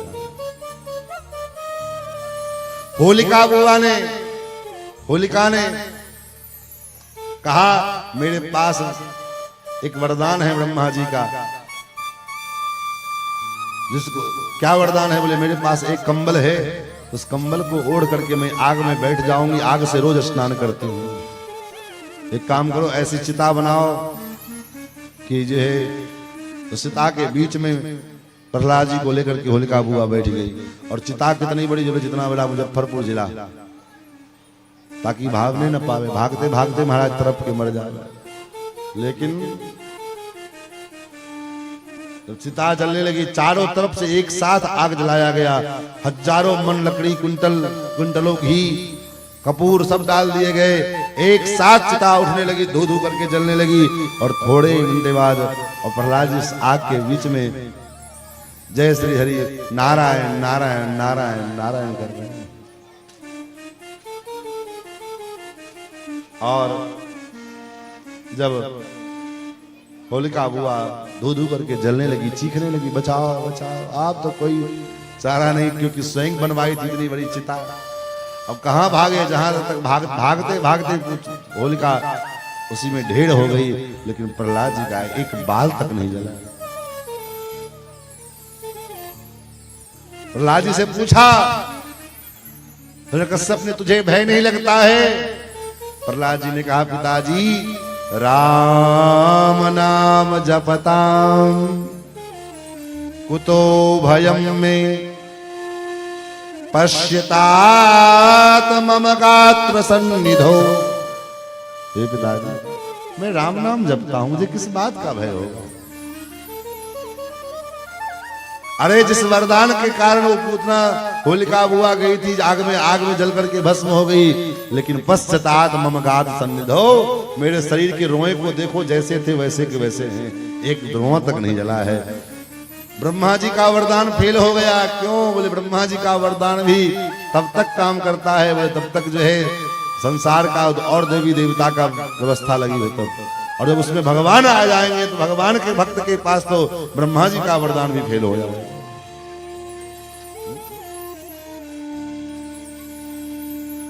अंत में हिरण्यकश्यप ने कहा, कहां है तुम्हारा परमात्मा भगवान? बोले कहां नहीं है, सर्वत्र है। क्या इस खंभे में भी है? बोले हाँ, इस खंभे में भी है। और प्रहलाद जी के कहने पर खंभा को ऐसे मुष्टिका चलाई, ऐसा प्रहार किया कि भयंकर ध्वनि हुई। और उस भयंकर ध्वनि के युद्ध में भगवान नृसिंह का प्रादुर्भाव हुआ। कुल संग भगवान की जय। ओम उग्रम वीरम महाविष्णुम ज्वलंतम सर्वतोमुखम नृसिंहम भीषणम भद्रम मृत्युम नमाम्यहम्। ऐसा भगवान का विकराल स्वरूप है कि महाराज मृत्यु देवता भी अगर भगवान के स्वरूप को देख लेवे तो उनकी भी मृत्यु हो जाए। ऐसा विकराल स्वरूप भगवान का। नायम मृगो ना पिनड़ो विचित्र, न नर है न पशु है। कराल दृष्टम करवाल चंचलम क्षुदांत जीवम भ्रुकुटी मुखोल्बणम। बड़े बड़े कराल विकराल आंखें हैं और छूड़े के समान लप लप जिह्वा कर रही है और कान खड़े हैं मानो कोई पर्वत कंदरा हो। गले का जो केश है वो हिला रहे हैं, उसमें मानो सूर्य चंद्रमा नक्षत्र तारे आकर उलझ जाते हैं। ऐसा भगवान का दिव्य स्वरूप। भगवान ने कुछ देर खेल किया उसके साथ और अंत में हिरण्यकश्यप का जब समय आया तो भगवान ने उसके सारे वरदानों को याद दिला करके उसका वध किया।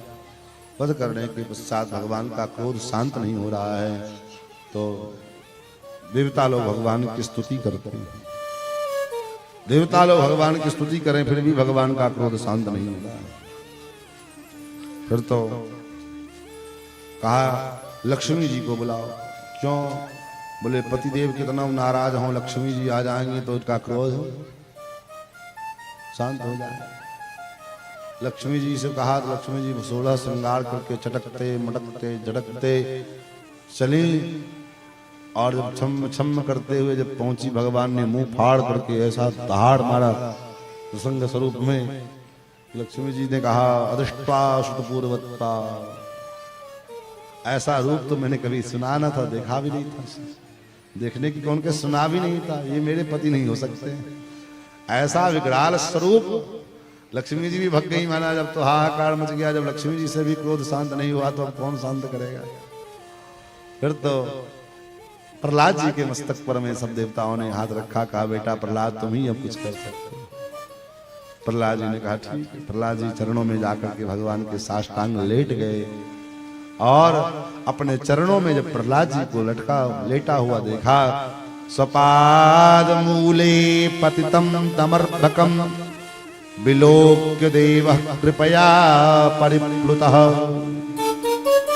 स्वपाद मूले पतितम तमर्भकम, अपने पादार बिंद में अपने परम भागवत भक्त शिरोमणि श्री प्रहलाद जी को लेटा हुआ देखा तो जैसे बहुत देर से तवा पर में रोटी बनाई गई हो और उस तवा को पानी डालो तो एक बार छन्न से उठता है और उसका गर्मी शांत हो जाता है। उसी प्रकार भगवान का जो क्रोध था वो तत्क्षण शांत हो गया और प्रहलाद जी महाराज के को गोद में उठा करके भगवान के अंदर इतना वात्सल्य उत्पन्न आया, इतना वात्सल्य उमड़ा है कि महाराज भगवान जैसे गैया नए बछड़े को जन्म देने के बाद गैया उस बछड़े को चाटने लगती है, ऐसे भगवान नृसिंह प्रहलाद जी के एक एक अंग प्रत्यंग को चाटने लगे, चूमने लगे।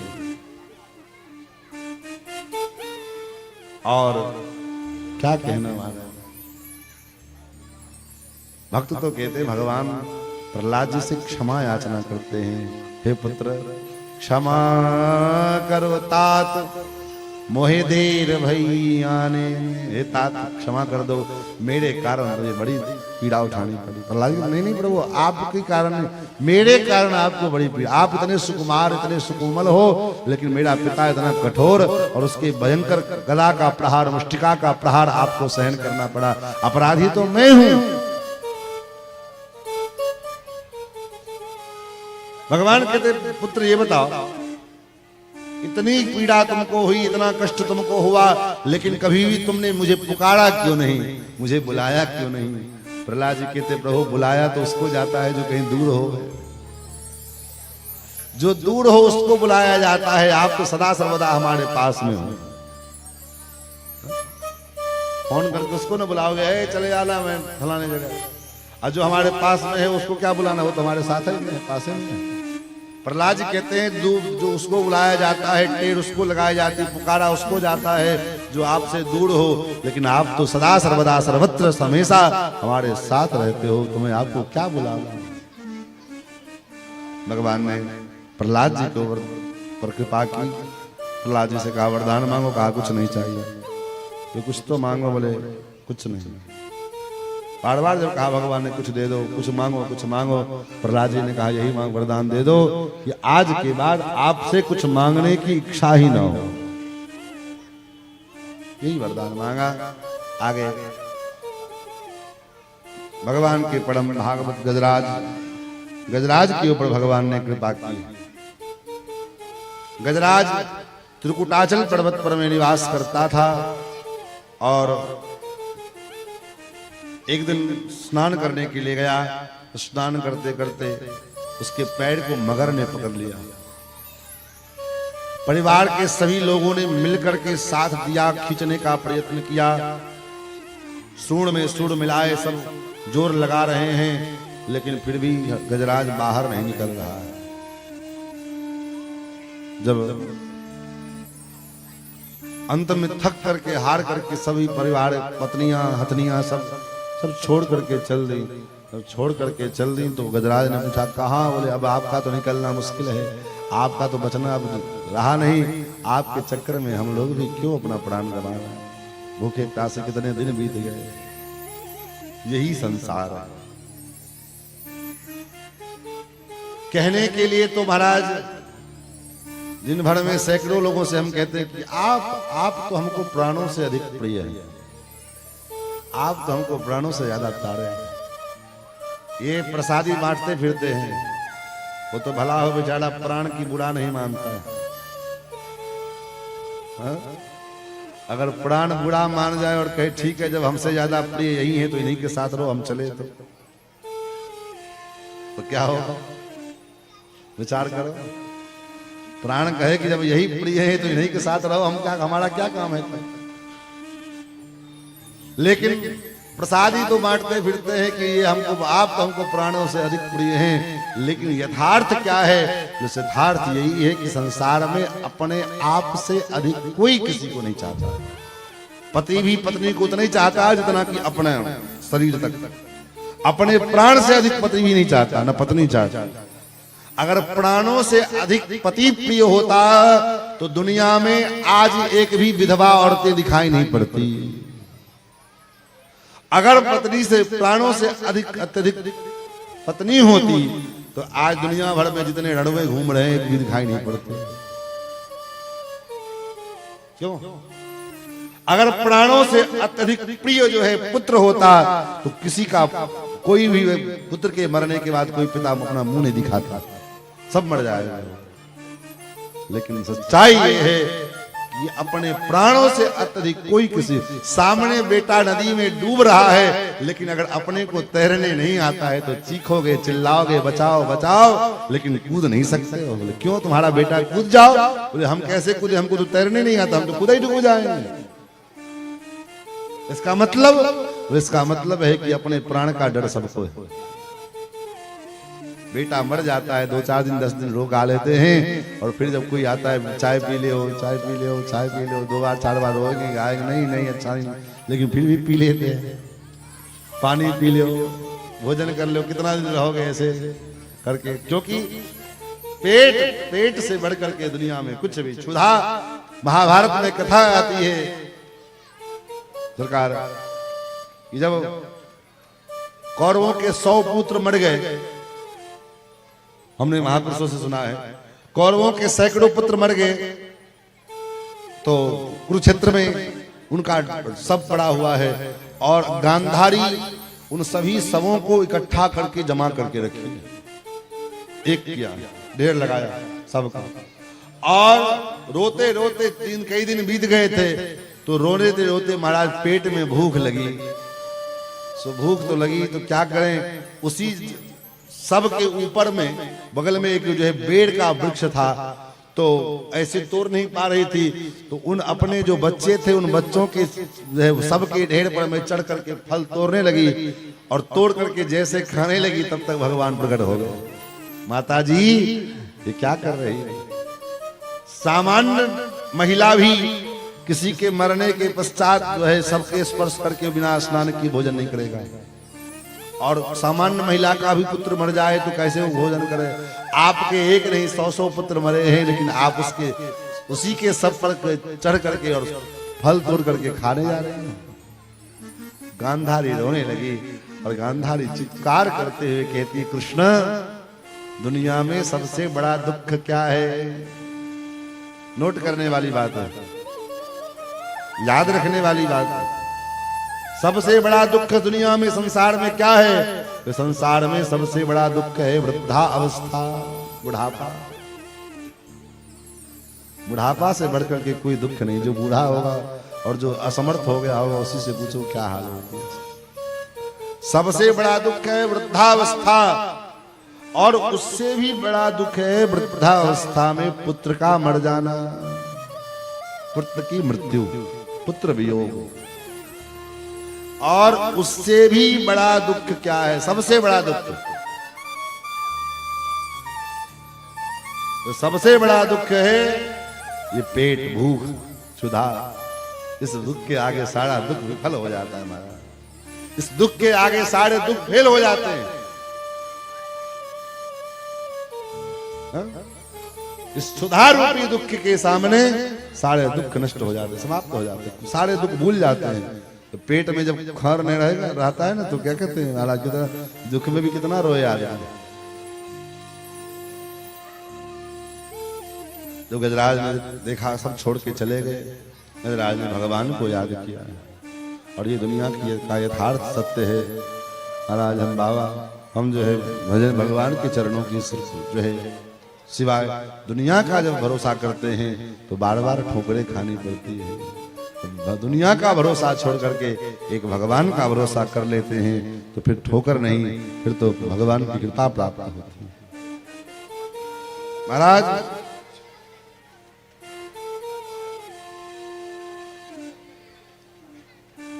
गजराज ने भगवान को पुकारा, भगवान का लेकिन नाम नहीं लिया, स्तुति की है, भगवान की विशेषताओं को गान किया। और भगवान पधारे, कथा तो बड़ी लंबी है, क्या करें, जन्मोत्सव तक पकड़ पहुंचना है और जन्म महोत्सव कराना भी है। तो वैसे भी हम कल कहे थे कि थोड़ा विलंब होगा, तो कोई हड़बड़ी तो नहीं है आप लोगों को ना।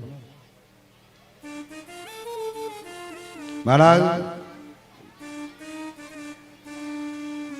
गजराज के ऊपर भगवान ने कृपा की है। उसके बाद चर्चा आती है कि दुर्वासा ऋषि के श्राप के कारण पृथ्वी की सारी संपदा नष्ट हो गई, त्रिलोक की संपत्ति नष्ट हो गई। फिर तो लक्ष्मी जी भगवान को छोड़कर चले गए समुद्र में, और तब भगवान के कहने पर में देवता और दैत्यों ने मिलकर के समुद्र मंथन किया।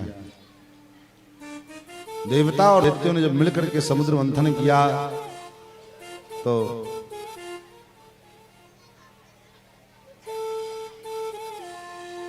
सर्वप्रथम उस मंथन में विष निकला।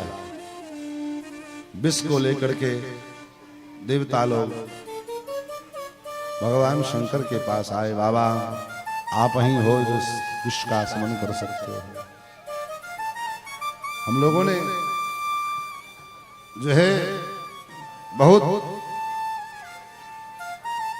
मेहनत करके समुद्र का मंथन किया, हम लोगों की पहली कमाई निकली जो ये विष निकला, आप इस विष को स्वीकार करो। पार्वती जी ने कहा बाबा मत पीना, ये देवता लोग बड़े चतुर हैं। अभी अमृत निकला होता तो एक बार भी पूछने के लिए नहीं आते कि बाबा अमृत निकला है, और विष निकला है तो आपके चढ़ाने चढ़ावा देने के लिए आया। भगवान ने कहा देवी कोई बात नहीं है, आप चिंता मत करो, जग कल्याण के कारण विष क्या कोई कुछ भी पीना पड़े तो मुझे कोई आपत्ति नहीं है।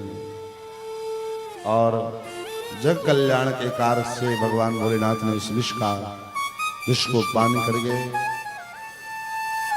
आगे और 14 प्रकार के रत्न निकले हैं, अंत में भगवान धन्वंतरी, उसी क्रम में भगवान का कच्छपा अवतार हुआ, कछुआ बन करके भगवान प्रकट हुए मंदराचल पर्वत को धारण करने के लिए।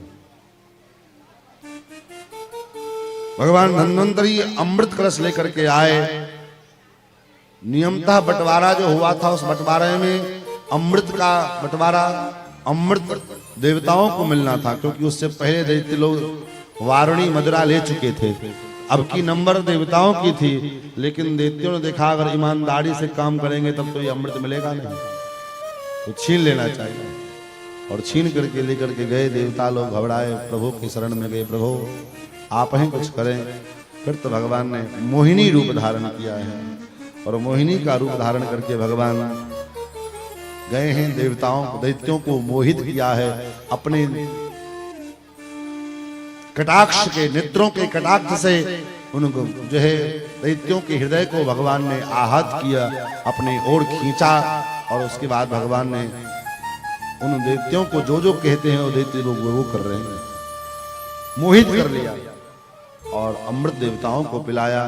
फिर तो देवासुर संग्राम हुए। उस संग्राम में बहुत सारे दैत्य मारे गए, राजा बलि भी मारे गए, लेकिन शुक्राचार्य जी ने उनको मृत संजीवनी विद्या के बल पर में उनको स्वस्थ किया।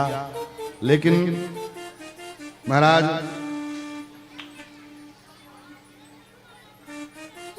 कहा ऐसे आप स्वर्ग की सत्ता नहीं प्राप्त कर सकते हो। तब बोले स्वर्ग की सत्ता प्राप्त करने के लिए जो 100 अश्वमेध यज्ञ करता है वही स्वर्ग का राजा बनता है, तो तुम भी करो। फिर तो गुरु शुक्राचार्य जी के कहने पर 100 अश्वमेध यज्ञ करना आरंभ हुआ, जिसमें 99 अश्वमेध यज्ञ पूरे हुए, 100वें अश्वमेध यज्ञ करने चले। उसी समय भगवान माता अदिति के प्रार्थना पर में भगवान वामन का प्रादुर्भाव हुआ।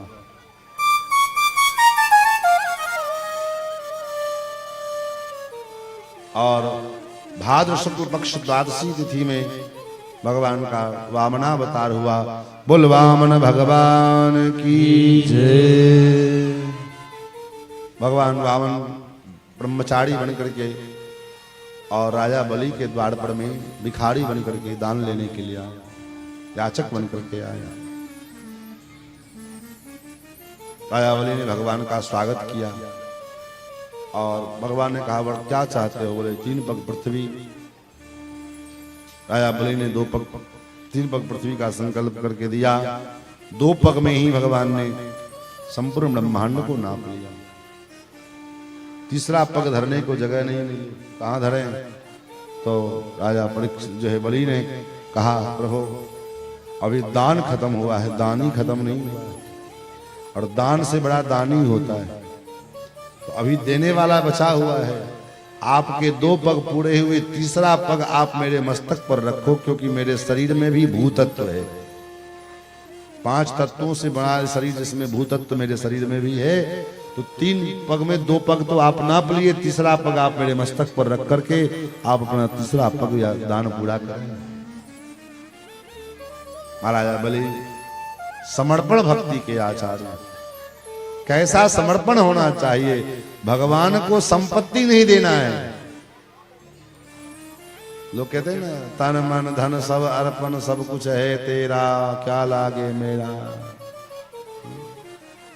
आपका तन मन धन नहीं चाहिए। हम अपने आप को केवल भगवान को समर्पित कर दें, भगवान उतना ही से प्रसन्न है। तुम्हारा कोठी, तुम्हारा बंगला, तुम्हारा लेकिन क्या करेंगे भगवान? उनको भगवान की जरूरत नहीं है। और बलि ने अपने आप को संपूर्ण समर्पण कर दिया भगवान के चरणों में।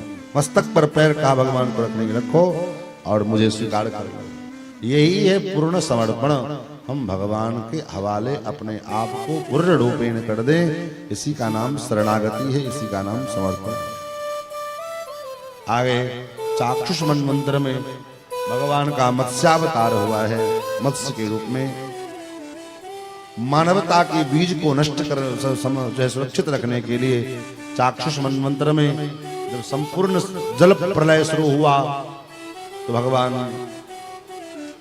उस मनु के पास श्राद्धदेव मनु के पास आए और कहा आज के ठीक 7वें दिन जल प्रलय होगा, जिसमें संपूर्ण पृथ्वी जल में डूब जाएगी। आप एक नाव की व्यवस्था करके अपने महल पर रखना और उसमें सभी जीवों के, सभी योनियों के बीज को रखा, सप्तर्षियों को रखा और मनु जी सपत्नीक स्वयं उसमें विराजमान हुए। और जब प्रलय आरंभ हुआ, प्रलय के बादल बरसने लगे तो महाराज भयंकर काले काले मेघ छा गए। देखते देखते संपूर्ण सृष्टि जलमय हो गई और उसी समय भगवान मत्स्य के रूप में पधारे। भगवान मत्स्य के सींग में नाव की रस्सी को बांधा और भगवान मत्स्य अनंत काल तक उस नाव को लेकर के घूमते रहे। और जब पुनः सृष्टि का प्रलय शांत हुआ तो नवीन सृष्टि की संरचना के लिए भगवान ने श्राद्धदेव मनु को चयन किया, सप्तर्षियों को कहा और जितनी योनियां हैं सभी योनियों के बीज तो पहले से सुरक्षित उस नाव में बंद करके रखे। पशु पक्षी कीट पतंग सब। ऐसे भगवान का मत्स्यावतार हुआ है। फिर 9वें स्कंद में भगवान सुखदेव जी कहते हैं सूर्य वंश का वर्णन करके सुनाया। भगवान नारायण के नाभि कमल से ब्रह्मा के द्वारा मरीचि से महाराज जो है विवस्वान के पुत्र महाराज श्राद्धदेव और श्राद्धदेव के द्वारा मनु को जो है 10 प्रकार के पुत्र हुए। इक्ष्वाकु मृग सरयाति, इन 10 में इक्ष्वाकु के वंश का वर्णन करके पहले सुनाया, फिर नृग के वंश का, फिर सरयाति के वंश का। उसी इक्ष्वाकु वंश में भगवान रघुकुल नंदन श्री राम जी का प्राकट्य हुआ है, जिसमें 4 रूपों में भगवान कृत्वात्मानं चतुर्भुजं, अपने को 4 रूपों में विभक्त करके भगवान का प्रादुर्भाव 4 स्वरूप में हुआ। राम लक्ष्मण भरत शत्रुघ्न। और एक अध्याय में संपूर्ण राम कथा, रामचरित्र सुना दिया। विश्वामित्राध्वरेण मारीचाद्यानुसाजरा पश्यतो लक्ष्मणस्यैव हता नैरितपुंगवा। भगवान प्रकट हुए, भगवान का यज्ञ पवित्र हुआ। फिर विश्वामित्र जी आए, विश्वामित्र जी ने दोनों भैया राम लक्ष्मण को लेकर के गए और वहां पर उन्होंने राक्षसी पूतना ताड़का को मारा, मारीच सुबाहु को गिराया और सीता स्वयंवर गृहे तृष्टोपनीतम, सीता स्वयंवर में गए और धनुष को तोड़ा, सीता जी के साथ संबंध जोड़े। ये सब एक अध्याय में संपूर्ण राम कथा सुखदेव जी ने राजा परीक्षित को सुना दी। चूंकि राम कथा तो एक अध्याय की चीज है नहीं, रामायण शतकोटि अपारा। केवल अकेले मानस में राम जी का चरित्र है तो 9 दिन नवाह में लगता है। अकेले श्रीमद् वाल्मीकि रामायण में राम जी का चरित्र है तो 9 दिन बीतता है और 9 दिन में पूरा नहीं हो पाता। इसलिए राम कथा को यहीं पर में प्रणाम करेंगे। भगवान ने चाहा तो फिर कभी दोबारा राम कथा गाने का अवसर मिला प्रणाम बाजरंबा की सन्निधि में, तो उसमें विस्तृत रूप से राम कथा गाई जाएगी। आगे चंद्रवंश का वर्णन करके सुनाया और उसी चंद्रवंश में भगवान नंदनंदन श्याम सुंदर श्री कृष्ण के संपूर्ण चरित्र को शुरू से लेकर अंत तक एक अध्याय में सुखदेव जी ने राजा परीक्षित को सुना दिया। एक अध्याय परीक्षित जी कहते गुरुदेव बड़ा सुंदर आपने कथा सुनाई। सूर्यवंश और चंद्रवंश का बड़ा सुंदर विस्तार करके सुनाया। कथितो वंश विस्तारो भवता सोम सूर्ययो राज्ञाम चोभय वंश्यानाम चरितम परमाद्भुतम। लेकिन यदोश्च धर्मशीलश्च नितराम सत्तमा तत्रासेनावतीर्णस्य विष्णुर्वीर्यानि संसनः। जिस भगवान के अवतार स्वरूप भगवान नंदनंदन श्याम सुंदर श्री कृष्ण का अद्भुत चरित्र सुनने के लिए मैं प्रतीक्षारत था, आपने उसे भी संक्षेप कर दिया। महाराज, भगवान ने कैसे अवतार लिया, कैसे मथुरा से गोकुल गए, फिर गोकुल में कौन कौन सी लीला उन्होंने की, और वहां से फिर वृंदावन कैसे आए, वृंदावन में कौन कौन सी लीला की, वृंदावन से फिर मथुरा कैसे आए, मथुरा में भगवान ने कौन कौन सी लीलाएं की, मथुरा से फिर द्वारकापुरी पधारे, उसमें कौन कौन सी लीलाएं हुई, कैसे हुई, ये सब मुझे विस्तार पूर्वक मुझे सुनाओ। कस्मान मुकुंदो भगवान पितुर्देहात् व्रतम ब्रजम गतः क्व वा संज्ञातभिः सार्धं कृतवान् सात्वतां पतिः ब्रजे वसन् किं करोन् मधुपुर्यां च केशव भ्रातरं चावधीत् कंसं मातुरद्धादर्हणम्। ये सारा चरित्र मुझे सुनाओ। सुखदेव जी कहते हैं, राजन तुम्हारी मति बड़ी सुंदर है, भगवान की कथा में तुम्हारा ऐसा दिव्य दृढ़ मति है, ये बड़ा सुंदर है। हे सुखदेव, हे परीक्षित, हे राजा, भगवान की जो कथा है ना, वो 3 प्रकार के लोगों को पवित्र करती है। किसको किसको? बोले वक्तारम, बोलने वाले को, पृच्छकम, पूछने वाले को, और सुनने वाले। तो 3 लोगों को भगवान की कथा पवित्र करती है। कैसे? जैसे उनके चरणों से निकलने वाली पावनी गंगा। फिर तो कहा तो कंस का, और जब सारे क्षत्रिय असुर लोग क्षत्रिय राजा के रूप में प्रकट हो गए, कंस के रूप में, जरासंध के रूप में, शिशुपाल के रूप में, तब महाराज भगवान को प्रकट करने के लिए देवताओं ने स्तुति की है। पुरुषम पुरुष सुक्तेन, पुरुष सुक्त के द्वारा उस परम पुरुष परमात्मा की उपासना की है। सहस्र शीर्षा पुरुष सहस्राक्ष सहस्रपाद भूमिं सर्वतः स्मृत्वा अततिष्ठद्दशांगुलम् पुरुषे वेदं सर्वं यद्भूतं यच्च भव्यम् उतामृतस्पृश्याणो यदन्नेनातिरोहति एतावानस्य महिमा। तो आदि मंत्रों के द्वारा भगवान का स्तवन किया। भगवान पधारे और भगवान ने कहा कि मैं अवतार लेकर के आऊँगा, और भगवान देवकी के गर्भ से अवतार लेने का वचन दिए। इधर देवकी का विवाह हुआ, देवकी को लेकर के जो है कंस चला। आकाशवाणी हुई, अरे मूर्ख, जिसको तुम लेकर के जा रहे हो इसका 8वां लाल तुम्हारा काल होगा। अस्यास्त्वामष्टमो मर्भो हंतायाम बहसे बुध। और कंस ने देवकी को मारने का उपक्रम किया। फिर तो महाराज जब मारने का उपक्रम किया तो वसुदेव जी ने कहा, चिंता मत करो, इसके द्वारा जो भी संतानें होंगी सब मैं ला करके तुमको दूंगा। लेकिन फिर भी नारद जी के बहकाने में आकर के कंस ने कारागार में डाल दिया, और क्रमशः 6 पुत्रों की हत्या कंस ने की। 7वें पुत्र के रूप में साक्षात शेष जी पधारे। शेष जी ने शेष जी को रोहिणी योग माया के द्वारा रोहिणी के गर्भ में स्थापित किया, जो रोहिणी के गर्भ से प्रकट हुए। और अष्टम गर्भ के रूप में भगवान स्वयं पधारे। कंस ने कारागार के सिपाही सैनिकों की पहरेदारी बढ़ा दी, और धीरे धीरे समय व्यतीत होने लगा। भादव का महीना आया, शुक्ल कृष्ण पक्ष की रात्रि आई, और रोहिणी नक्षत्र का मुहूर्त आया। उस परिस्थिति में श्री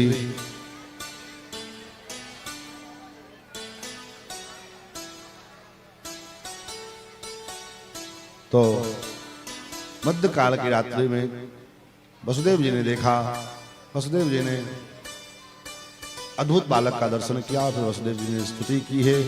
तो स्तुति करने के बाद मैया देवकी ने भी भगवान का स्तवन किया। मैया देवकी ने भी जब भगवान का स्तवन किया तो फिर भगवान ने कहा कि आप पूर्व जन्म में प्रश्नी और सुतपा थे, मुझे पुत्र के रूप में प्राप्त करने के लिए आप लोगों ने तपस्या की थी। मैं एक बार आप कश्यप अदिति बने तो मैं आपका बेटा बन करके आया, इस बार मैं आपका पुत्र बन करके आया हूँ, लेकिन मुझे गोकुल पहुंचा जाओ।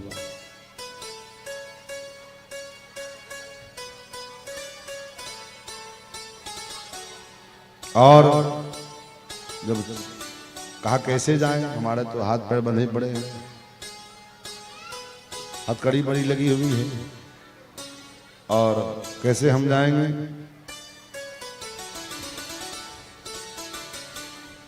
भगवान ने कहा इसकी चिंता आप छोड़ दो,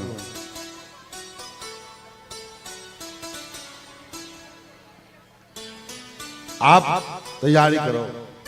फिर तो एक सूप में भगवान को भी रखा और जैसे मस्तक पर रख बिठाया तो हाथ की हथकड़ी बेड़ी छूट गई, हाथ का हथकड़ी बेड़ी यहाँ खुल गए और श्री वसुदेव जी महाराज मस्तक पर लेकर के भगवान को लेकर चलने लगे। जब चलने लगे तो अपने आप कारागार के जो दरवाजे थे वो खुल गए। जितने सिपाही सैनिक थे वो महाराज सब सो गए और ऐसी गहरी नींद में सोए हैं कि महाराज किसी को कुछ नहीं पता चल रहा, किसी को कोई खबर नहीं है। और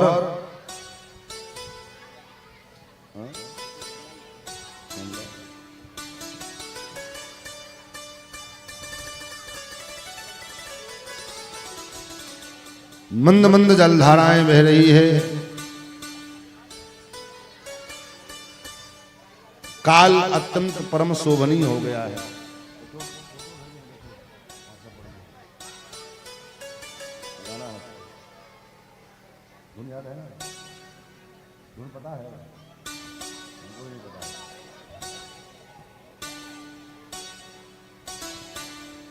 महाराज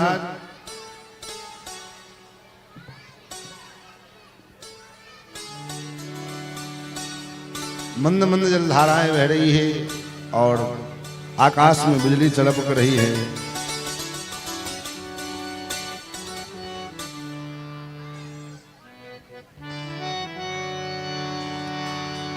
वसुदेव जी इस बालक को लेकर के जा रहे हैं। हालांकि हमको तो ये पद याद नहीं था और न इसका धुन हमको मालूम था, न मालूम है, लेकिन हमारे सवेरे सवेरे हमारे अरुण बाबू ने कहा ये पद इस प्रसंग में जरूर गाना।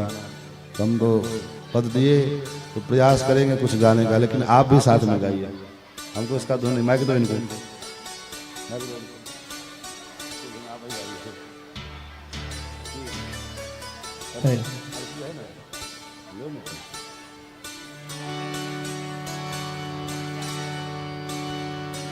लेके सुत वसुदेव जी नंद घर जाने लगे। रैणती काली बदरिया मेघ बरसने लगे। रैण काली बदरिया मेघ बरसने लगे।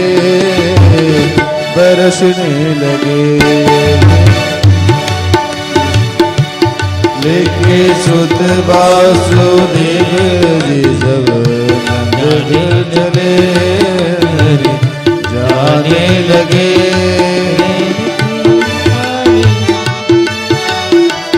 बरसने लगे।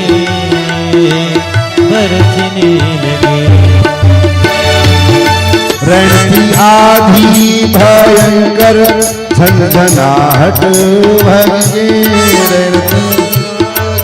भयंकर झंझनाहट घोर बिजली शब्द करी उठे बताने लगे। घोर बिजली शब्द करी बताने लगे। बंद करो, आरती करिए। ये कौन कावड़ के आने के लिए क्यों आए हो? सभी आदमी मंच से नीचे हो जाइए, मंच से नीचे हो जाइए, मंच से नीचे हो जाइए सभी आदमी। बंद करो, कोई नहीं रहेगा। कृपया आप लोग जहां कहीं भी हो वहीं बैठ जाइए, तब आनंद होगा। सभी लोगों महानुभाव से हमारा आग्रह है कि आप लोग जहां रहिएगा तब आनंद होगा, दूसरा कोई उपाय नहीं है। यथा स्थान आप लोग बैठ जाएं। अभी अभी हमारे ठाकुर जी का जन्म हो रहा है, इसके बाद बधाइया होगा, आप लोग सुनिएगा ना।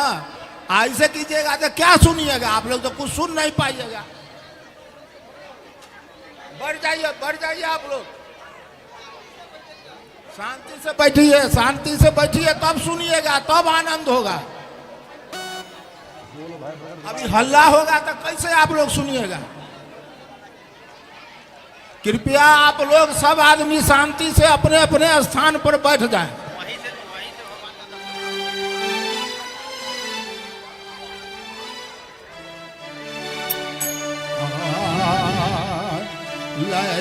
सुत वासुदेव जी जब नंद घर जाने लगे, सुत वासुदेव जी जब नंद घर जाने लगे, सुत वासुदेव जी जब नंद घर जाने लगे, सुत वसुदेव जी जब नंद घर जाने लगे, काली बदरिया मेघ बरसाने लगे, काली बदरिया मेघ बरसाने लगे,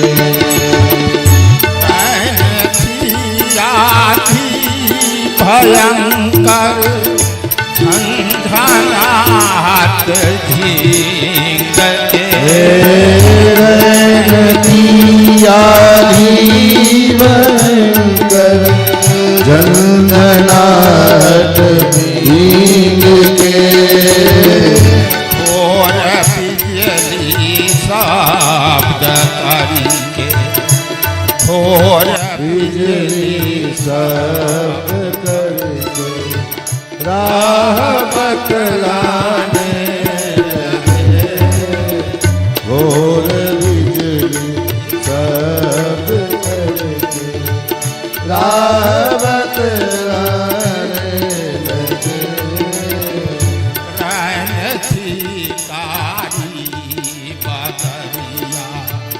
मेघ बरसाने लगे, रहती गाली बदरिया मेघ बरसाने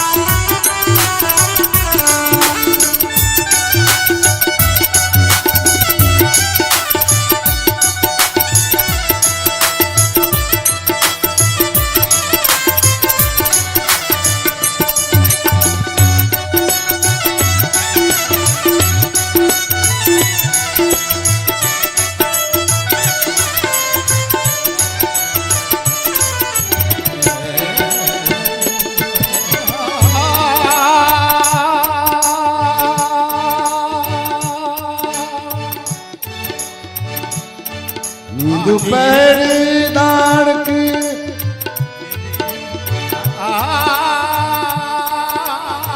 नींद पहरेदार को आई फाटक खुली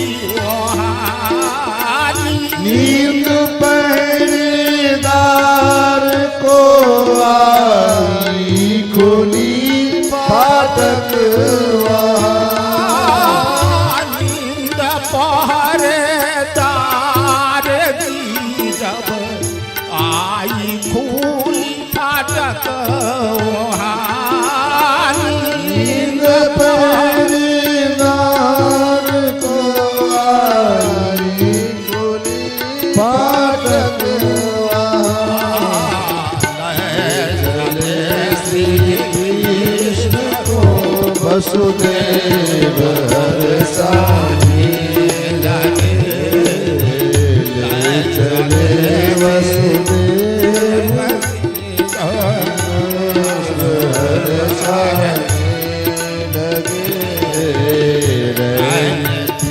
गाली बादरिया मेघ बरसाने लगे, रहती काली बदलिया मेघ बरसाने लगे,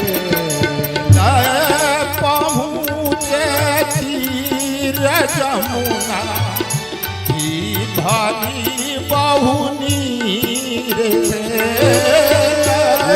पहुँचे तीर यमुना की भरी बहुनीर में, पहुँचे तीर जमुना की भरी बहुनीर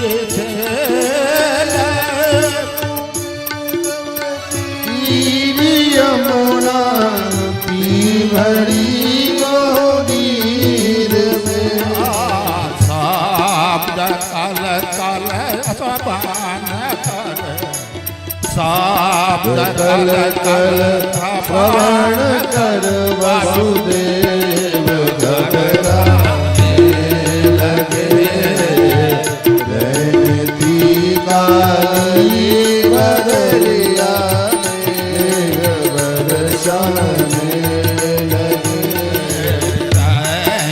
थी काली बदरिया मेघ बरसाने लगे, रहती काली बदलिया मेघ बरसाने लगे।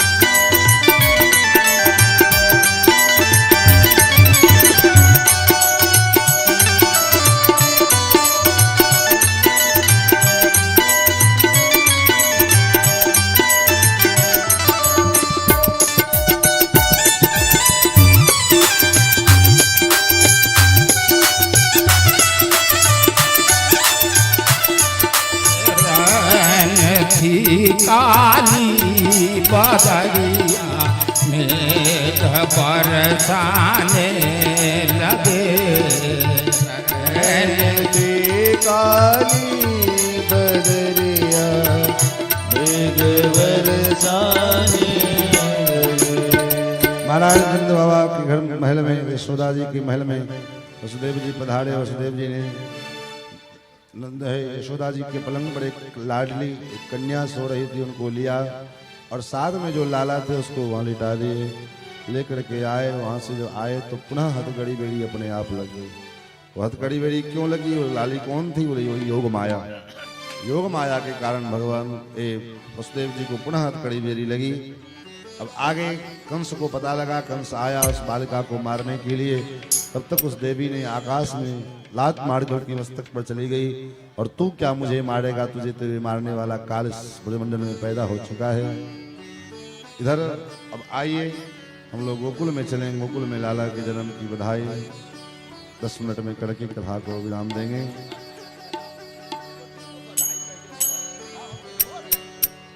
ठीक है, जो आ गया। आइए, नंद बाबा के महल में कोई साधारण बालक का जन्म नहीं हुआ है। तब प्रातः काल नौमी के दिन सवेरे ब्रह्म मुहूर्त में सुनंदा बुआ जगी और जाते ही देखा यशोदा रानी के पलंग पर तो एक चंद्रमणि को समान लाला बालक खेल रहे हुए।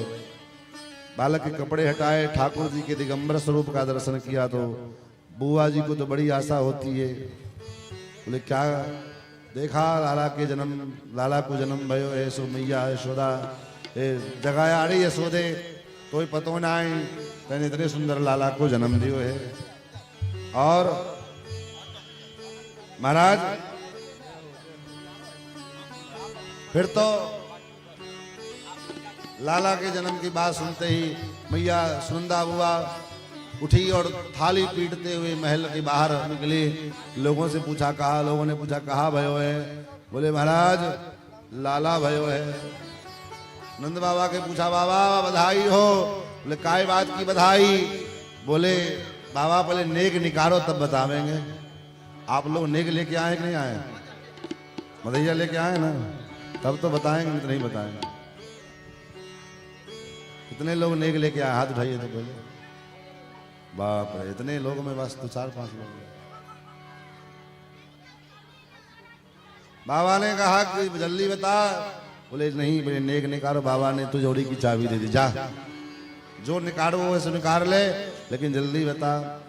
तो मैया यशोदा के सुनंदा बुआ कहती बाबा क्या बतावे? अरे आज बर्फी सी ब्रजनारी भई, गुझिया सुगीत और पुआ सुग्वाला, पेड़ा सुप्याड़े बने बलदेव जी, रस खीर सी मोहिनी रूप रसाला, नंद महीप बने नमकीन, गोकुल गोप सब गरम मसाला, जायो यशोदा जलेबी सी रानी ने, लड़वा सुड़ा तुम्हें पुआ सुलाला। जायो यशोदा जलेबी सी रानी ने, लड़वा सुड़ा तुम्हें पुआ सुलाला। बाबा ने जो सुनी उधर तुम्हारा कृष्णता के हमारे खिल उठे।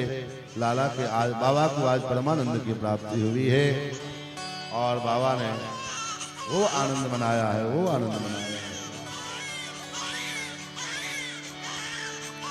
ओ नंद के आनंद भयो जय कन्हैया लाल के आनंद भयो जय कन्हैया। उधर नहीं फूल फेंकना है, ऑर्गन तरफ नहीं फेंकना है, ऑर्गन की तरफ फूल मत दीजिएगा।